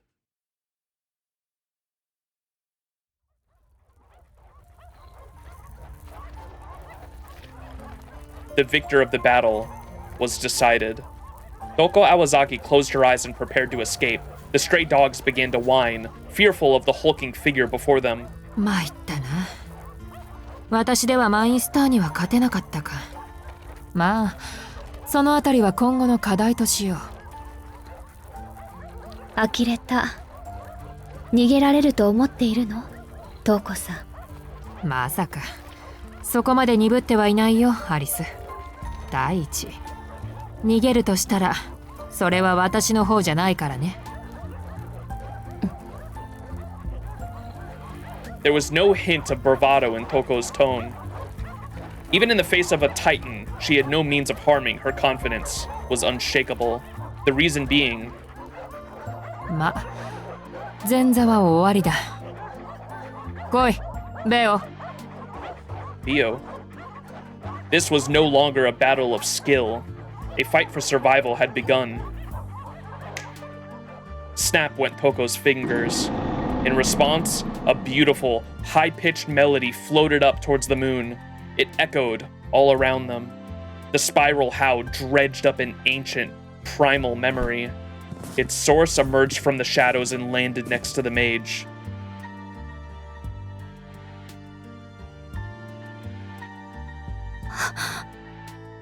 Yo, it's fucking Red Wolf of Radagon. Alice's lip trembled faintly, not from fear, but with admiration, once she recognized the creature before her. It was a majestic golden beast, beyond the domain of both magical and phantasmal, simply divine. It was a life that should have passed from the world with the age of gods. A mystic derived from human wisdom, preserved by thousands of generations of hidden tradition. A recreation of a miracle that once freely walked the earth. The natural enemy of magecraft, able to crush it with ease.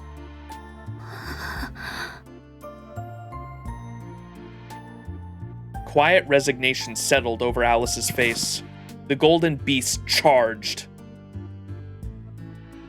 This time, she didn't even have a chance to admit defeat.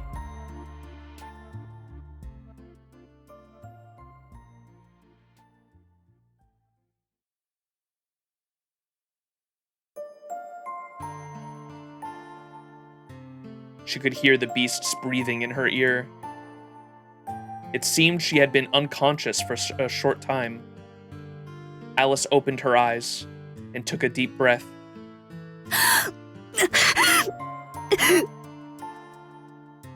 Each cough sent pain shooting through her body. Blood rose from the pit in her stomach, and she spat out into the cold ground. When her vision returned, she was able to make out the distant sky, falling snow, and the golden wolf. The wolf panted. It stared at Alice, saliva dripping from its mouth onto her cheek. Razor-sharp fangs lined its jaws. Its fur was glossier than that of any animal she'd ever seen before. Brutal, knife-like claws protruded from its massive blood-stained paws. And yet, it did not smell like a beast. Surely the presence of such a noble creature, a human would feel like the lesser animal.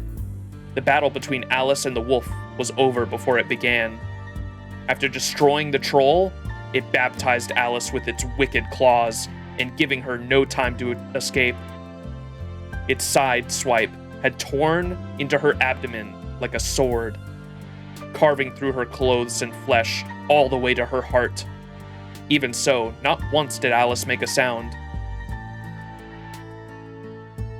The wolf had her pinned and stared at her face. Her limbs felt ready to break at any moment. That was the situation she found herself in. Now fully conscious, Alice stared at her enemy through pained eyes. She felt no fear, only cold reality sinking in. Sensing Alice's demeanor, the wolf suddenly paused, its paw still raised. They looked at each other through the other's eyes. そんなに血が出てるのに痛くないんだ。 The wolf's voice came as a surprise, but there was no doubt that it had spoken. それとも痛いのは平気なのかな。 The wolf's voice sounded innocent, almost childlike. In complete contrast to what had happened up to that point, the wolf smiled. どっちにしろ我慢強いんだね、お姉ちゃんは。 The wolf opened its mouth wide and clamped its jaws around Alice's neck. べよ。 Touko's tone was sharper than the wolf's fangs. The wolf froze. トウコさん。 He let go and slowly turned his head towards the voice. とどめは刺すなと言ったろ。余計な仕事を増やす気か、バカもん。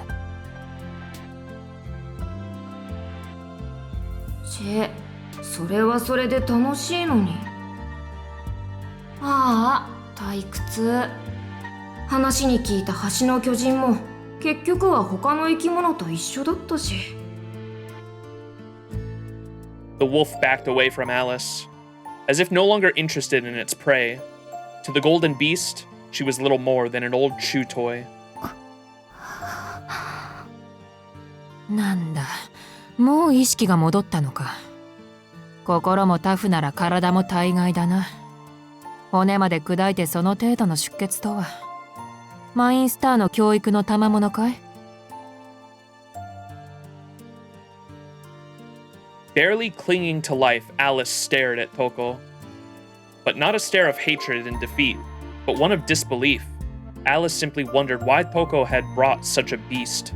ああ、紹介が遅れたな。彼はおそらく地上で現存している最後の人狼だ。Last known werewolf on Earth. Remember, I was thinking, so werewolves are a thing in Fate lore, or I guess Nasuverse lore.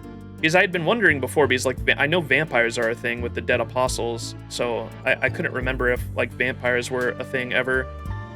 But I had been like thinking, just because of all the wolf motifs, that Soujuurou was one. You probably saw him in the art book, and I was thinking it was like related to Soujuurou somehow.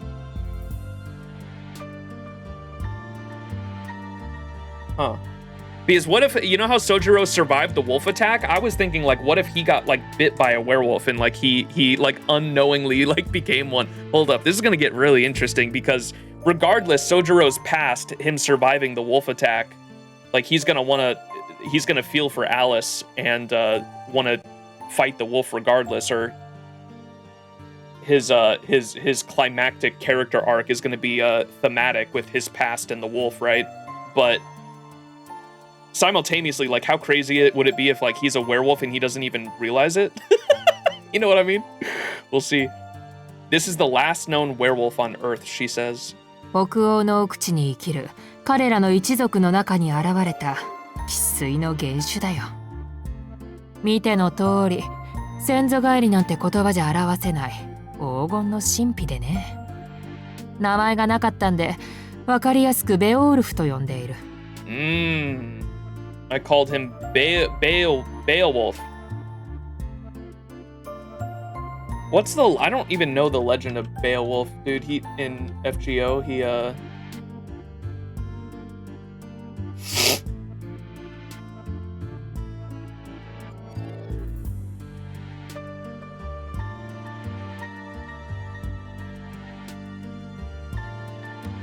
It's the oldest epic poem in English literature.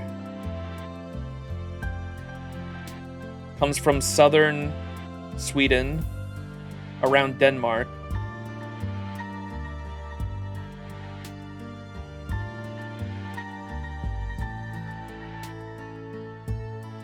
Fights a fire-breathing dragon. I remember that from the American, because he's in the American singularity in FGO. He lost his fighting passion when he slew Grendel.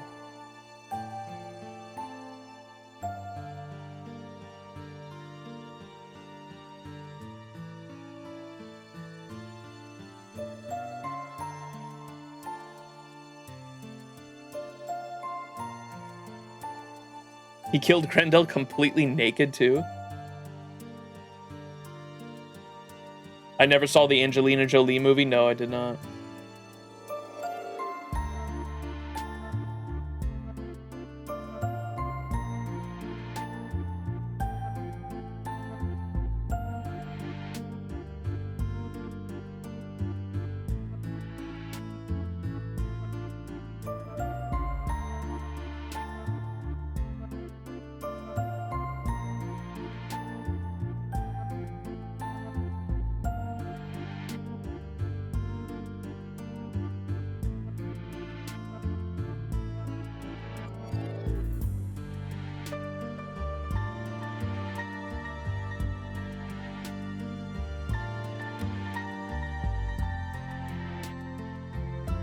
Yeah, all I remember him is from the fifth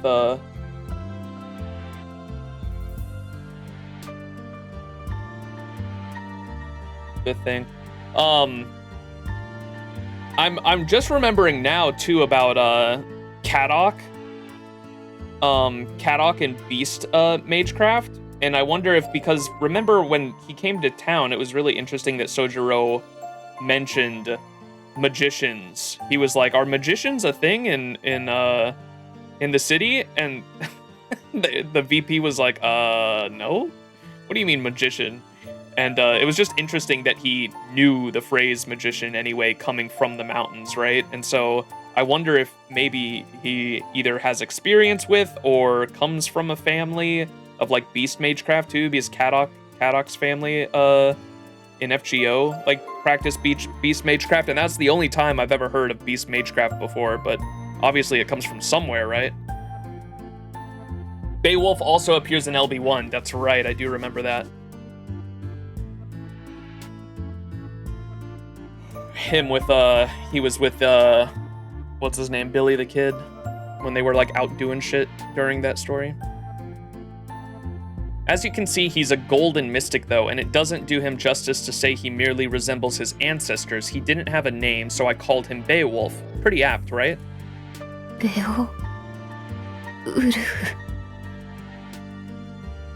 Sven in Case Files has Beast Magecraft. Is that one of the students? I hardly remember. Is that the guy with the glasses?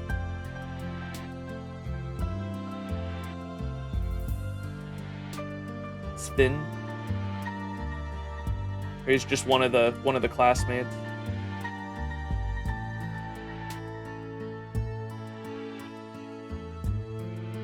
He's the friend of Flats. Yeah, the other blonde kid. I think I do remember him using... It's been years since I've seen Case Files, but I think I do remember him using... Is it in the when they're in the car or something? They use Magecraft at one point when they're like in the car.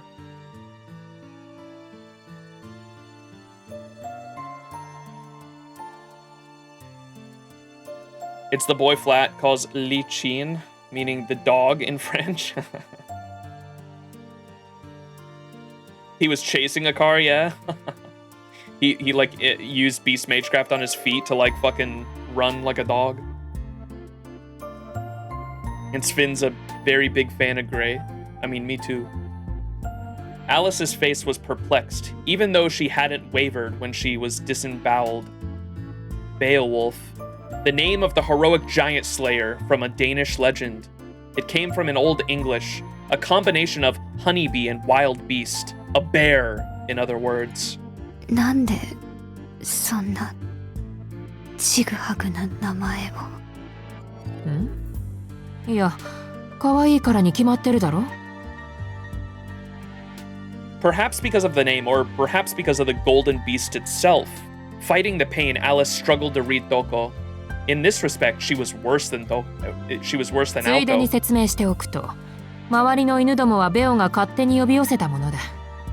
私自身、マインスターの娘がただの畜生に傷つけられるとは思ってはいないよ。今のところは。Touko's mouth twisted into a grin.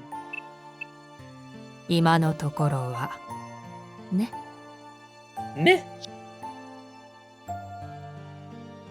Touko's mouth twisted into a grin, not the warm one Soujuurou saw, but a merciless smile a victor displays to a loser. The disdain in Alice's eyes turned into anger. The golden mystic. How could Touko have brought such a creature into the human world? 何？需要と供給だよ。過疎化は人間だけの問題じゃない。彼らもいい加減、昔ながらの生活には限界が来たらしくてね。と言っても、あくまで里から出すだけの権利だがね。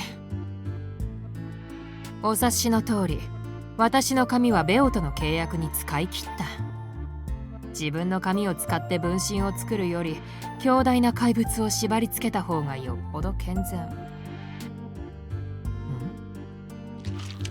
While she was talking, Touko noticed something strange. An unusual sound. A preternatural sound that tore at the mind.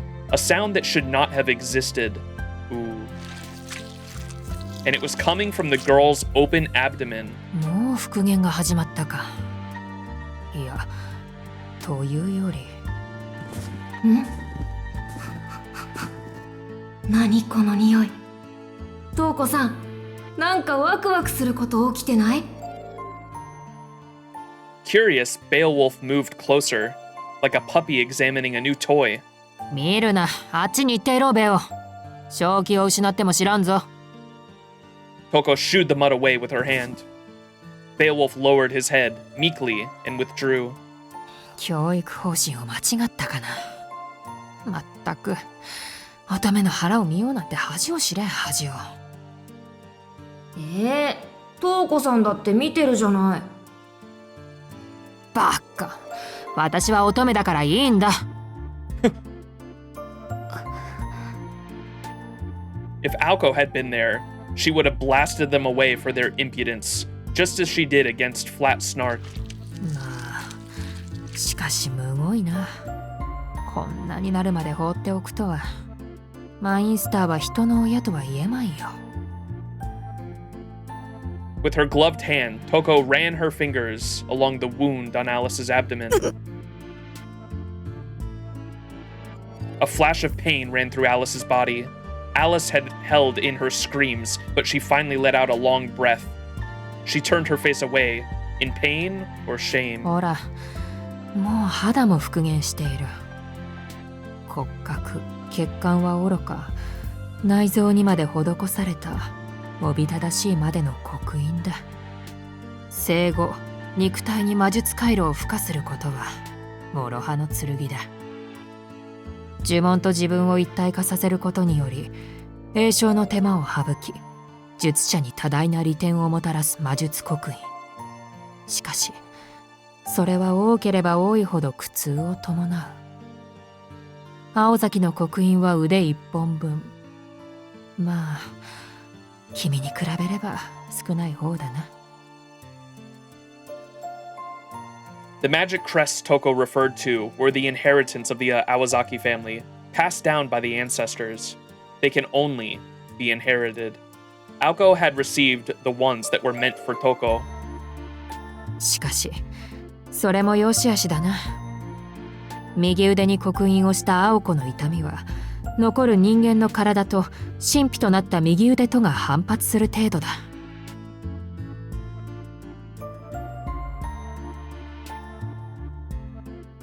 通常の肉体が右腕を否定し、末梢にかかる痛み。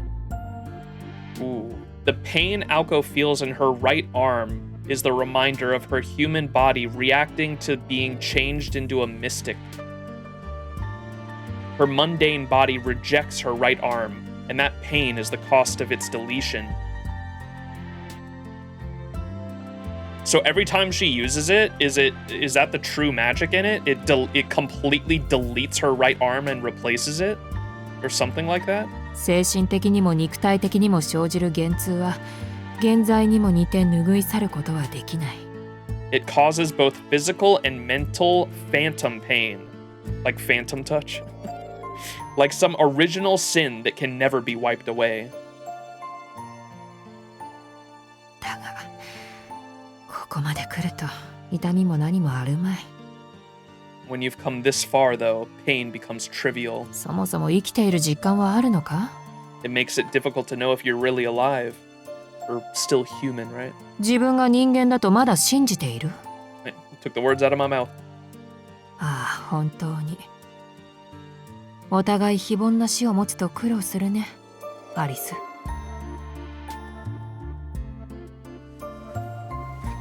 Touko took Alice's body into her arms. The wounds from Beowulf had almost healed.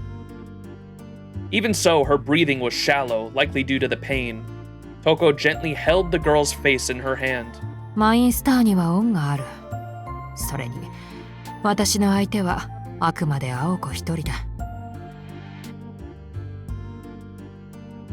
What?？Alice's lungs pinned for oxygen. Touko pressed her lips to hers. The young girl wriggled, trying to escape, but Touko held her firmly.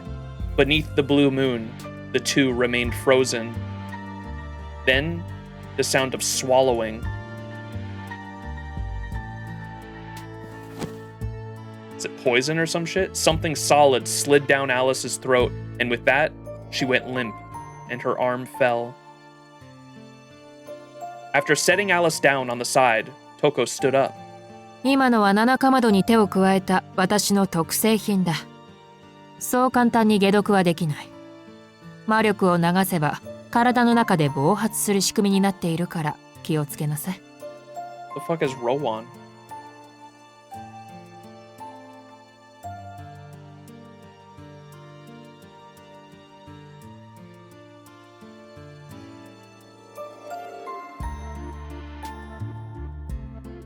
Rowan is deeply rooted in folklore as a protective witch tree. It is often associated with the goddess used in traditional woodcraft.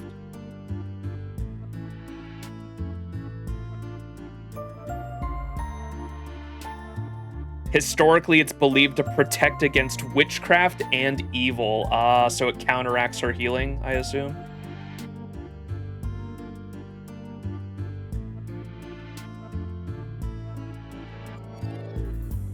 Ah, 口移しは私の趣味だから、特に気にすることはないよ。And don't read too much into the kiss. Passing things with my mouth is just something I like to do.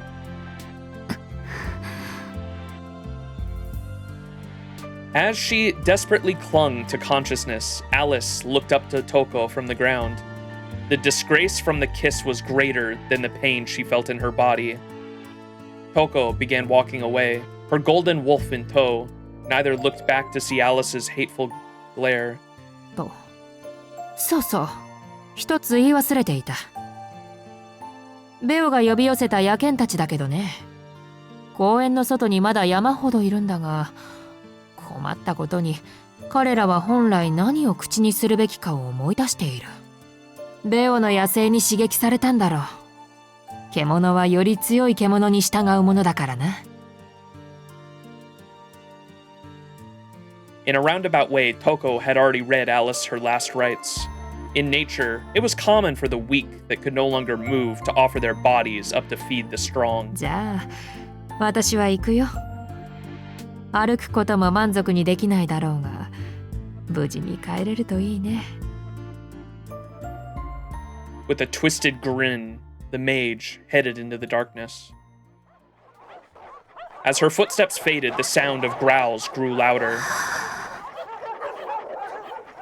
Alice could still barely focus her eyes. The hounds looked like monsters out of a picture book.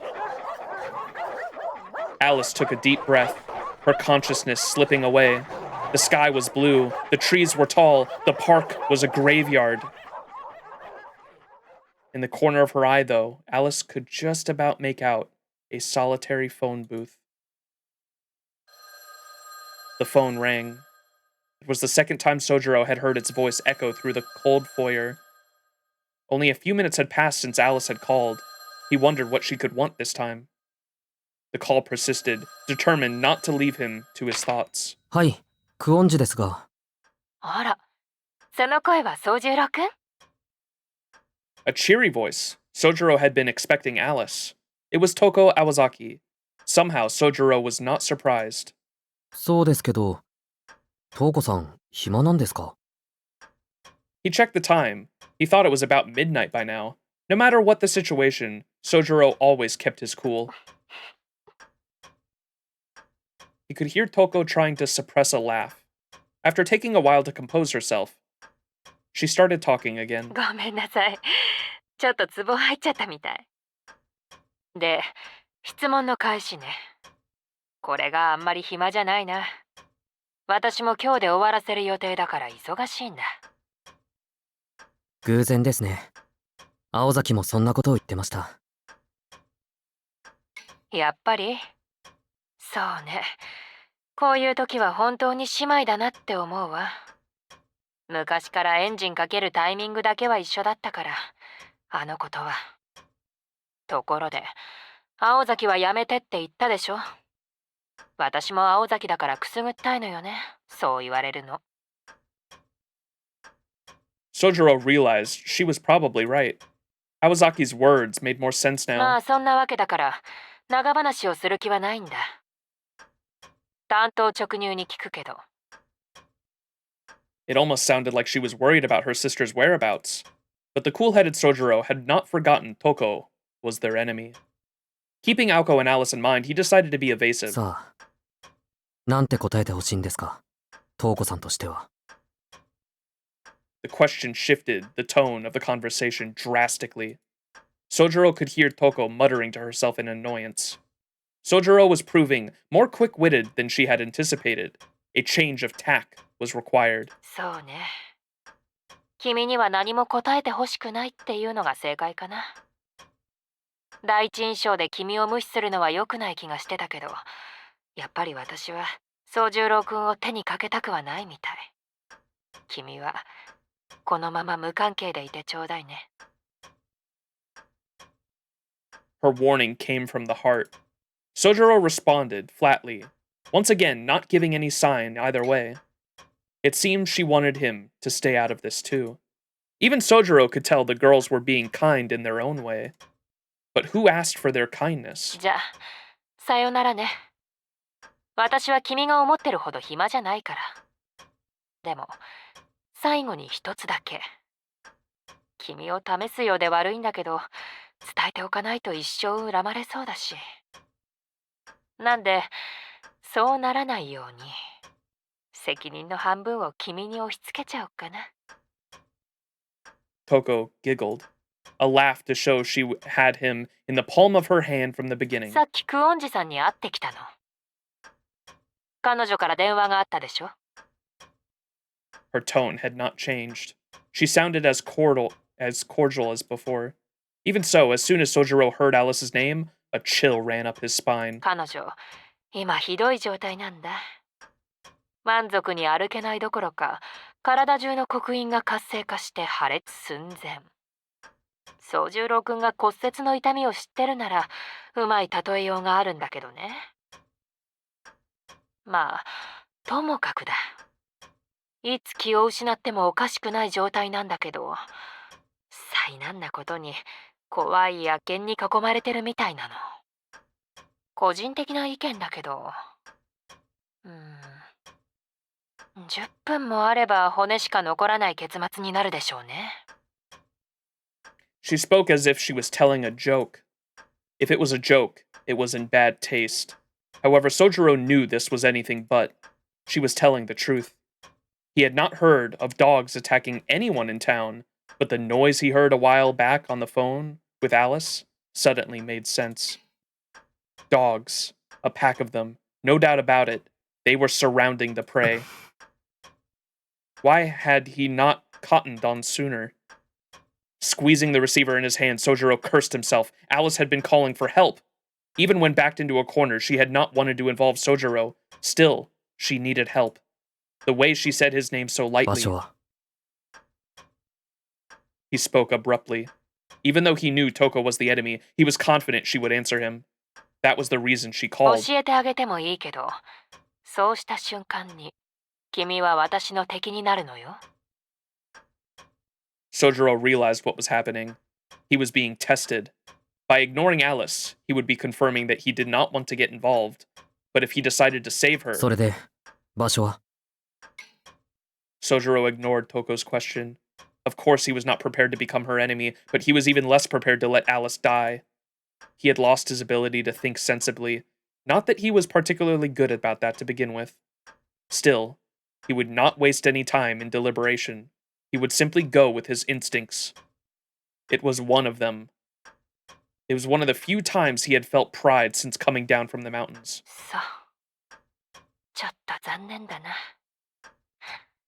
私は本当に君が気に入ってたのに。まあ、こうなることは分かってたけどね。場所はヤシロギの森林公園。受話器の下に地図があるでしょ。この前帰りがけにしおりを挟んでおいたから、それを参考にすること。繰り返すようだけど、10分持てば幸運。その後は1分ごとに奇跡の価値が上がるような状況よ。今の彼女は。As he listened, Soujurou's expression turned into one of irritation. Misaki and Yashirogi were one station apart. How long would it take for him to get to the station from the mansion? Usually just under 12 minutes. By the time he got off the train at Yashirogi, nearly 30 minutes would have passed. 地図の上じゃ近いのに、区画整理された交通手段は不便よね。けど、急げば最終の電車には間に合うわ。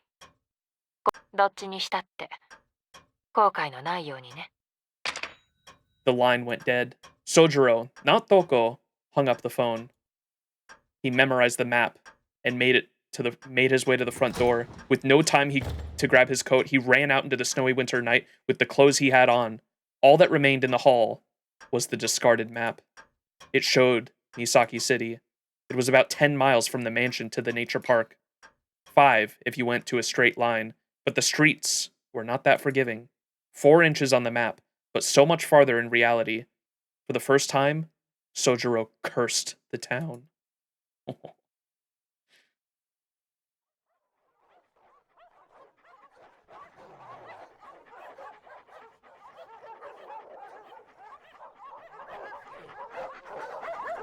Alice's injuries were not limited to her abdomen. The wolf had punctured a hole straight through her back, crushing her lower vertebrae and leaving both of her legs paralyzed. Though her magic crests were repairing the damage, it would likely take another hour before full recovery. At the very least, her heart and slender arms still worked. Although after crawling along the ground to the phone booth, those too were failing her. As the crest healed her wounds, a searing heat ran through her body that threatened to overwhelm her. It was as if her body was no longer her own, like she was transforming into another creature. The poison throbbing through her open wounds hurt emotionally more than physically. She was used to pain, but she could not accept this disquieting feeling. Not that she had any intention to. The moment she did it would be her last.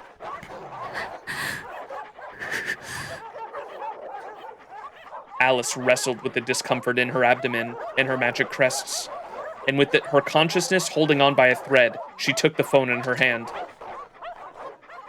It was unlikely Aoko would be there to pick up. Even so, with the stray dogs gathering around the booth, she had to try.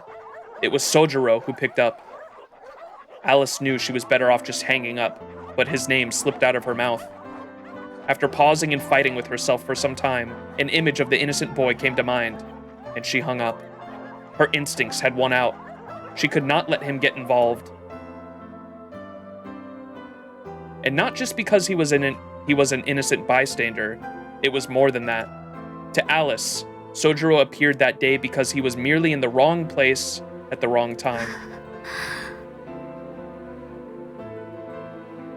Only the lightest of breaths passed her lips. Above her, the moon began to blur. Snow was falling again, so close yet so far. The dogs began hurling themselves at the phone booth, to the chorus of hungry snarls. Thunk, thunk. She took one last deep breath and closed her eyes. Glass, an unusual material for a coffin. But the girl knew, in some corner of her mind, that she had made the right choice not to ask the boy for help. Some time had passed. A peculiar sight came into view. A field of wild flowers. The clear sky was too blue. The flowers so numerous they made the field look barren. The sight was so dazzlingly beautiful, she wished she could look away. This was probably all thanks to Father Winter. The cold wind carried a scent of paradise far removed, untainted by man or beast. It was a glimpse of the fields beyond winter. One could be forgiven for thinking they were the afterlife. Come to think of it, she remembered how funerals were sad, yet always beautiful. She cried. She made an incongruous whine, a sound of life. Her breathing was strained and erratic. Hollow and useless was the heart that she once used to fend off pain. It was as though she was in the space between a disconnected body and mind, a crying woman and a silent child. High was the sky, deep was the forest, unmoving were the people. No footsteps or voices of salvation came. Who was that looking innocently up at the sky in the stillness?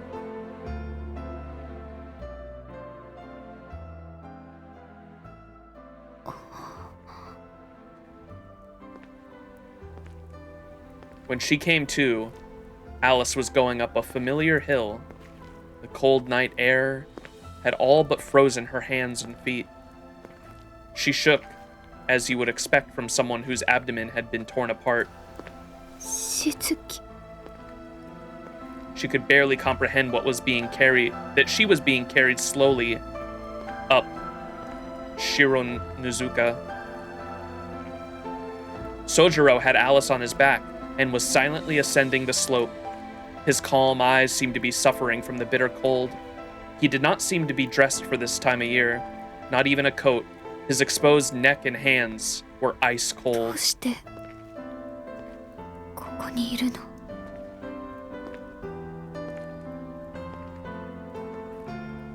Alice asked, still slumped over his frame. She tried to move, but to no avail. The last thing she wanted was to rest her entire weight on someone else. トウコさんから電話があった。アリスが危ないって。青崎はともかく、アリスは意地を張りすぎだ。あの状況で助けを呼ばないのはどうかしてる。そりゃ、自分が言っても何もできなかっただろうけど。Soujuurou spoke with a scolding tone. His eyes kept firmly ahead. His words were direct at himself rather than the girl on his back. しずきくんは関係ないもの。だろうね。けど、これで関係はできた。館に着いたら話してもらうぞ。Soujuurou focused on climbing the hill. The slope would get steeper from here to the mansion. The thought of Soujuurou climbing this steep hill with her on his back surprised Alice. 降りるわ。もう大丈夫だから。お腹をむき出しでかい？この方が少しは暖かいよ。それに、アリスは薪より軽い。山じゃこの程度は朝飯前だから気にしないでくれ。息が上がっているのは公園まで急いだからだし。まあ、その意味はなかったんだが。なぜ？俺が着いたら、犬はさっさと散っていった。初めからトウコさんはそういうつもりだったんだ。Ain't no fucking way. Bro's presence. Soujurou's fucking aura scared the dogs off. They got one fucking sniff of this man and they were like, oh, hell nah. アリスをどうにかするつもりもなければ、時間制限もなかった。喜ぶべきことなんだろうけど。Soujuurou said dejectedly. But he was wrong. While Touko did not want to kill Alice per se, she would not have cared if she had died there. At least, that was the way Alice saw it.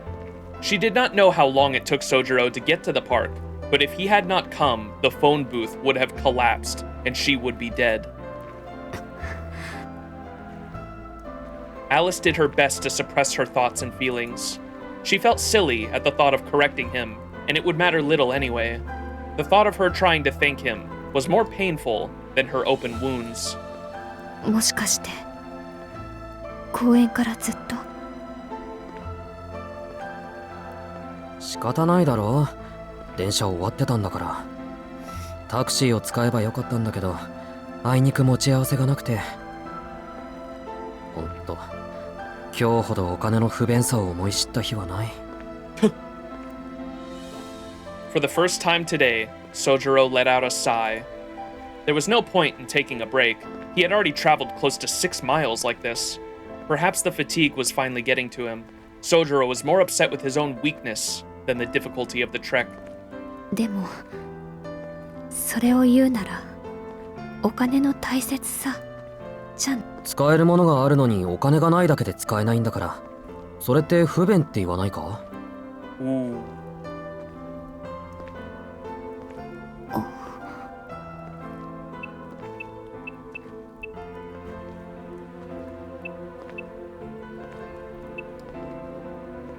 She says, so you carried me all the way from the park? He says, I had to. The trains all stopped running. I should have gotten a taxi, but didn't bring my wallet. Honestly, I've never felt how limiting money was until today. And she says, don't you mean how important money is? And he says, what I mean is, if there's something you can only use only if you have money, isn't that incredibly limiting? Somebody get my boy Das Kapital. Do you guys think he would read it?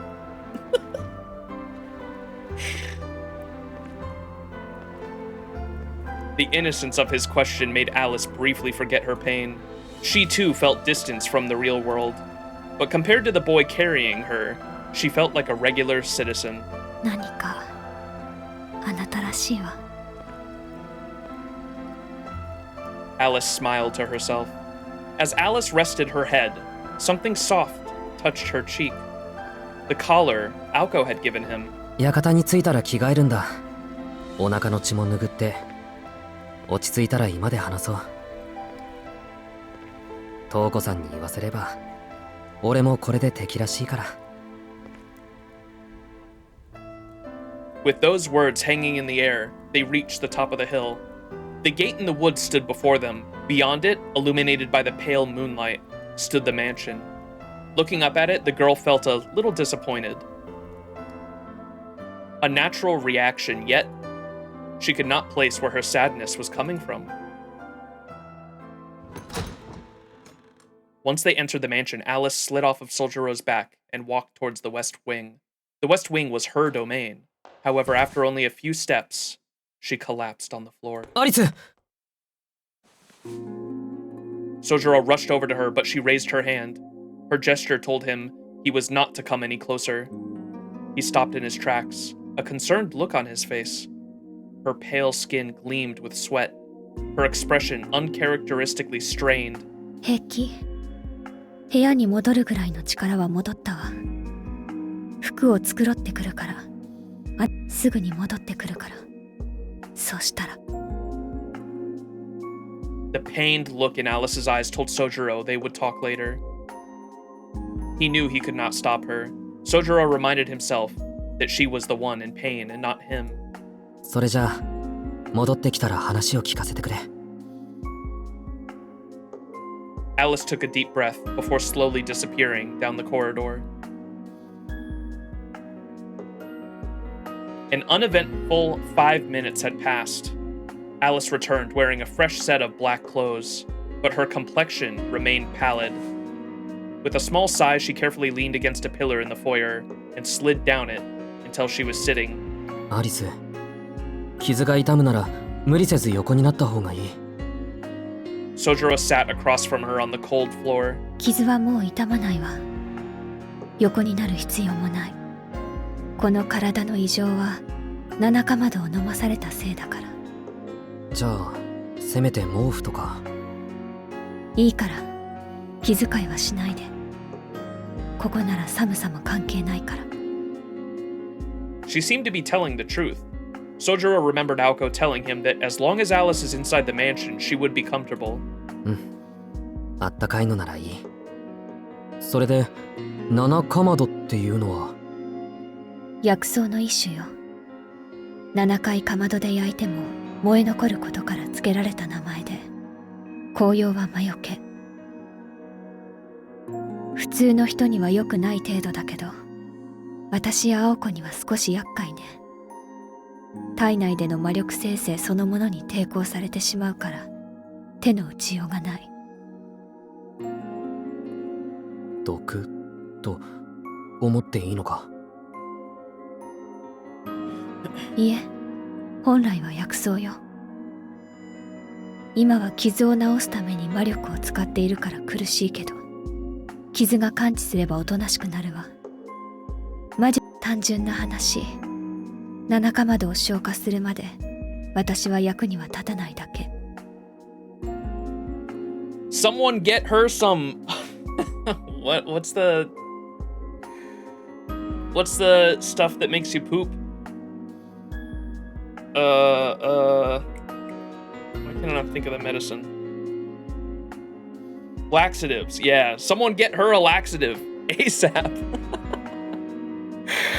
Basically, I won't be any use until I fully digest this. Alice paused. She decided not to say how many days that would take. 別に、しずきくんが心配することじゃないわ。こんなの、血が流れる程度の痛みだから。She worked hard to keep her tone calm.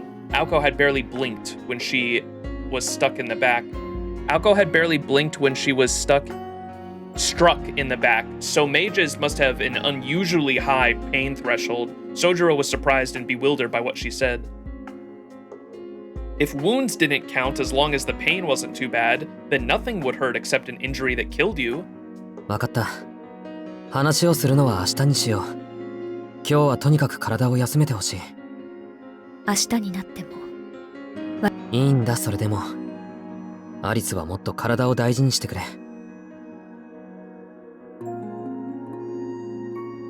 He stood up.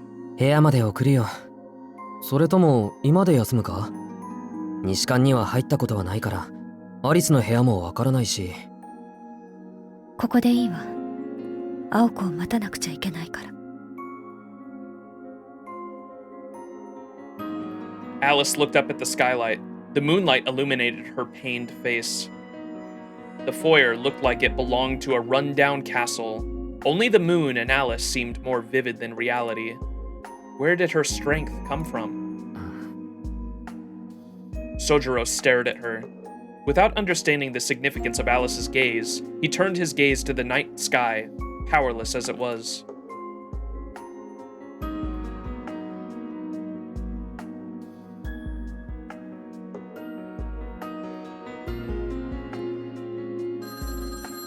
For the third time that night, the silence was broken by the sound of the phone ringing.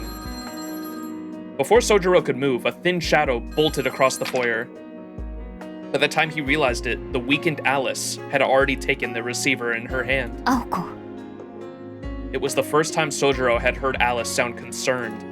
Her tone was infinitely graver than when she was clenching her own pain, enduring her own pain. Alice's question received only a short response from the voice on the other end. It was a voice more frail than Alice's, like a flickering flame about to turn into smoke. ごめん。やられた。 The phone was far from Soujurou's ears, but the words he picked up were very unlike her. Despite saying so little no, because she had said so little, the weight of Aoko's defeat struck Soujuurou hard. Alice silently set the receiver down. Only moments before, her body had been fighting the pain. Now it felt stronger than ever. It was like a scarecrow transforming into a beautiful stone statue. Seeing this, Soujuurou finally understood. Alice's expression when she looked at the moon had come from her trying to accept an immutable reality. Chapter 10 done. Even snow. All scenarios read. Oh, wait, what? Fucking Nasu-ass title. Chapter 11 is titled Witch on the Holy Night 1. It's like LB6 when you get to the chapter, A Moment a Star is Born. Good-ass chapter to end. Should we do one more? Because I saw that chapter 12 and 13 were going to be fucking long.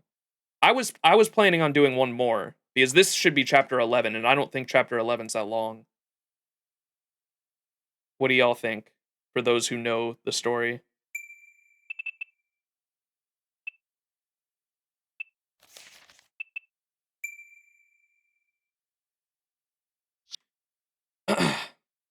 Just because I saw the chapter lengths, I was thinking we'd do chapters 9, 10, and 11 today, and then the last story stream was going to be 12 and 13, because I saw that chapter 12 is like 4 hours long.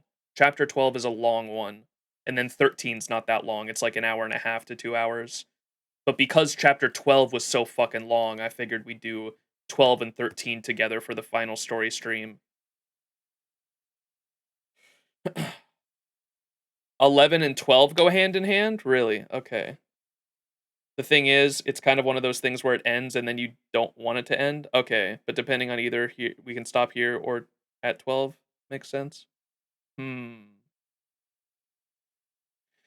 Just if we don't stop here, the fucking final one is going to be super long, is my only worry. Let's read forward. Fuck it. I mean, it's not going to be that long until we read the next one anyway. It'll be a couple days from now.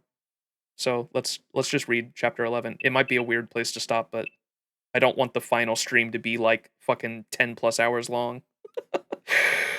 So I saw that chapter 11 is only about an hour or something like that. So even if it's a weird stopping place, let's just keep going forward and finish there. All right. Witch on the Holy Night. Chapter 11. Let's get into it. Next episode.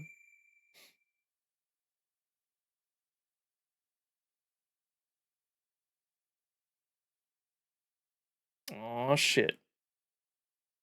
And then I wanted to mention too, because you guys were talking about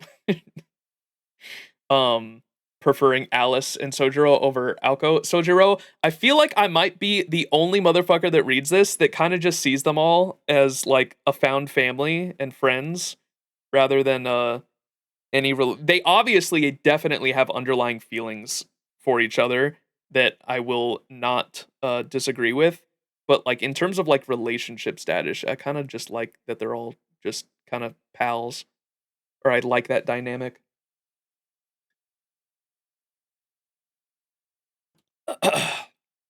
And the little flirtatious dialogue or scenes like Soujuurou being shirtless in the foyer that come up every now and then are just kind of spice to the story. Anyways, let's get into it. Aoko had not hung up, but the line remained silent. Alice set down the receiver quickly, but her mantle and made up. Alice set down the receiver quickly put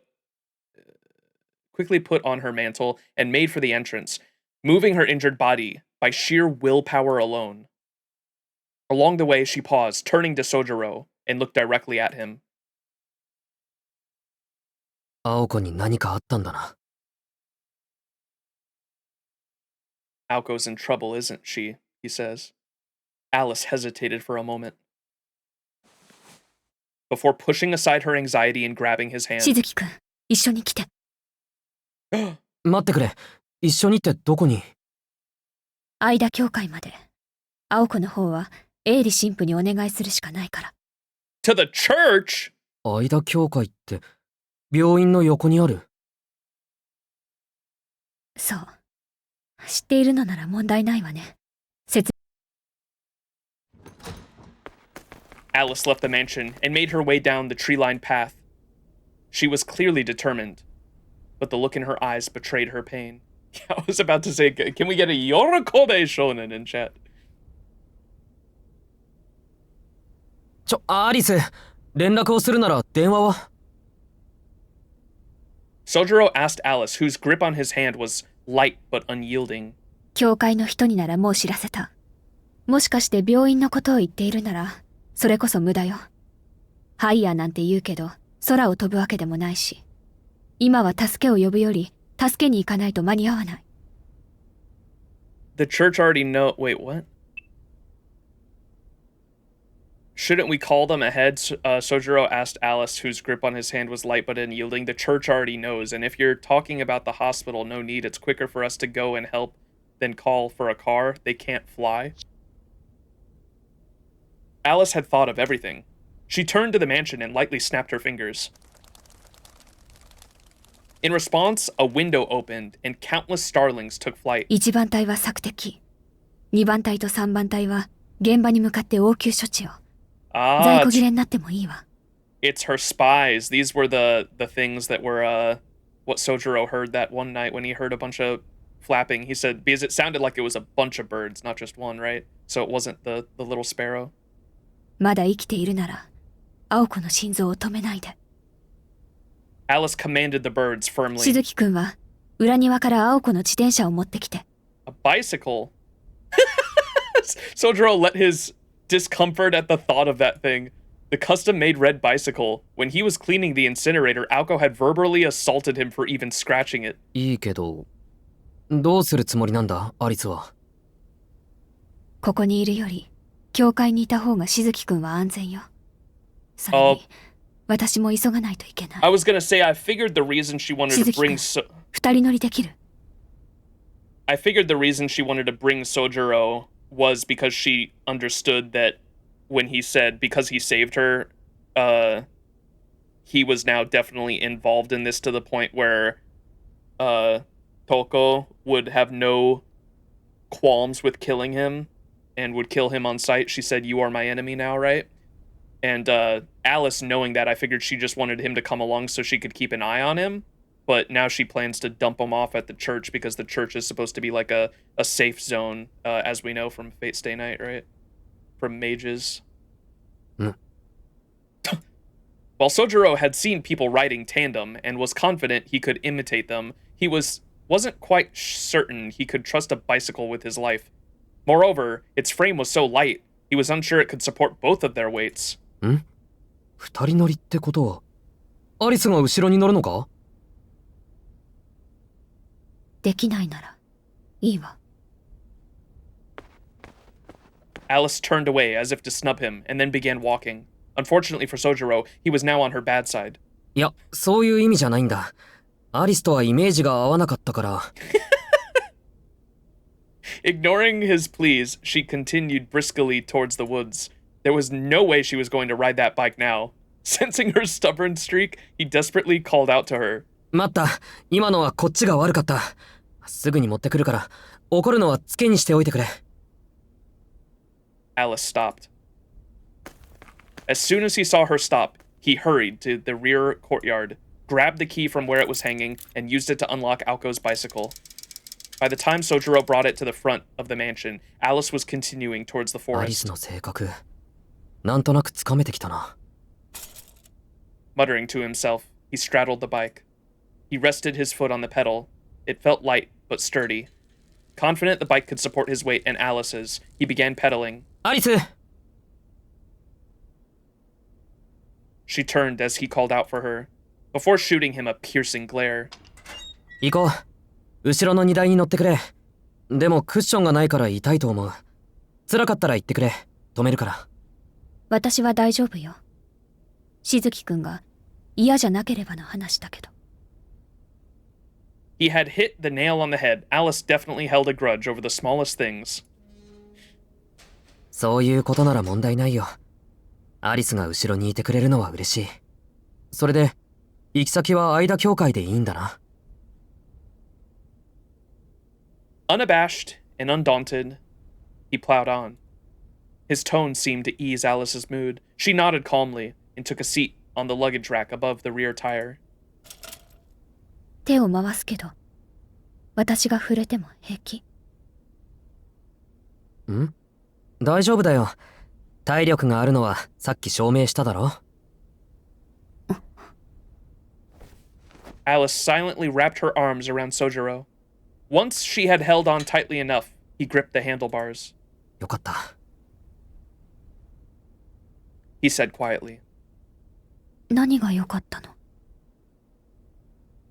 Soujuurou turned to her, an ambiguous expression on his face, and then began pedaling vigorously.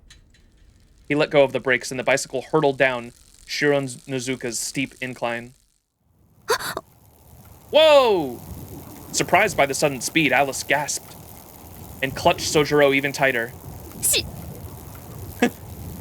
She almost protested but stopped when she saw the serious expression on Soujurou's face. Instead, she decided to tighten her grip. Under the night sky, a young girl had put her faith in a young boy.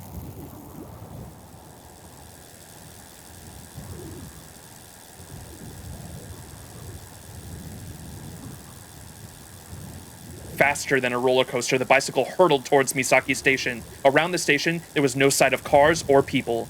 While the town slept under a snowy blanket, two people were racing like the wind. While he pedaled, the boy said, 本当によかった。二人乗りが思ったより簡単で。But he was alone in his relief. It was their first bicycle ride together, and they spent it speeding down an empty highway. The boy's words were lost in the howling wind, fortunately.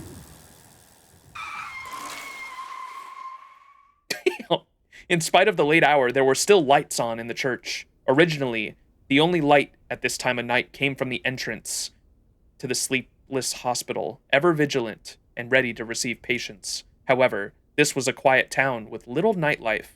The hospital saw perhaps one emergency patient per night, however, and it was not equipped to handle tonight's sole patient. It was a little before 1 o'clock in the morning. Leaving the bicycle outside, the two headed into the church. With its snow-covered roof, and the church looked like it was wearing a white hat that lit up in the darkness. In the entrance stood a tall shadow. Kuonjiさん。Yoru shonen. The man's voice was placid. Dressed in a long coat, he had been waiting for Alice. エイリ神父、青子は？ユイカが見ています。私が駆けつけた時には手遅れでした。So Aoko's here. 青崎の家に伝令を願いたいのですが。青子はそれを望まないわ。それに、あちらも今は城に囚われているそうです。今夜の相手は、真っ先に青子の祖父の動きを封じたようですから。What? Aoko wouldn't want them to contact her family. Besides, I believe they're trapped in their castle. Touko seems to have tied down their grandfather too. What the fuck? The two exchanged pleasantries.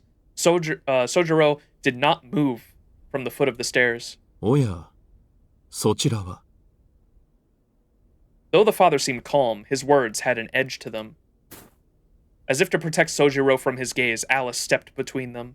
彼は青子の使い魔。契約はまだなされていないけれど。This is Aoko's familiar, though their contract hasn't been fulfilled yet. 使い魔ってアリス。Soujuurou was about to complain, but Alice shot him a fiery glare. That all about said, just shut up and play along. そうですか。そのような申告はありませんでしたが、届けが遅れたのは不問としましょう。外部の魔術師と交戦中でしたからね。あなたたちはその撃退を最優先にした。ということで。Alice nodded in thanks. では通ります。彼の同行を許可しなさい。So I'm interested to learn more about the church in the Nasuverse in general too, because as I understand, they're like mediators in terms of the Grail Wars, and that part I've always understood, and they want to keep the mystics out of the public, just like the Mages Association does. But I've always been interested in why, like what are their motivations, because they don't use magecraft at all. Like, why are they so focused on concealing mystics if they don't really they shouldn't care about the degradation of mystics, right? Or is it just the religious aspect of that, I guess? I don't know. But that part of it I haven't really gotten deep lore on in the past with the Nasuverse stories that I have consumed at the moment. So I'm sure Tsukihime goes into that big time too, obviously, because I imagine the church goes against the fucking they're literally like old classical like Van Helsing style demon hunters or vampire hunters with the ones that hunt the dead apostles, right? Because that's like what Seal is, as I understand. And I only found that out through Strange Fake recently, because who's the guy, the cyborg in Strange Fake, mentions at one point, because the dead apostle compares him to the mystics generally get weaker the more people that know about them. That part I understood, but so even with the church, not every church member is privy to all mystics the church is capable of using. Well, okay, I don't know any mystics that they do use. That's why I was confused. Hansa the goat. Hansa mentions at one point, what's the group that Seal is a part of? Yeah, the vampires are like their natural enemies. And it's cool how it's like rock, paper, scissors, the system that Nasu came up with for heroic spirits versus dead apostles, and then dead apostles versus humans. So like the dead apostles are super effective against humans, but they're weak to heroic spirits, and the heroic spirits are strong against dead apostles, but because they depend on humanity and humanity's belief system to be powerful.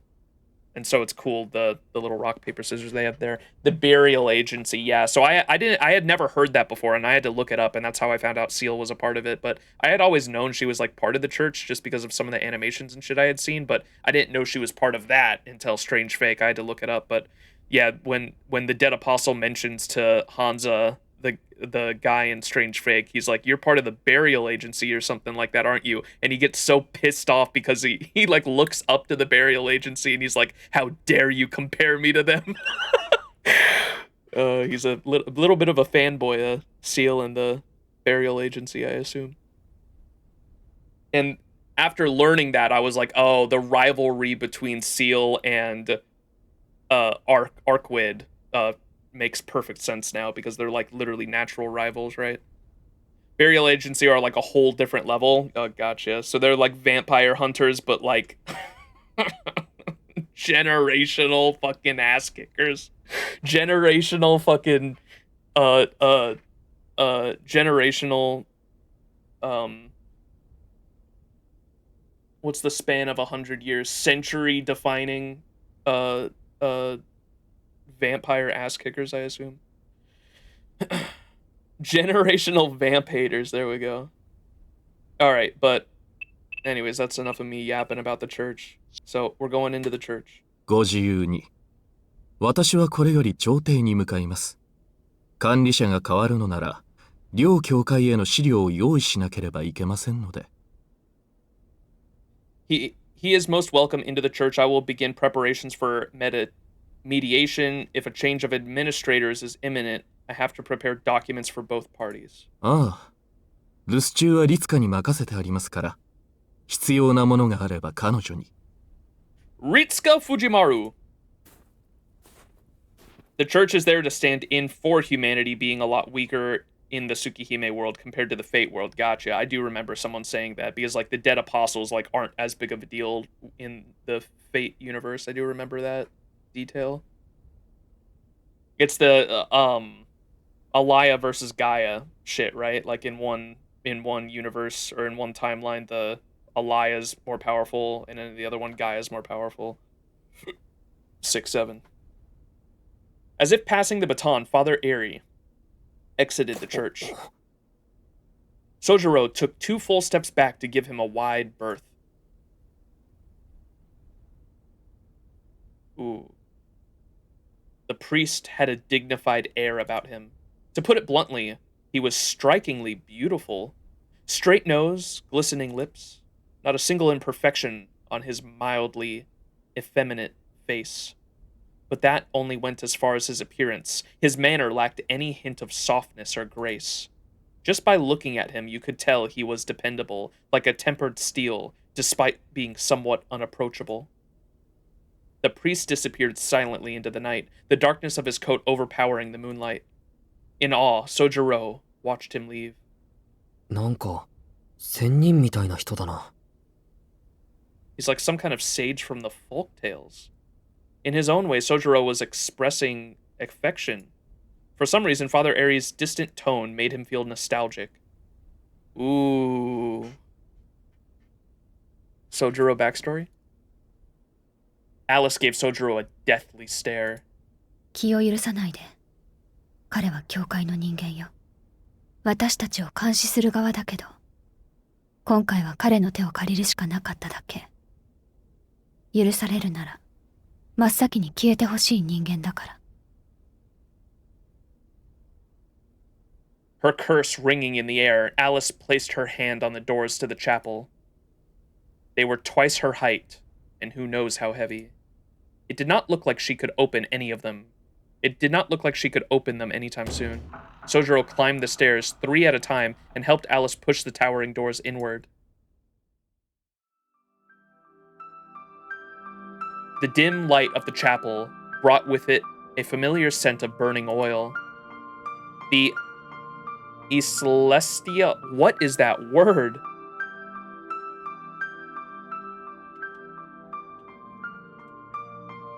Ecclesiastical. Ecclesiastical, relating to a Christian church or its clergy. The ecclesiastical interior was breathtaking. The tall ceiling, the stained glass windows on every wall. It all felt intended to illustrate the presence of the Holy Spirit within these chambers. Like the foyer in the Kuonji estate, there was not a single heater. The bitter cold made the chapel feel more severe. あっちゃん、こっちよ。 Allie? The gentle voice echoed throughout the chapel, incongruous to its surroundings. It was the voice of a woman. リツカさん、奥。 Alice made her way past the rows of the pews towards the front altar. Soujuurou closed the large doors and hurried after her. 早かったわね。これから迎えに行こうと思ったのに。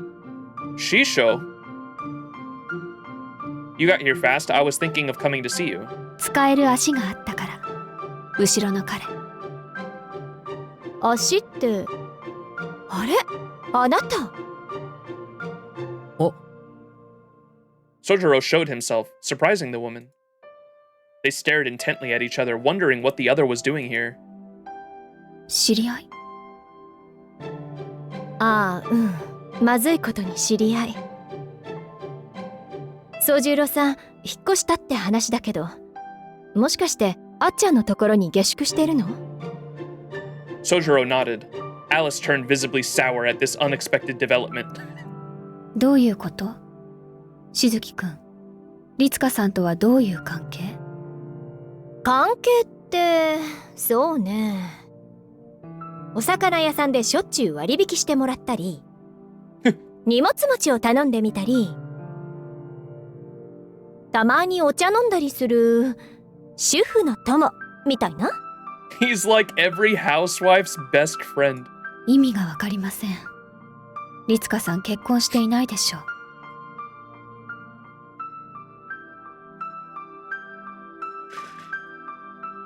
Needless to say, Soujuurou was not a housewife's best friend, and all that suggested, but there were more urgent matters to attend to. うわ、そこを突っ込むのか。あっちゃん、私にだけは一切妥協がないのはどうかと思うの。律香さんの場合、どこまで本気かわからないから。おかしなところは全部追求しておかないといけないだけよ。あら素敵。仲のいい姉妹みたいね、私たち。じゃあ、その信頼に応えて本当のこと言うと、彼とは町内会の顔見知りよ。スパイ行為とかそういうんじゃないし、そもそもそんな器用な人じゃないでしょ、宗十郎さんは。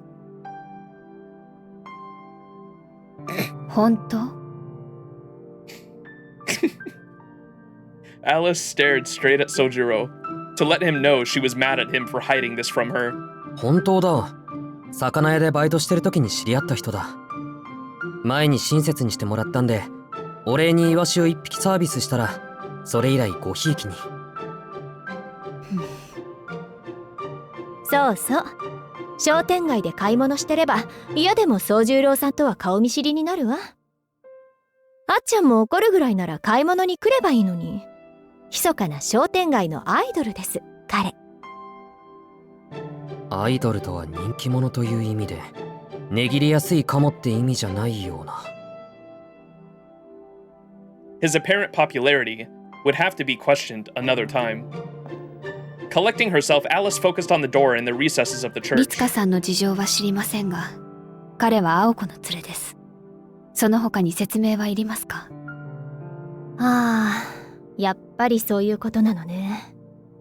ま、言いたいことはいろいろあるけど、今はそれどころじゃないし。了解したわ。他ならぬあっちゃんの頼みだし、特殊な例だけど、彼はこちらで保護しましょう。Alice nodded and began walking to the door. アリス。ダメよ、宗十郎さん。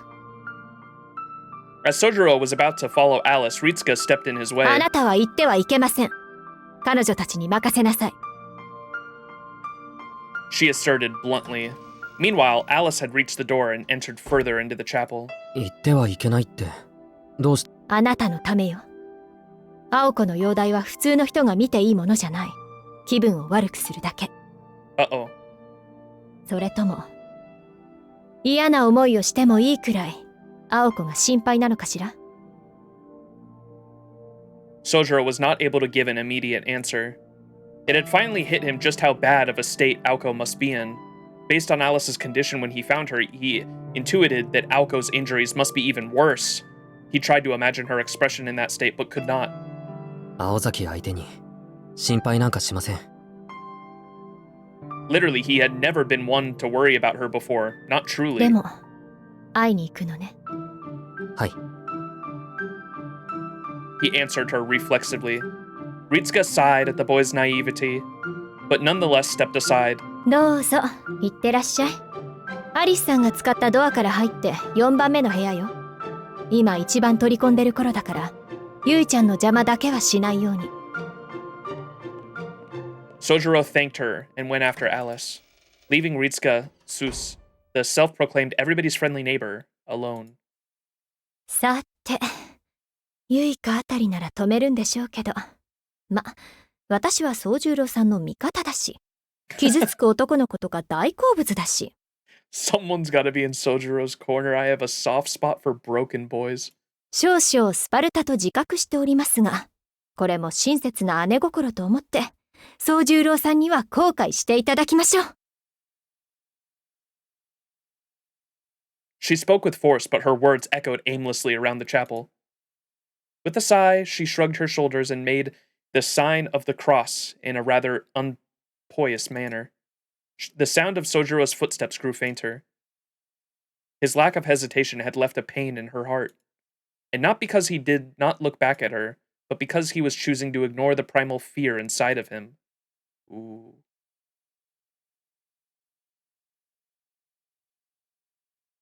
An elderly man once said, "An animal's death and a human's are two different things.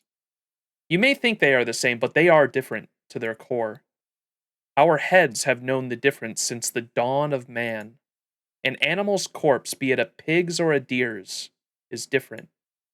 If the swing of an axe or a machete is violent, then so must a human corpse be. Therefore, before you see one with your own eyes, you should at least understand it with your ears. Listen closely, Soujuurou.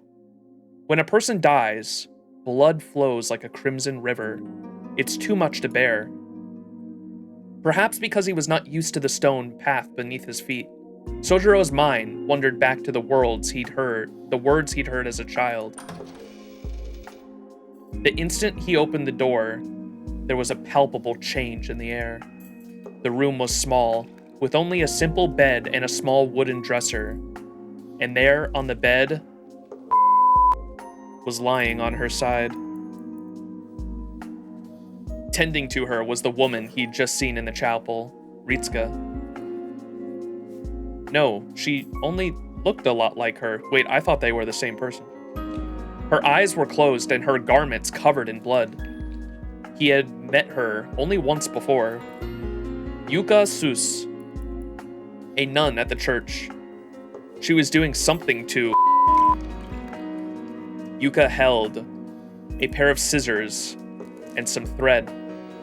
Her hands moved delicately, yet quickly, as though playing an organ.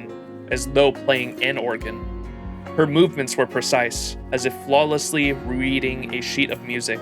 One by one, the supply of bandages diminished. Bandages recently applied to the wounds were quickly replaced with fresh ones. Gauze was placed everywhere to try and cope with the amount of blood.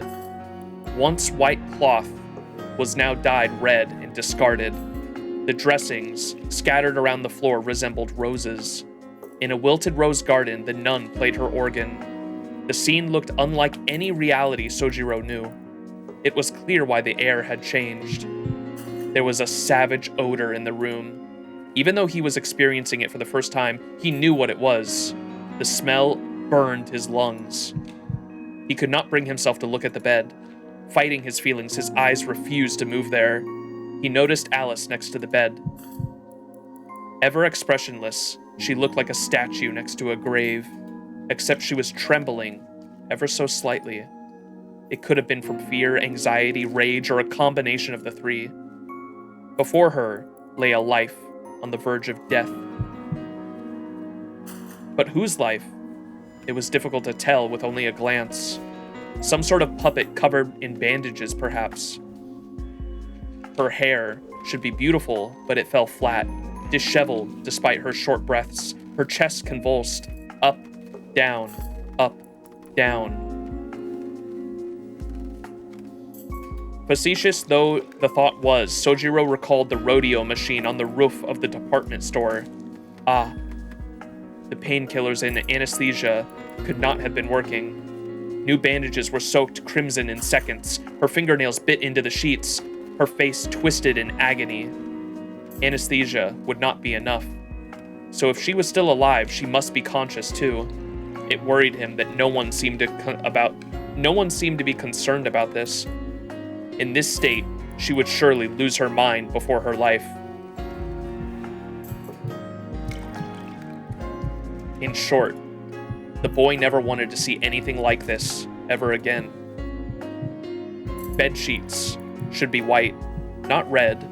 With every blink, the color deepened.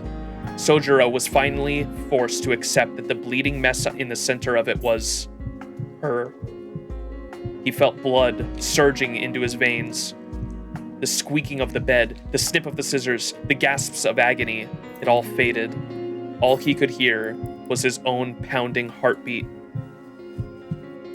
The smell of the blood she choked up sent a wave of nausea through him. His knees abandoned him. And it was perfectly understandable. His brain had to shut his consciousness off to protect itself. The mind could only take so much reality. He would give anything to never see something like that ever again.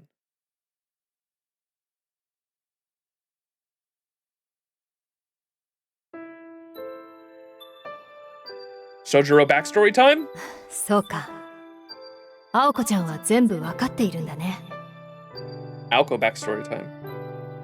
I was gonna say, he said again, so I'm assuming maybe the reason he ran from his village is because maybe the person that was supposed to be his family, he witnessed a massacre or something like that. Silly me, you know everything, don't you, Aoko? 自分だけのことじゃなくて、 Not just about you. この後に起きることも、何が残って何が残らないのかも、全部まっすぐに受け止めている。それでも自分であり続けられるということは、とても強いことなんだよ。And on she went. I kind of liked her smile, but she just had to go and say the one thing I wish she hadn't. The last day of middle school seemed so long ago. As the ephemeral cherry blossom petals danced around, my little dream was crushed. I'd never really considered myself strong, at least until I began remembering those words from time to time. 青崎は分かってると思ってた。いや、きっと分かってるんだな。だから、そこが強いんだろうね。And lately, an idiot who said things like that had appeared in my life. I knew I always judged people more harshly than those around me, but to have someone I'd only known for a few days point that out was a stab in the chest. Not only that, the words sounded so similar, they made me so angry I couldn't see straight. Only him and one other person have ever said anything like that to me. Then again, I suppose my sister said the same without actually saying it. You're different from us. But me being me, I took it as a curse rather than a compliment. My actions, my choices, my morals, all the good and bad that I've ever done, when all's said and done, am I really any better than everyone else? Of course I am. I'll never sacrifice myself for those around me. They just had to call me strong, true to myself, in spite of how alone, stubborn, and ridiculous I know I can be. When I was younger, it only confused me. I mean, I don't know any other way. I am who I am. The frustrating fact is, I simply don't have the courage to give up. So, why? Why do I get treated special for doing what comes naturally? The sunlight stirred her. Maybe it was the pain from having her whole body held together by arcane threads, but Aoko felt like she had a silly dream. She gulped air through her painful, parched throat. Gray rays of light shone through the small window, bringing her back to reality. Unable to bear it, Aoko attempted to roll over, except she could only move her right arm. She tried lifting her arm, but couldn't feel anything past her elbow. Once she stopped concentrating on her bandaged arm, it fell to the bed like a stone.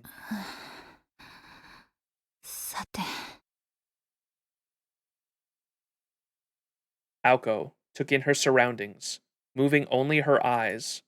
Evidently, she had been asleep on the bed. Unable to feel certain parts of her body, she felt like a robot. The room was tiny and undecorated. It was like an apartment without a tenant. Judging by the good repair, she guessed that it was the church. Outside, it seemed to be noon, closer to noon than morning. Clouds filled the sky as usual, dulling the sun's rays. Idly, she thought that it could be enough to melt the snow outside. And then, she finally noticed the figure of a girl. Next to her bed was Alice Kuonji. was sitting in the chair, お unmoving. はよう、アリス。 She called out to her, all too casually. It was more difficult to talk than she thought. Alice was her typical stoic self, although Aoko did notice a glimpse of concern in her eyes. 寝てないんでしょ。肌が荒れてる。努力はしたわ。けど、トウコさんに飲まされたものが解毒されるまで眠れそうにないの。半端な痛みは、こういう時に生ぬるいわね。Alice's uncharacteristically vulgar comment helped Aoko feel a little more like her usual self. She felt reassured having a comrade in arms by her side instead of a concerned neighbor. そう。アリスもやられたの。状況は大体予想してるけど、一応細部を聞かせてくれない？ Aoko remained horizontal as she spoke with a cool tone. Despite Aoko's condition, Alice granted her request. After all, they had known each other for 2 years. Alice knew exactly the kind of anesthesia Aoko needed right now. Alice Kuonji's battle with Aoko Aozaki ended in the former's victory. The Thames Troll was a special familiar even among fairy tale monsters. While lacking the incredible reality warping abilities of Flat Snark, its sheer mass, durability, and strength were second to none. Look, it consumed like a statue there. That's crazy. I didn't notice that before. There's like a face in there. Touko's rune magecraft was rendered completely ineffective by the stone armor. In all fairness to Touko, most mages were not to stand a chance against the bridge giant. The reason lay in the mystic's body. As a general law of magecraft, a mystic will lose to a stronger, older mystic. The history of the bridge giant dated back well over 1,000 years. Its origins could be traced to the 1st century, when Britannia was conquered by the Romans. Conversely, despite having roots dating back to the Age of Gods, runes had unfortunately been lost to time. Rune magecraft was little more than an attempt to revive and use a dead art. However, monsters from fairy tales like the troll were different. They lived in the hands of Alice Kuonji. The magical world was vast, but one could probably count on one hand the number of magecraft that still functioned after being chanted into an existence a millennia ago, as Alice's ploys did. In contrast, Touko the rune user was only about 2 decades old. Carving a rune took only a moment. There was no way a quick spell could defeat a personification of London's bridge in Alice's homeland. That being said, a beast had appeared that surpassed even those of the fairy tales. Beowulf, the Golden Beast. It seemed absurd to compare a small and relatively powerless wolf to a towering stone giant. The Thames Troll's attacks were earthquaking. A direct hit from a 50-ton strike would smash anything to paste, while a glancing blow would still create mincemeat. And yet, the beast had attacked head-on and torn right through it. The wolf's fur bristled, and the creature metamorphosed like liquid. It was a breathtaking display. The wolf howled at the moon as if in joy and streaked forth like a bolt of golden light. In an instant, the duel was decided.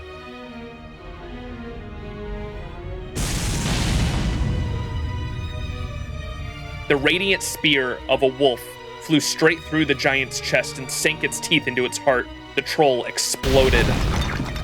Chunks of stony muscle rained down. Luminous fur scattered in the wind.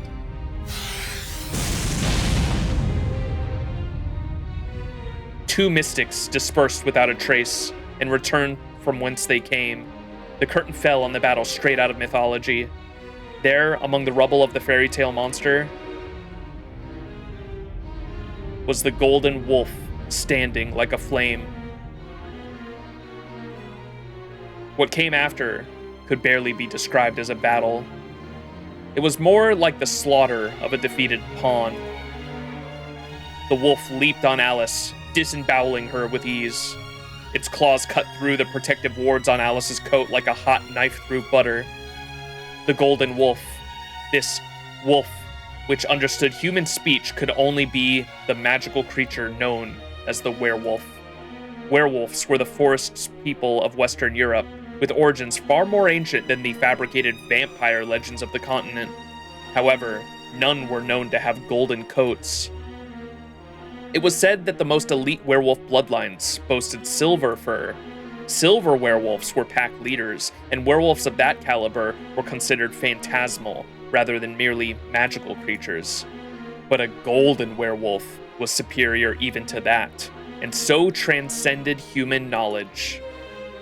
Alice Kuonji's ploys were among the ultimate mystics to have been created by humankind.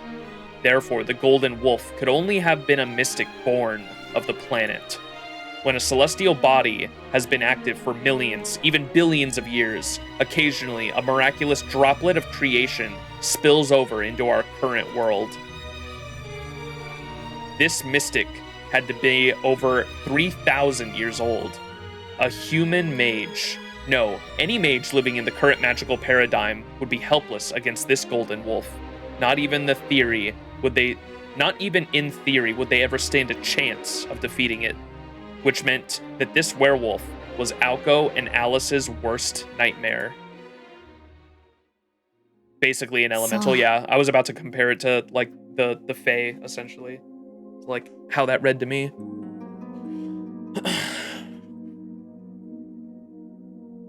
アリスがお手上げの相手だものね。私がどうにかできるはずもなかったわけだ。でも、要は魔術でなければいいのよね。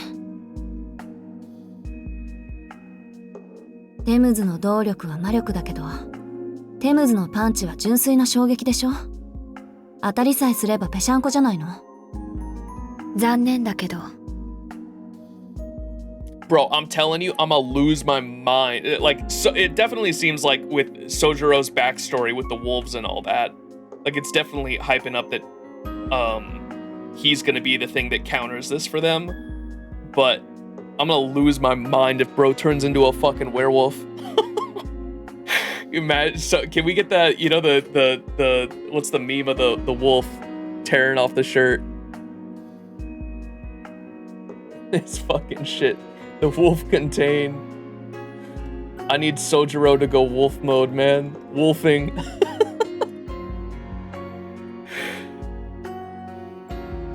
あれ基本は狼の姿なだけで状況によって形を変えるわ。テムズの腕を受け止めた時は大猿みたいになっていたし。It's not that simple. His base form is a wolf, but he can transform to adapt into the situation. He took Thame's punch by turning into a giant ape-like thing. What the fuck? 機関銃やロケットで狙ってもかわされるか体の硬い生き物に変化して防ぐんじゃないかしら。地球上の生き物なら何にでも変われるってことか。でもまあ質量までは無理かな。基本は2メートル台の生物のいいとこ取りってあたりで勘弁してほしいわね。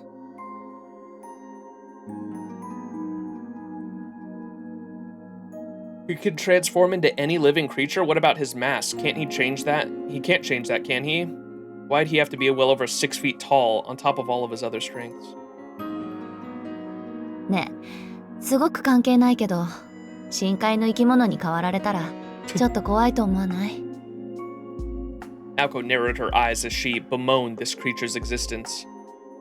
The conversation appeared to have revived her fighting spirit. Once again, her eyes were focused and her thoughts clear.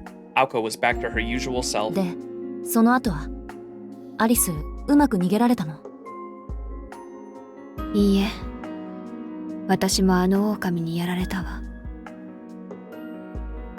Alice explained how the wolf had pinned her to the ground. Incidentally, she kept the part about Soujuurou rather short.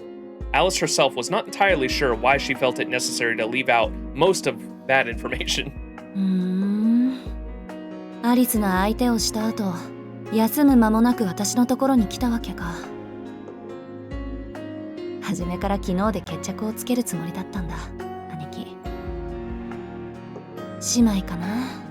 ここぞって時のタイミングは一緒だったの忘れてた。切り札は見せたからには敵を殲滅しなくちゃいけない。姉貴は視点を残り2つにしておいて、自分の正体を告げてこっちの戦力を分けさせた。その時点で奥の手を投入してくることは覚悟してたけど、まさか人狼なんて極物とはね。Aoko let out a heavy sigh. Alice nodded slightly in agreement. それはそれとして、宗十郎がアリスを助けに行くなんてね。感謝しなくちゃいけないんだろうけど、バカな真似してくれたわ。私がトウコの立場なら、報復の可能性は一つ残らず排除する。私たちがどうにかなった後、猫の手首ひねるみたいに片付けられるわよ、あいつ。しずきくんならこちらで保護してもらってるけど。 Aoko's eyes widened. うわ、どういう風の吹き回し？アリスがあいつの世話を焼くなんて。だって放っておいたら青子が怒ると思って。Alice responded with her eyes closed. Aoko frowned in silent indignation, as if she wanted to protest where Alice got that idea from. まあいいけど、それじゃあ今ここにいるんだ、宗十郎。姿が見えないけどどうしたの？ Still unable to move her neck, she looked around as best she could. 彼なら気分を悪くして倒れたわ。今はエイリ神父の寝室を借りているけど。Aoko furrowed her brow at collapsed. Sure, he was under the church's protection, but had Touko sent the wheels in motion for his death too? 何があったの？一体。Alice paused for a moment before carefully answering her question. それが彼、あなたを見て嘔吐したの。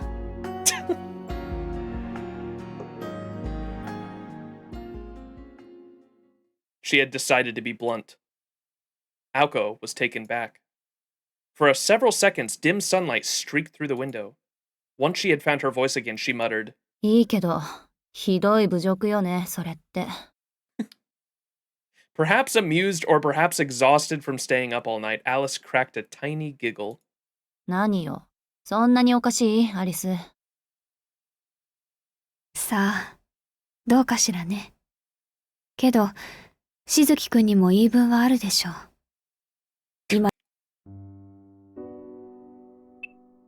さあ、どうかしらね。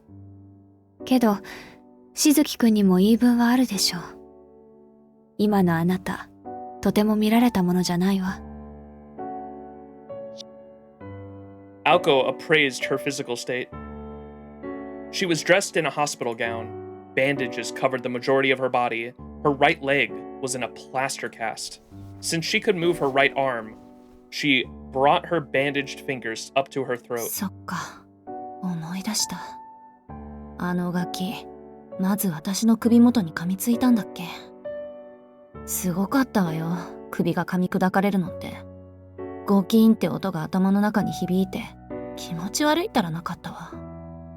ち、あそこから好き勝手やられたもんだから、つい忘れてた。Aoko sounded upbeat, but the look in her eyes was saying anything but. She had been torn to pieces, but her life had been mercilessly spared. At least she hadn't been dismembered. She had been bitten, beaten, and her bones broken. Magic crests containing the Aozaki secret arts decorated her body. Even if her spine was broken, as long as her body was alive, the crests would piece it back together.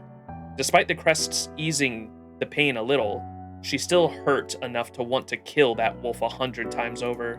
視点は全部壊された。これで三崎市の霊脈はフリーってわけね。全容を把握してるのはうちらだけの特権だったけど、トウコは昔から知ってる以上、解析の手間もいらないと。真剣な話、所有権の書き換えまで何時間かかると思う？ So she's just after the land and the ley lines. I thought I could have swore she was after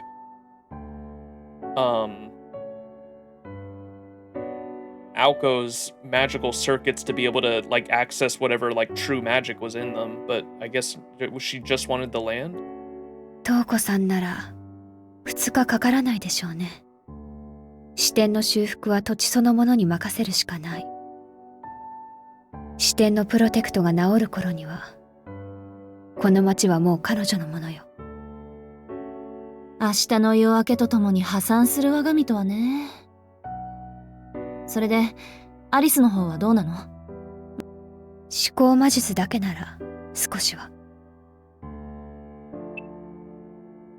明日の夜明けとともに破産する我が身とはね。それでアリスの方はどうなの？まだいける？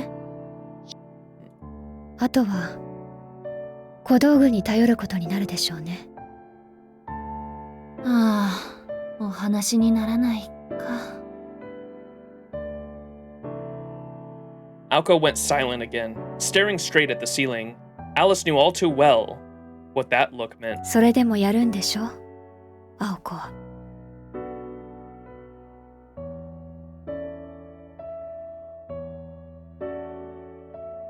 まあね、私諦めるのってできないから。で、そういうアリスはどうなのよ。私は一度自分のものになったものは。Aoko muttered in agreement to Alice's terse response. Alice's intent attachment to her possessions was enough to make even Aoko shiver. Once something is mine, it stays mine. To take it a step further, betrayal was an unforgivable sin. This personal motto was further proof of her uncompromising nature. オッケー、決まりね。じゃ、悪いけどもう少し休ませて。今晩までには何とか動けるようにするから。If the nun who stitched her back together had heard that, she would have fainted. Aoko could barely even eat in her current condition. Even so, Alice nodded and stood up. As Aoko's partner, she knew that once her mind was made up, she had to trust her. Silently, the girl in black began to take her leave. She stopped in front of the door, her hand on her mouth. アリス？ Aoko was curious, suspecting that Alice had found something silly to say again. Quite the contrary. Instead of blushing, Alice furrowed her brow, like she was thinking over a difficult riddle. アリス？ Aoko called out to her, but Alice remained with her back to her roommate. なんで間に合ったのかしら。She spoke as if the words had accidentally burst out from her thoughts. Alice's question was about something Aoko could not possibly have guessed. あの時もそう。私たち始発で帰ってきたのに。She carried on mumbling at the door. Unable to find an answer, Alice gloomily put her hand on the doorknob. 言いたくないなら別にいいけど。何がどうしたっていうのよ、アリス。Alice did not respond. She opened the door to leave the room and left a few words hanging in the air. どうでもいいことだけど、ゆいかさんにはしずきくんは見えなかったそうよ、青子。The door closed with a thud. そりゃまた珍しい。Aoko mumbled to herself from her bed, seemingly slightly happier. Blind since birth, Yuka Sus saw the world through her other senses. She was especially sensitive to enemies or those who bore ill will, and typically viewed almost everyone as a threat, presumably because that was the easiest thing to pick up on. So when she said she couldn't see Soujuurou, what she meant was he was completely harmless.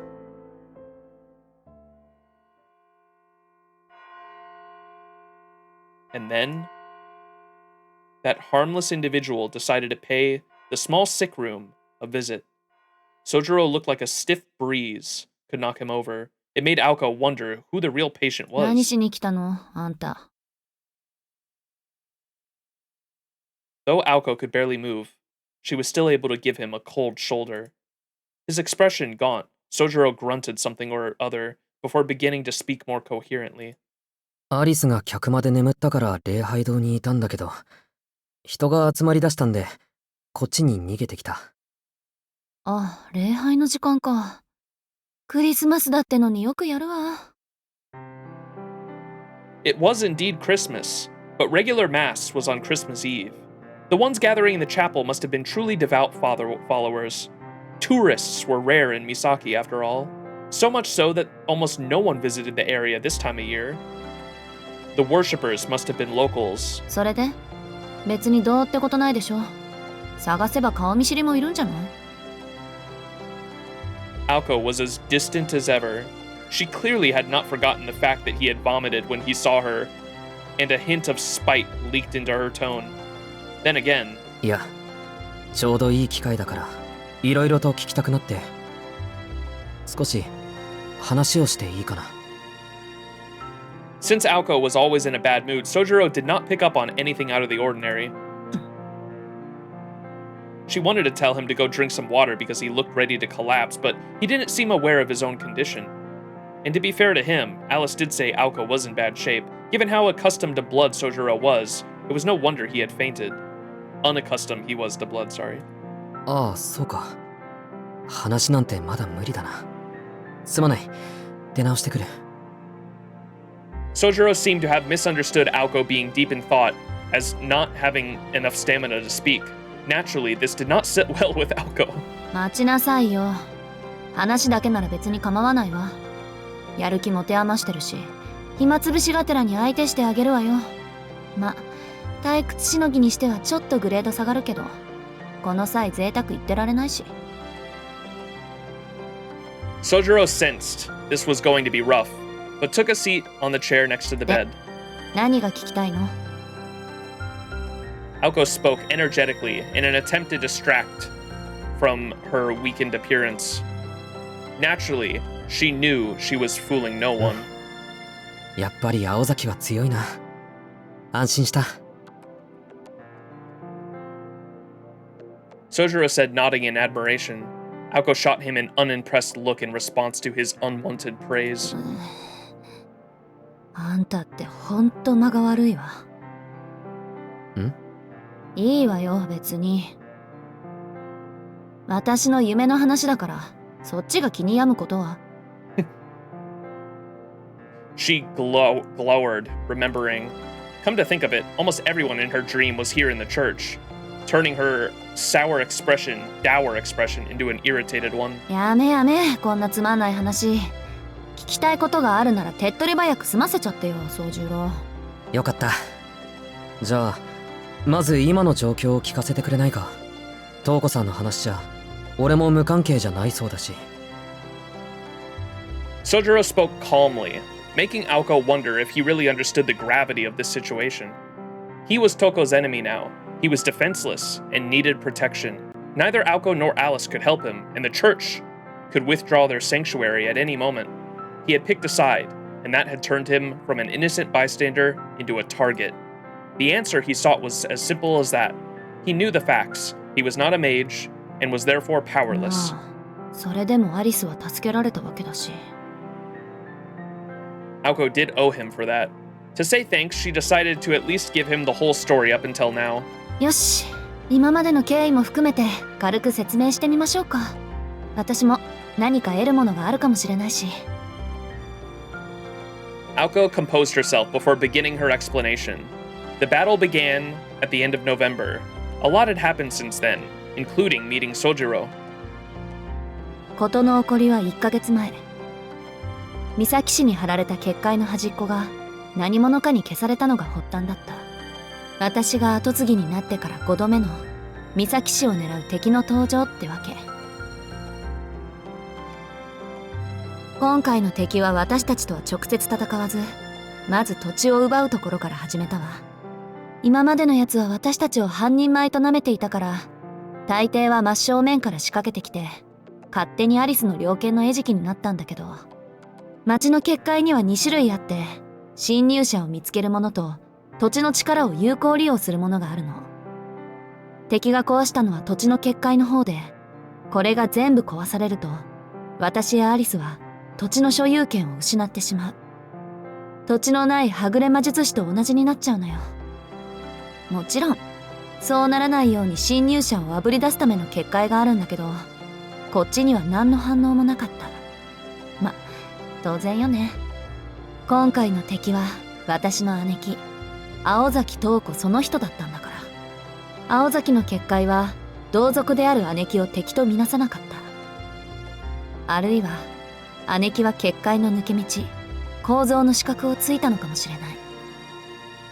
もともとうちの後継者はあの人だし、それぐらいの知識はあったでしょう。そうして姉貴は私たちに見つかることなく好き勝手に結界の視点を壊し始めた。時間をかけてゆっくり壊していったのは外からやってきた部外者を演じていたからでしょうね。さすがに連続して壊されればこっちも身内の犯行だと疑うし、うち親戚である浅木家とは仲悪いままだしさ。姉貴の芝居に騙された私たちが間抜けなんだけど、セオリーとして結界崩しは長丁場になるものなの。管理地の結界は強固に作られているからね。普通は半年単位での攻防になる。攻める側はまず結界を形取る視点が何個あるか、それがどの5大要素でくくられているか、退去の正しい順序はどれか、それらを地道に解き明かしていく。もちろん管理地の魔術師たちの目を盗みながら。対して守る側は侵入者がいることに気づくから、悪さをされる前に敵の拠点を見つけ出して外敵を排除する。こんな感じで結界崩しは長期戦、あるいは前哨戦になるものなの。大抵は攻める側が視点を壊すぞとアピールして土地の持ち主を翻弄疲弊させてから、魔術師同士の直接対決で決着がつくわ。なんで結界を全部壊す必要はないのよ。管理地の持ち主を始末した方が早いし、その後は術式さえ解読しちゃえば土地を結界ごと横取りできる。わざわざ壊して作り直すより昔からある結界の方が土地に馴染んでいて強力だしで一石二鳥でしょ。 That was how Aoko and Alice were duped. Okay, I kind of already kind of figured all of this stuff just through context clues. They never thought the enemy would waste the time and effort needed to break all sigils. だから私とアリスはとりあえず受けに回った。視点を探すために街を調査している敵を待ち伏せて、これを片っ端から倒そうって。でもそのうちの一つがケチのつき始めだった。Yeah, she knew that you guys were gonna try that, and that's when she chose to divide and conquer, taking you both out one at a time. 三崎町の公園で山張って待ち受けていた時、どうでもいい第三者が覗き見してやがったのよ。Indeed, it was the ultimate taboo in the world of magecraft. The existence of mages must never be revealed to outsiders. その後のことはわかるでしょ。私は敵との小競り合いをアリスに任せて、それより重要な目撃者狩りに専念せざるを得なくなった。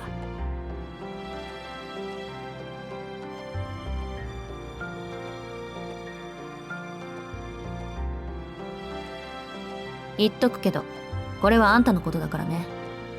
そこで我関せずみたいな顔しないこと。No sooner had Aoko said that, Soujuurou gave her that exact look. Clearly, he had been listening, but not necessarily understanding. いいけどね。宗十郎がそんなだから秘密は漏れなかったんだし。で、あんたっていう目撃者を消そうとした私の単独行動は、敵にしても都合のいいものだった。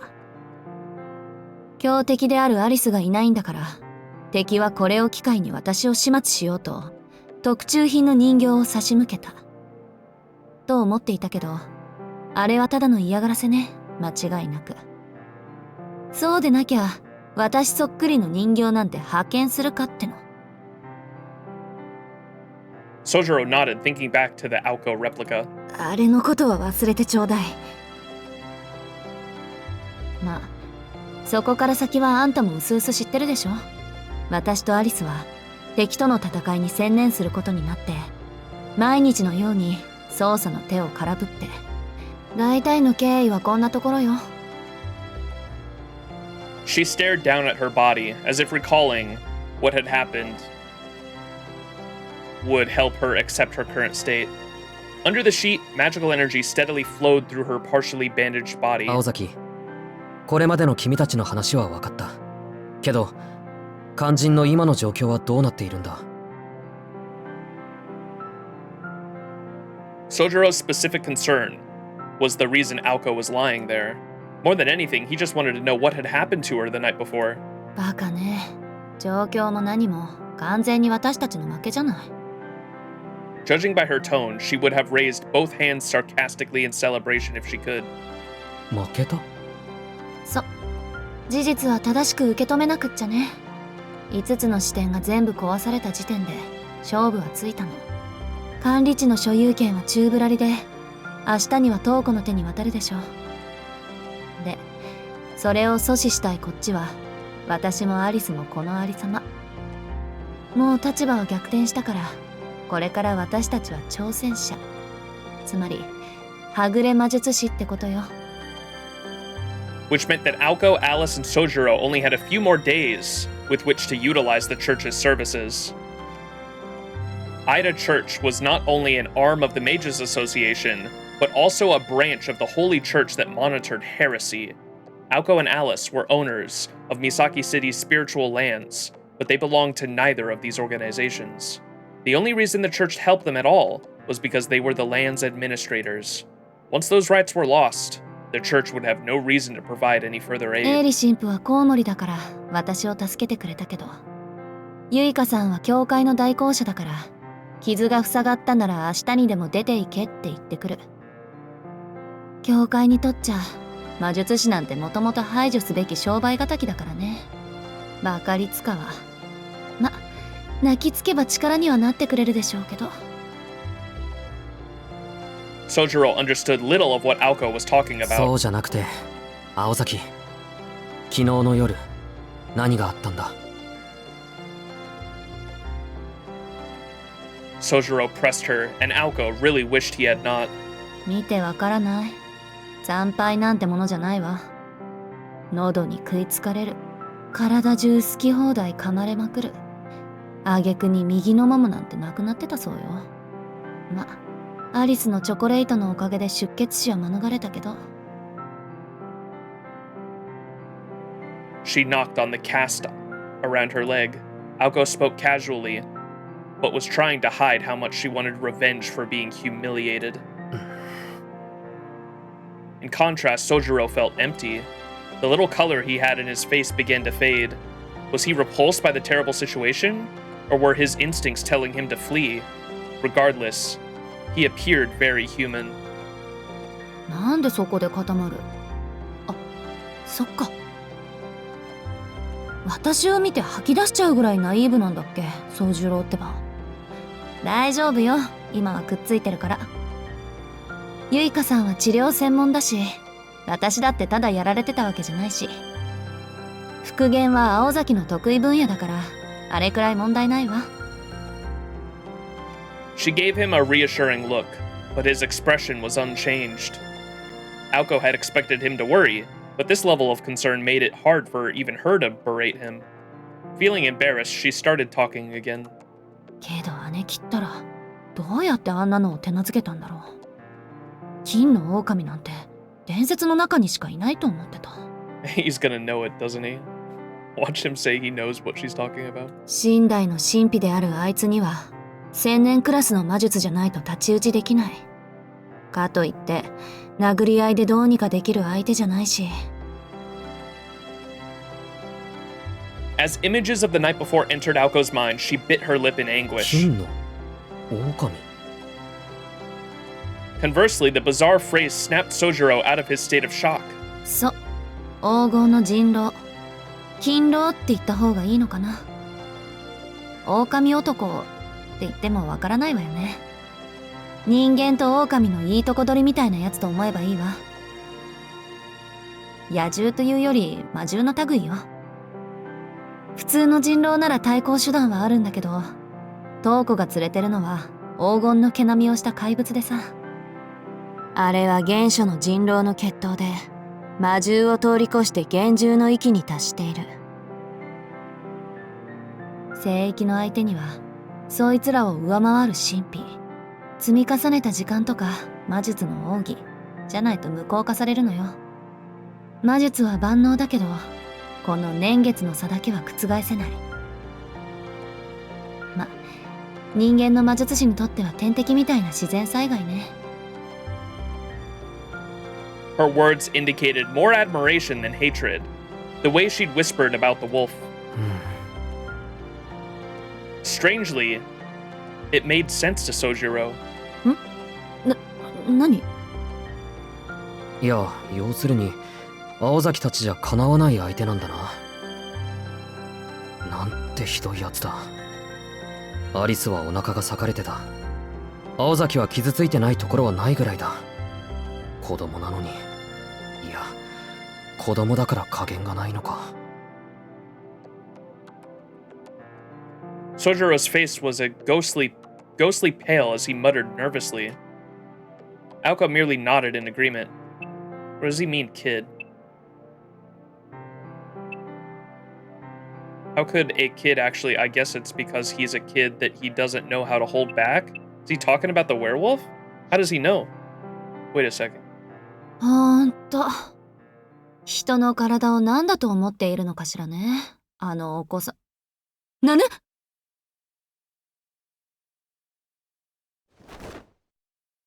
Aoko raised her head. She looked as if she'd seen a ghost. 子供って言った？あんた、なんでそんなことまで知ってるの？やっぱりそうなのか。金色の髪なんて2人もいないと思ったんだ。そいつなら一度見かけたことがある。The blonde kid at the abandoned school. 青崎が口にしたような怪物じゃなかったけど、森の奥で。木の実が2人がかりでとっちめようなんて怖いこと言い出してさ。金一個ないから止めたんだよ。That's where they're hiding out then, the abandoned school, right? His tone was as curious as the things he was trying to articulate. Aoko, however, had more pressing matters. Much more pressing. 見たって、どこで？学校の旧校舎。あ、そういえば挨拶程度なら話もしたっけ。一度だけアルバイトの時に牛肉50キロを生で届けたことがあって。The order from his the order that one night when he was working the part-time job at the restaurant, someone ordered 50 kilos of raw beef and they were like, what a weird order and even a weirder address to deliver to, but hey, money is money, gonna go deliver it now. And so he delivered 50 kilos to the abandoned school, I'm assuming. この大バカ者！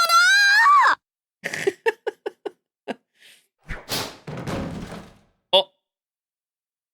A strangely satisfying slapping sound ran out. Ignoring her wounds completely, Aoko had grabbed a slipper and thrown it at Soujuurou. His unassuming face as hard as she could. She panted as Soujuurou was knocked completely out of his chair. For a while, neither of them moved. なんで怒るんだ、青崎。The boy asked unfazed as he slowly picked himself up. He sat cross-legged as Aoko scolded him like an enemy. 当たり前じゃない。なんでそんな怪しいこと黙ってんのよ、あんたは。言うほどのことでもない。第一、君たちにこんな話をしても怒られるだけじゃないか。Even if I would have told you, the two of you just would have gotten mad at me.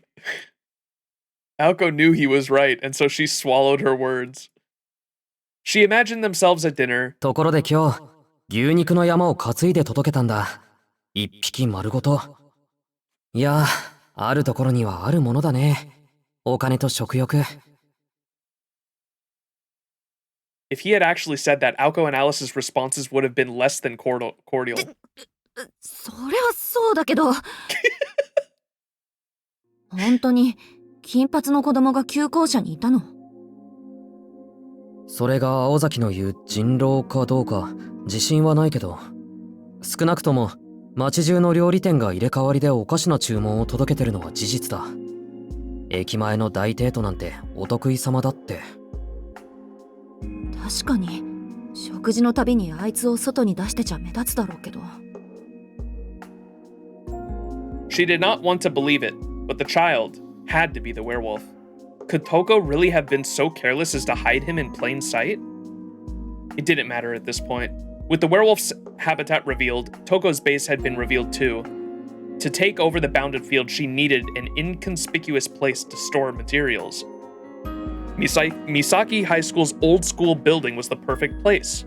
つまり全ての鍵はあんたが隠し持ってたってわけね。隠していたんじゃない。だいたい青崎が裏山の掃除に参加していたらその時に分かったんじゃないか。飛び丸一人に任せず青崎も掃除に出ればよかったんだ。 Damn. In response to Soujurou's infallible logic, Aoko snapped her fingers. She's choking him. Instead of another slipper missile, she let the faithful white collar express how she felt. And with the tightening of the collar, Soujuurou realized something. Aoko had changed. From the bed, she looked down on him with a commanding glare. Though weak from her injuries, she was as sharp as ever. You would be forgiven for forgetting she was ever a patient. She was raring to fight. It went without saying who her rage was directed at. Aozaki? Aoko responded in a vulnerable tone. Perhaps she had been taken by surprise. Now she had an objective. She had been lost in her own little world. ありがとう、宗十郎。He expected her to be sarcastic, but this was different. She was genuinely thanking him. He had never known her to be like this, and was taken aback. とにかくトウコの居場所が分かったのはあんたのおかげだから礼ぐらい言っておこうと思ったの。それがお気に召さなかった？いや、お礼を言ってもらえるのはいいことだけど、まさかその体でトウコさんのところに行くつもりか。 His tone was closer to scolding than sympathetic. Aoko simply nodded resolutely. 取られたものは取り返すものよ、宗十郎。それもすぐに相手のものになってしまう前にね。She sounded unshakable. Even so, Soujuurou would not back down. 勝ち目がなくてもか。暇はないと言うけど、今はそれ以上に休息が必要だろう。その傷だって今は見れるけど、昨日はひどかったじゃないか。違うわ。あれは幸運なんかじゃない。そんな玉かっていうのよ、トウコが。幸運じゃない？そう。トウコはね、私が生き残れる程度の傷にとどめたのよ。だから私は生きてるんだし、トウコは私が行くのを待ってる。お互いがお互いの舞台の幕を下ろすために。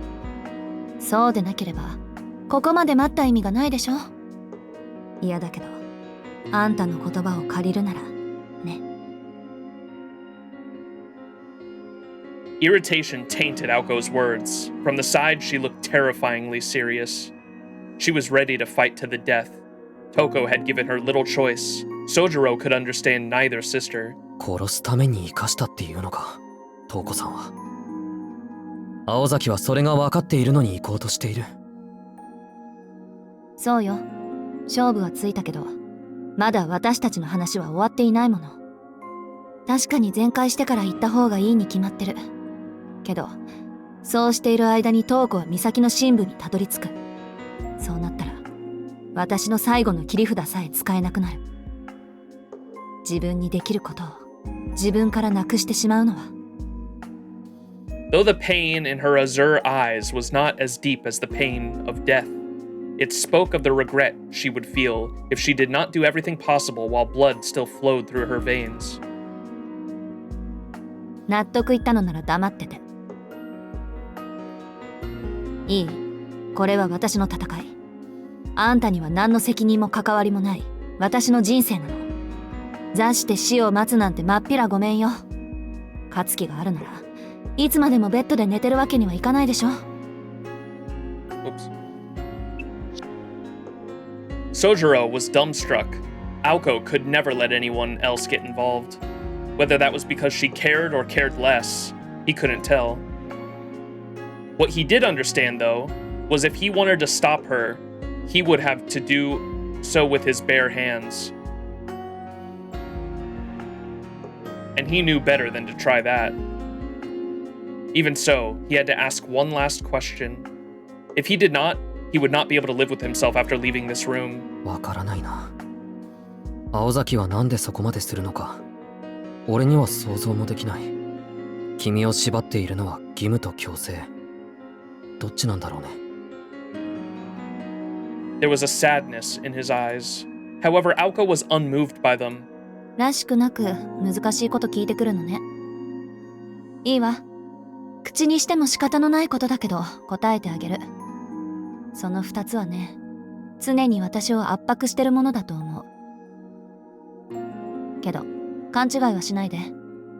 義務も強制も誇りも恐れも周りから与えられたものじゃない。トウコと戦うのをやめたところで祖父は私を叱らないだろうし、アリスも文句は言わないでしょう。ここで逃げてもそれはそれで誰にとってもどうでもいい話になって終わるだけ。だから他人は関係ない。本当に意味なんてないのよ、何にだって。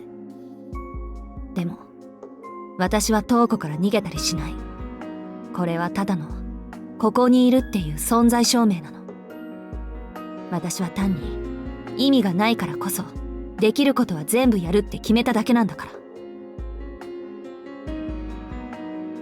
With fiery passion, Aoko Aozaki had said her piece.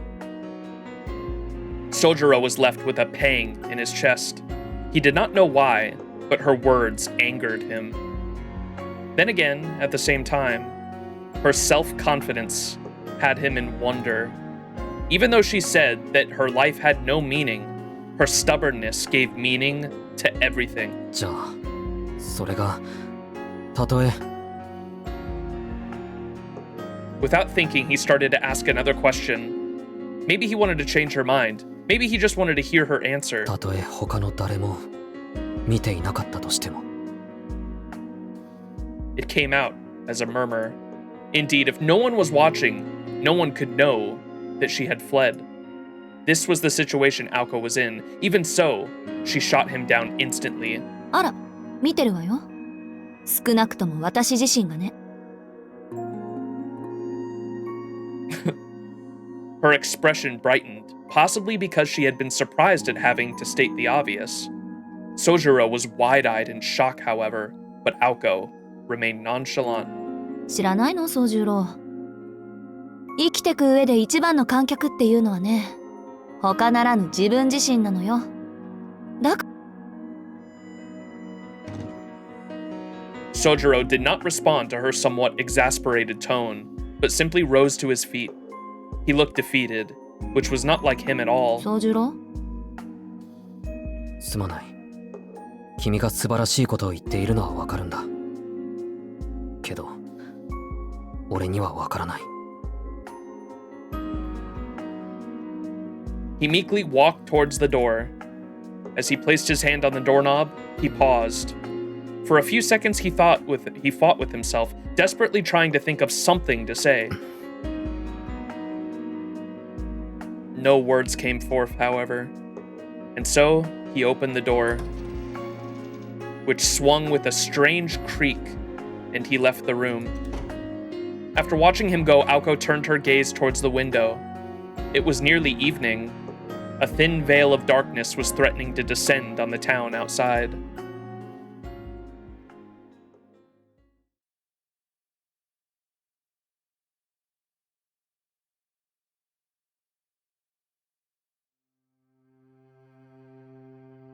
By evening, only Soujuurou remained in the chapel.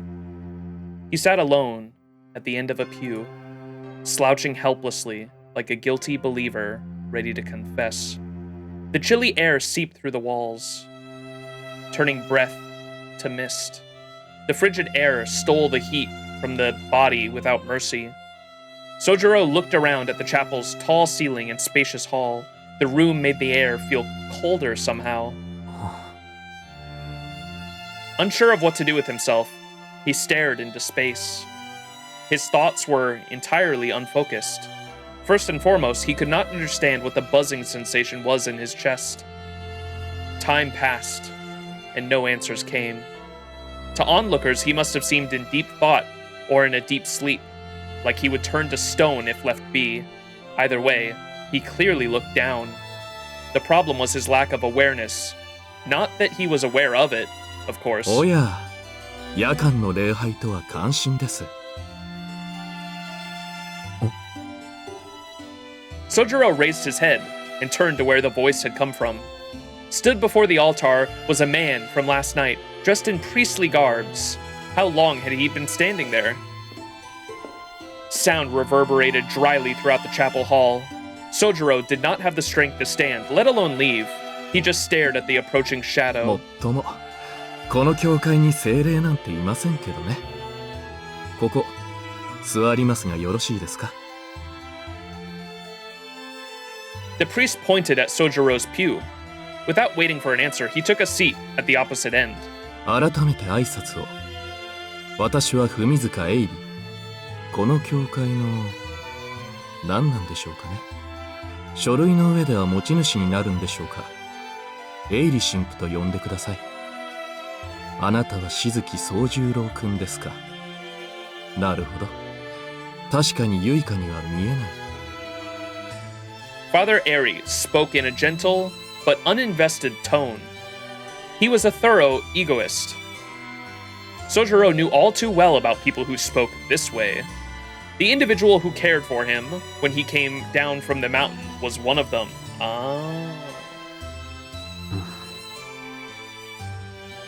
Soujuurou glanced across him apathetically.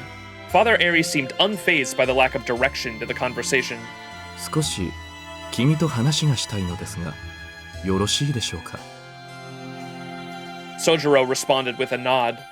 Father Airy replied with an artificial smile. 青子が心配のようですね。別に律香さんにもそう聞かれましたけど、青崎の心配はしていないんです。Soujuurou stared straight ahead as he answered, his voice sounding uncharacteristically weak and unsure. けど今はずっと彼女のことが気にかかっている。それがなんだかわからなくて、さっきから考えてる最中です。簡単ですよ。君は単に青子に嫉妬しているのです。With those few words, Soujuurou snapped out of his funk. He clapped his hands and turned towards the priest. そっか。俺は単に青崎が羨ましかっただけなんだ。いや、でもそれは困るな。自分の中にそういうところがあるなんて気づきもしなかった。Father Airy did not respond to his confession-like ramblings. それで話っていうのは何ですか？いえ、話というより質問です。君は今まで山奥に住んでいたと聞きました。そこで一つどうしても気になることがあって。気になることですか？はい。おそらく今まで誰もあなたにこの手の質問をしなかったのでしょう。それはあなたが他人にその手の不安を感じさせないからです。実際私もそう思いますし。ですからまあこれも縁ですし、私も肩書きがこれですしね。迷える子羊がいるんですから、それなりの務めを果たさないと後ろめたいというか。Father Airy looked at Soujuurou placidly. His pupils were like black holes that could suck out the soul of your body. おかしなことが気になるんですね。その質問というのは。いえ、ごく自然の疑問ですよ。あなたはなぜ山から降りてきたのか。そこでなら君は幸福だったでしょうに。Soujuurou was not sure what he had done, but it sounded as though the priest was accusing him of something. Then again, it was a reasonable question, if a little pointless. Soujuurou had no answer.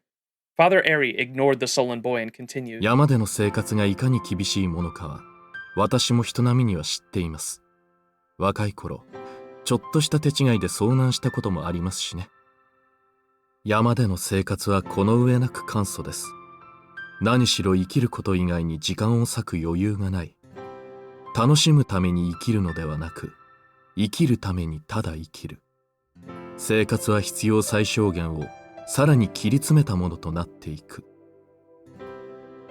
山での生活に比べれば都市のあり方は楽園以外の何者でもないでしょう。ですが楽園の定義は人それぞれです。Soujuurou still did not answer. His expression remained blank. The only sound was the priest's voice echoing around the chapel. 一粒の種の誕生すら喜びになる生活。電気の明かりがどれだけ暖かでも自然のままの厳しい寒さを君は尊んでいたはずです。なのになぜ降りてきたのですか。山にいれば君は幸せだったでしょうに。Father Eri repeated the question. Soujurou's mouth remained firmly shut. Not because he did not want to answer, but because he simply did not know how to. All he knew was even if he wanted to go back, he could not. 困ったものです。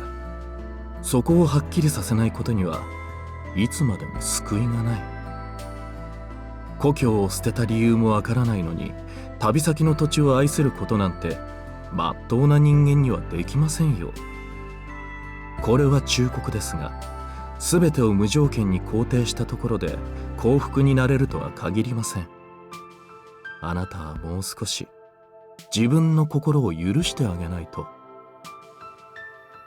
Soujuurou could not make sense of what he was being told. Only the father's last words made any impression on him. Being fairer to yourself is easier said than done, of course. And what that entailed, Soujuurou was uncertain of. おお、そういえば。Touko had mentioned something similar before, and it had impressed him. First, her, now this priest. How could people know things he hadn't even told them? すごいですね。神父さんっていうのはみんなそうなんですか。Soujuurou said, curious as to where the weight on his shoulders had gone to. In a way, one of his strong points is the fact that his emotional scars do not show on the surface. ええ、神父は悩みを暴くのが仕事ですから。ま、大抵は暴くだけで埋めるのに失敗するんですけどね。お、悩みを暴くってつまり相談事ですか。そういうソフトなのも承っています。私が解決できる悩みなどたかが知れているようですけど。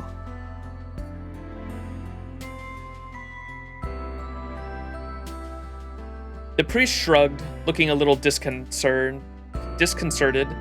Granted, Soujuurou still did not trust the father at all, but at this moment, anyone was a ray of light to his eyes. じゃあ、たかが知れた程度の悩みを聞いてもらえますか。君が青子をなぜ羨むかですね。It was as though the priest could see into the boy's soul with his serene eyes. まあ、そういうことです。自分でもどうしてそう思うのかがわからない。でもあなたならそれを知ってそうだ。知りませんけど、まあ無責任に答えましょうか。それはおそらくあなたには根拠がないからですよ。自分の色がないと例えた方が正確ですが。Soujuurou squinted, trying to understand the priest's complicated yet concise answer. ほら、そこです。君に優れた部分があるとしたら、その順応性です。山という異界から町に降りて、一人で暮らしていけたこと。ようやく慣れた常識の中で、青子たちという非常識と関わっても暮らしていけたこと。そうであると努めているにしても、あなたの順応性は際立っている。原因は知りませんが、君には初めから自我というものが第一に現れてはいないのです。何事にも対応できるものの種に交わるほど器用でもない。強いて言うのなら色の乗っていない空白ですかね。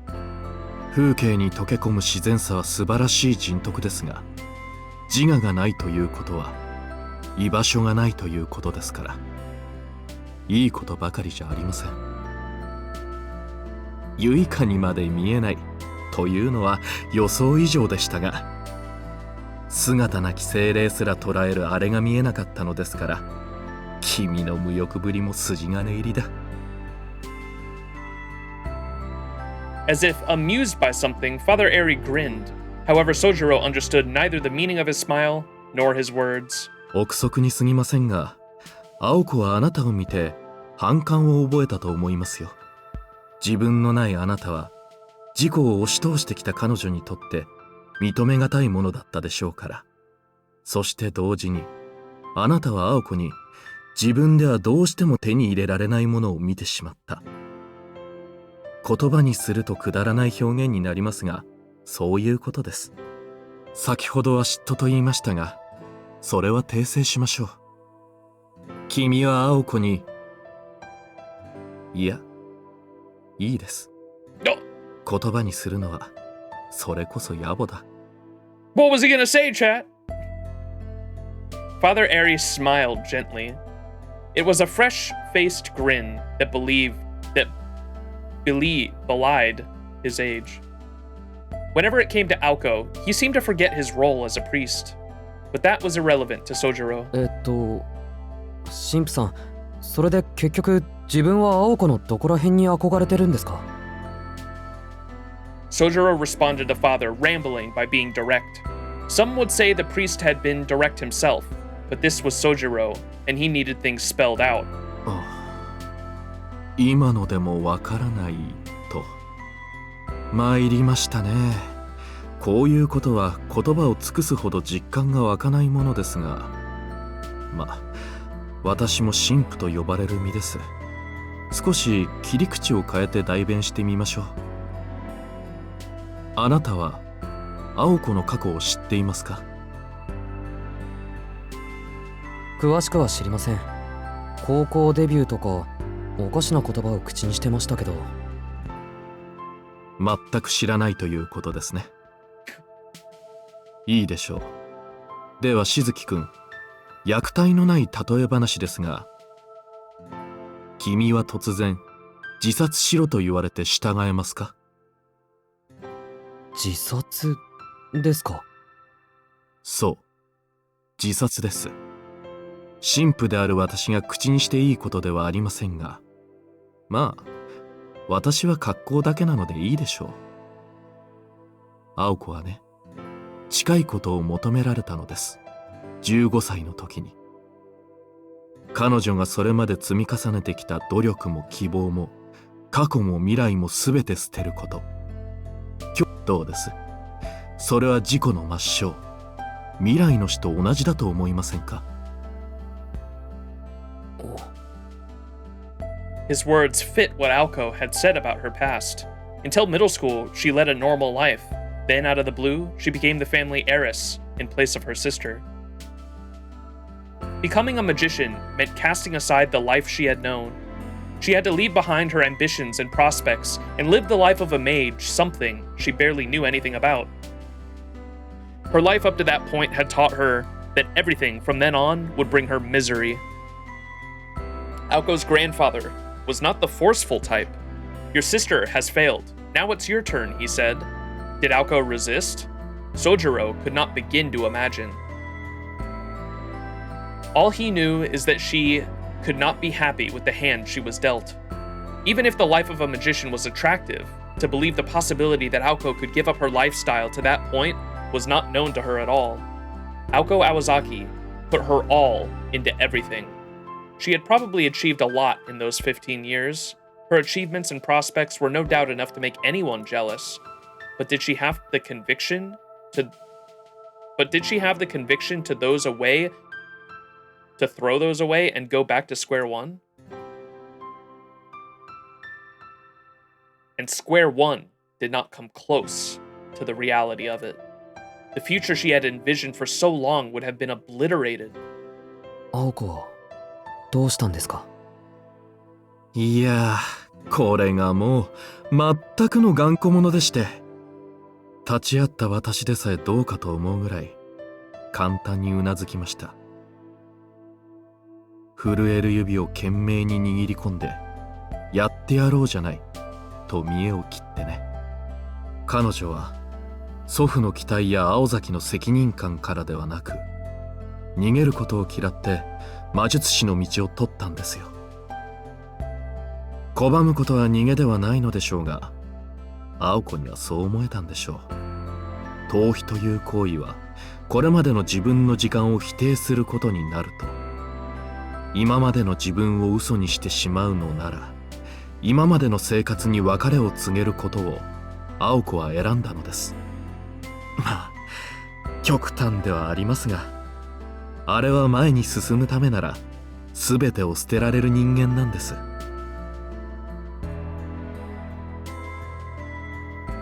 An affectionate smile crossed Father Aries' face. Rather than signaling his closeness to Aoko, it conveyed the pride of a guardian. ですが、私も思い違いをしていました。結局はそうなるように、青子は育てられていたのです。彼女の祖父は、東子が家を出ることも、青子が跡継ぎを了解することも読んだ上で、あの二人を育ててきた。形だけですが、私も神父としてさすがにそれはどうかと思いましてね。祖父の思い通りになることはありません。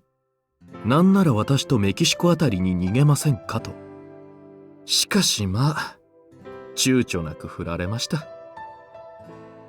その時の彼女の返答は、今でも一言一句覚えています。だって私一人がどんなに泣き叫んでも今の状況は変わらないんでしょ。私にしかできないなら正面から受けて立つ。たとえ不本意で突然投げ込まれた川の中でだってできることはあるはずだもの。逃げるなんてのは最後の最後。それまではせいぜい華麗に踊ってやるわ。The priest recited her words as if recalling lines from a favorite play. It certainly seemed like something she would say. The last thing Aoko said in the room she was recovering in probably meant the same thing. Of course, when an audience is watching, you want their approval. However, approval must come from within first. Aoko worked to feel proud of herself without ever worrying about how others viewed her. She at least wanted to do her job with grace. In response to everything she had lost, she would hang in there, even if it meant going in alone. As for why Soujuurou envied her, well, that was obvious.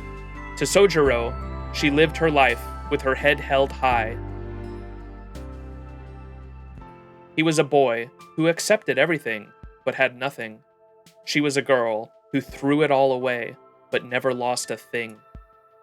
He stood in the meeting room alone, seeing the ugliness within, and the sublime outside.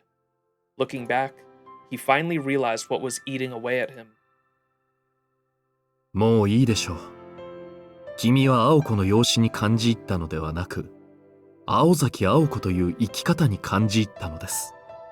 ま、青子は青子で、れっきとした美人ですが。Soujuurou nodded. From the day he first met her, that was indeed how he had felt. It just took him till now to realize it. The strength in her eyes and her unwavering will had captured his heart. なんかすごい汗我慢だ。本当に小娘のくせにギネス級の頑固さです。Father Aries spoke from the heart. Soujuurou raised his head, gave a small grin, and scratched his cheek. So many hours wasted brooding like an idiot. A part of him still felt strange, but it didn't bother him to leave the question unsolved for now. Unable to stay still, he stood up. He couldn't care less about the Aozaki family, mage battles, or Aoko rushing off to her death. Right now, he just wanted to see her face. お待ちなさい。病室は立ち入り禁止です。The cold words echoed around the chapel. They reached Soujuurou as he was about to head back to Aoko. The sightless sister must have been waiting by the altar. She moved quickly to block his path. ゆいかさん、今病室には入れないんですか？はい。しばらく人よけをしてほしいと、クオンジ様からことづかっています。アリスが？ Soujuurou was suspicious of why Alice would have said that. He could understand being kept out if Aoko was being treated, or her condition had worsened, but this seemed different. Besides, Aoko herself said her treatment had finished. 人がいいのですね、シスターユイカは。そんな方便をしなくてもいいんですよ。はっきり言ってあげればいい。今から病室に行っても無駄です。と、青子はとっくに出発しているんですから。エイリ神父。The priest began to explain everything, from the pew he had sat in, about the things he and Soujuurou had spoken about, and why he, a stranger, would be so concerned about a person he knew nothing about. It all became clear to Soujuurou. 初めからそのつもりだったんですね。Soujurou's voice was full of anger, but Father Eri did not flinch. 申し訳ありません。青子にあなたの保護を頼まれたもので。彼女の準備が整うまでの時間稼ぎでしたが、私があなたと話をしたかったのは。The priest's attempt to smooth things over was far from sincere. Soujuurou grit his teeth to control his rage. Why had they stopped Aoko? Why had they not stopped Aoko and Alice from heading towards certain death? Because both the nun and the priest were the same ilk as mages. As such, they understood Aoko's decision, and the priest understood Aoko too. Even if he did not have the power to stop her, he would not have. Even if he did have the power to stop her, he would not have. The Aoko Aozaki he knew was not about to hide away in a church and lick her wounds. アリスは青子と行きましたよ。あれから30分は過ぎていますね。Father Eri even went so far as to divulge the time. 30 minutes ago, the same time the priest reared his head. It would not have even taken that long to get to the school from here, and then again 10 minutes or less to get to Misaki's old high school building from there. Soujuurou turned to the entrance of the chapel. However, 待ちなさい。どこへ行くつもりですか？ the sound of her voice stopped him in his tracks. An unseen pressure had locked him in place. Her admonition.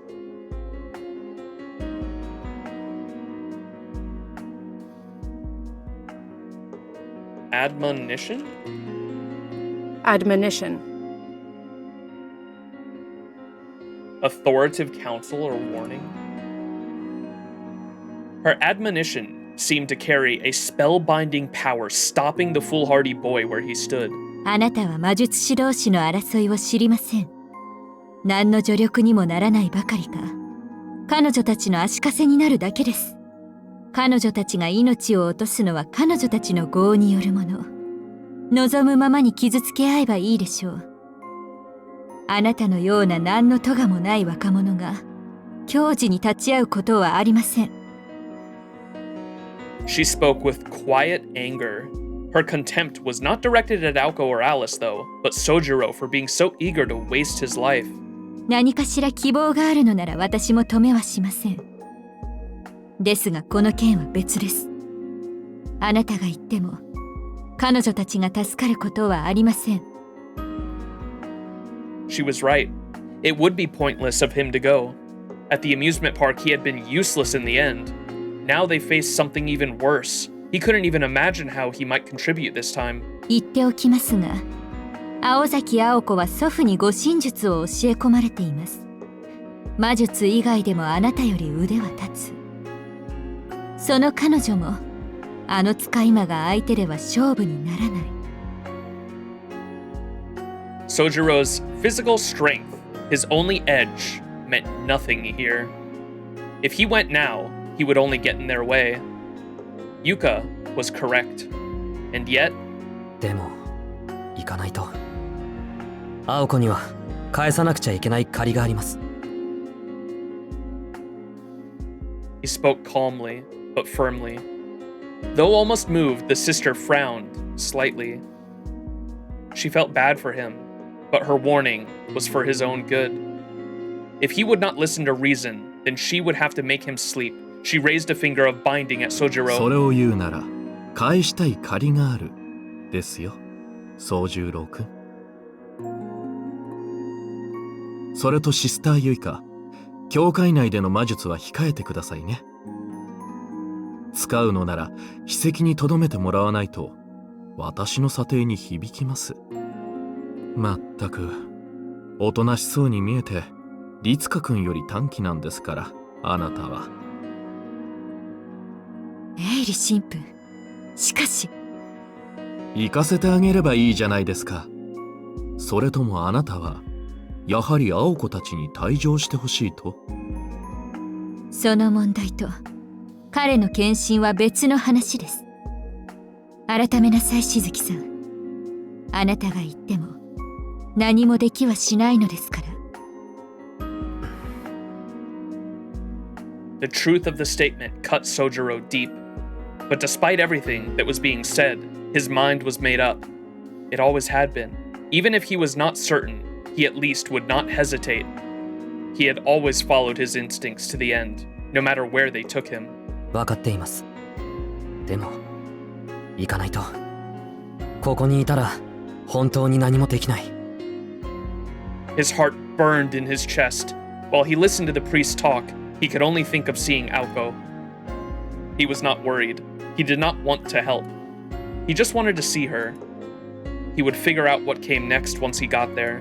ほら、献身なんて考え自体が間違ってるんです。足を引っ張ると言いますが、どのみち青子たちに勝ち目はないんでしょ？なら彼がマイナスになってもいいじゃないですか。どうせ破産するなら豪快に破産すれば。神父、ほら宗十郎くん、言って言って。シスター、今のあなたの返事で心が折れましたから。足動くでしょ？ As soon as the priest pointed at Soujuurou, he could move again. The pressure weighing on his shoulders lifted, along with the fear in his heart. Could he help? Would he expose Aoko and Alice to more danger? All such doubts had vanished. 行きます。縁が残っていればまた。はい。なんであれ、後悔のない一日を。And with that, Soujuurou began to run, as Father Eri watched with a look of satisfaction. The priest knew if he could not persuade Aoko, he could not convince Soujuurou either. He watched the impetuous boy run away. As the blind nun listened to his footsteps fade into the distance, Yuka was different from Soujuurou and the priest. While she showed no mercy to corruption or self-righteousness, she embraced benevolence to the innocent. Such an ordinary boy with his life ahead of him, and yet he chose to follow heretics into hell. 最悪ですね、エイリ神父。分別のつかない子供を導くのが責任のある大人だと思いましたが。She made no effort to hide her biting disapproval. It was simply her way of showing concern for the boy. Father Eri shrugged. だから、いろいろと間違えていますよ、シスターユイカ。責任のある大人なんて言葉自体がおかしい。何が起きても責任を取る。それが正しい大人というものです。The rest went unspoken. It didn't matter to him which of them died. With a warm, goodly smile, the priest corrected the nun's misunderstanding. Chapter 11. All scenarios read. A junction. And Chapter 12 will be Witch on the Holy Night 2. Oh boy. Is the next chapter the Holy Night, chat? Oh my god. It's all coming to head. Alright. Chat, thanks so much for watching. That is going to have to do it. Decently long stream, 7 hours. Dub, I think.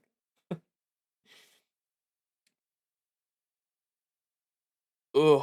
On Christmas too? Oh my god. Holy night. Oh, holy night. Christmas night. Holy shit. Absolutely diabolical. It truly is the holy night. We're finally here. We're finally here. Next chapter is going to be a doozy. 4-hour long chapter is chapter 12, and then I believe the one after that is about 2 hours.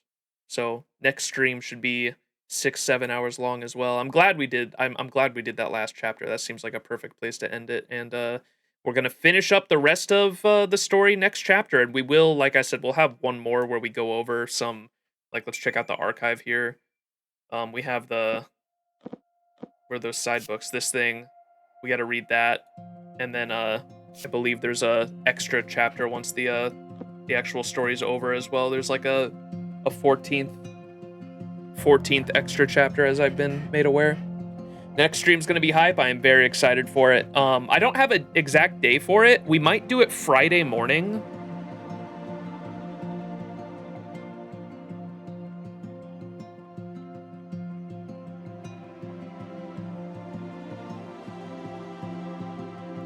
But yeah, maybe Friday morning, and then Friday morning, we'll aim for that. There is an extra chapter that is super long, like 5 to 6 hours. Holy moly. Why is the extra chapter so long? What the hell? But yeah, we'll do the extra content in a final stream, and then we'll finally be getting into the event. And maybe next weekend I'll try to watch the what's it called too? Everyone's been telling me to watch Garden of Sinners to make sure that apparently there's going to be some relevant information. I imagine it probably has to do with Touko then, or maybe Shiki shows up in the event, I don't know.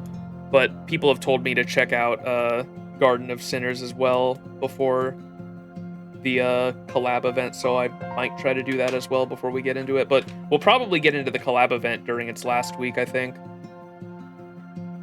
You'll see when you do it. But yeah, that's the plan. So chat, thanks so much for watching. Appreciate y'all. If you're watching on YouTube, leave a thumbs up and a comment down below.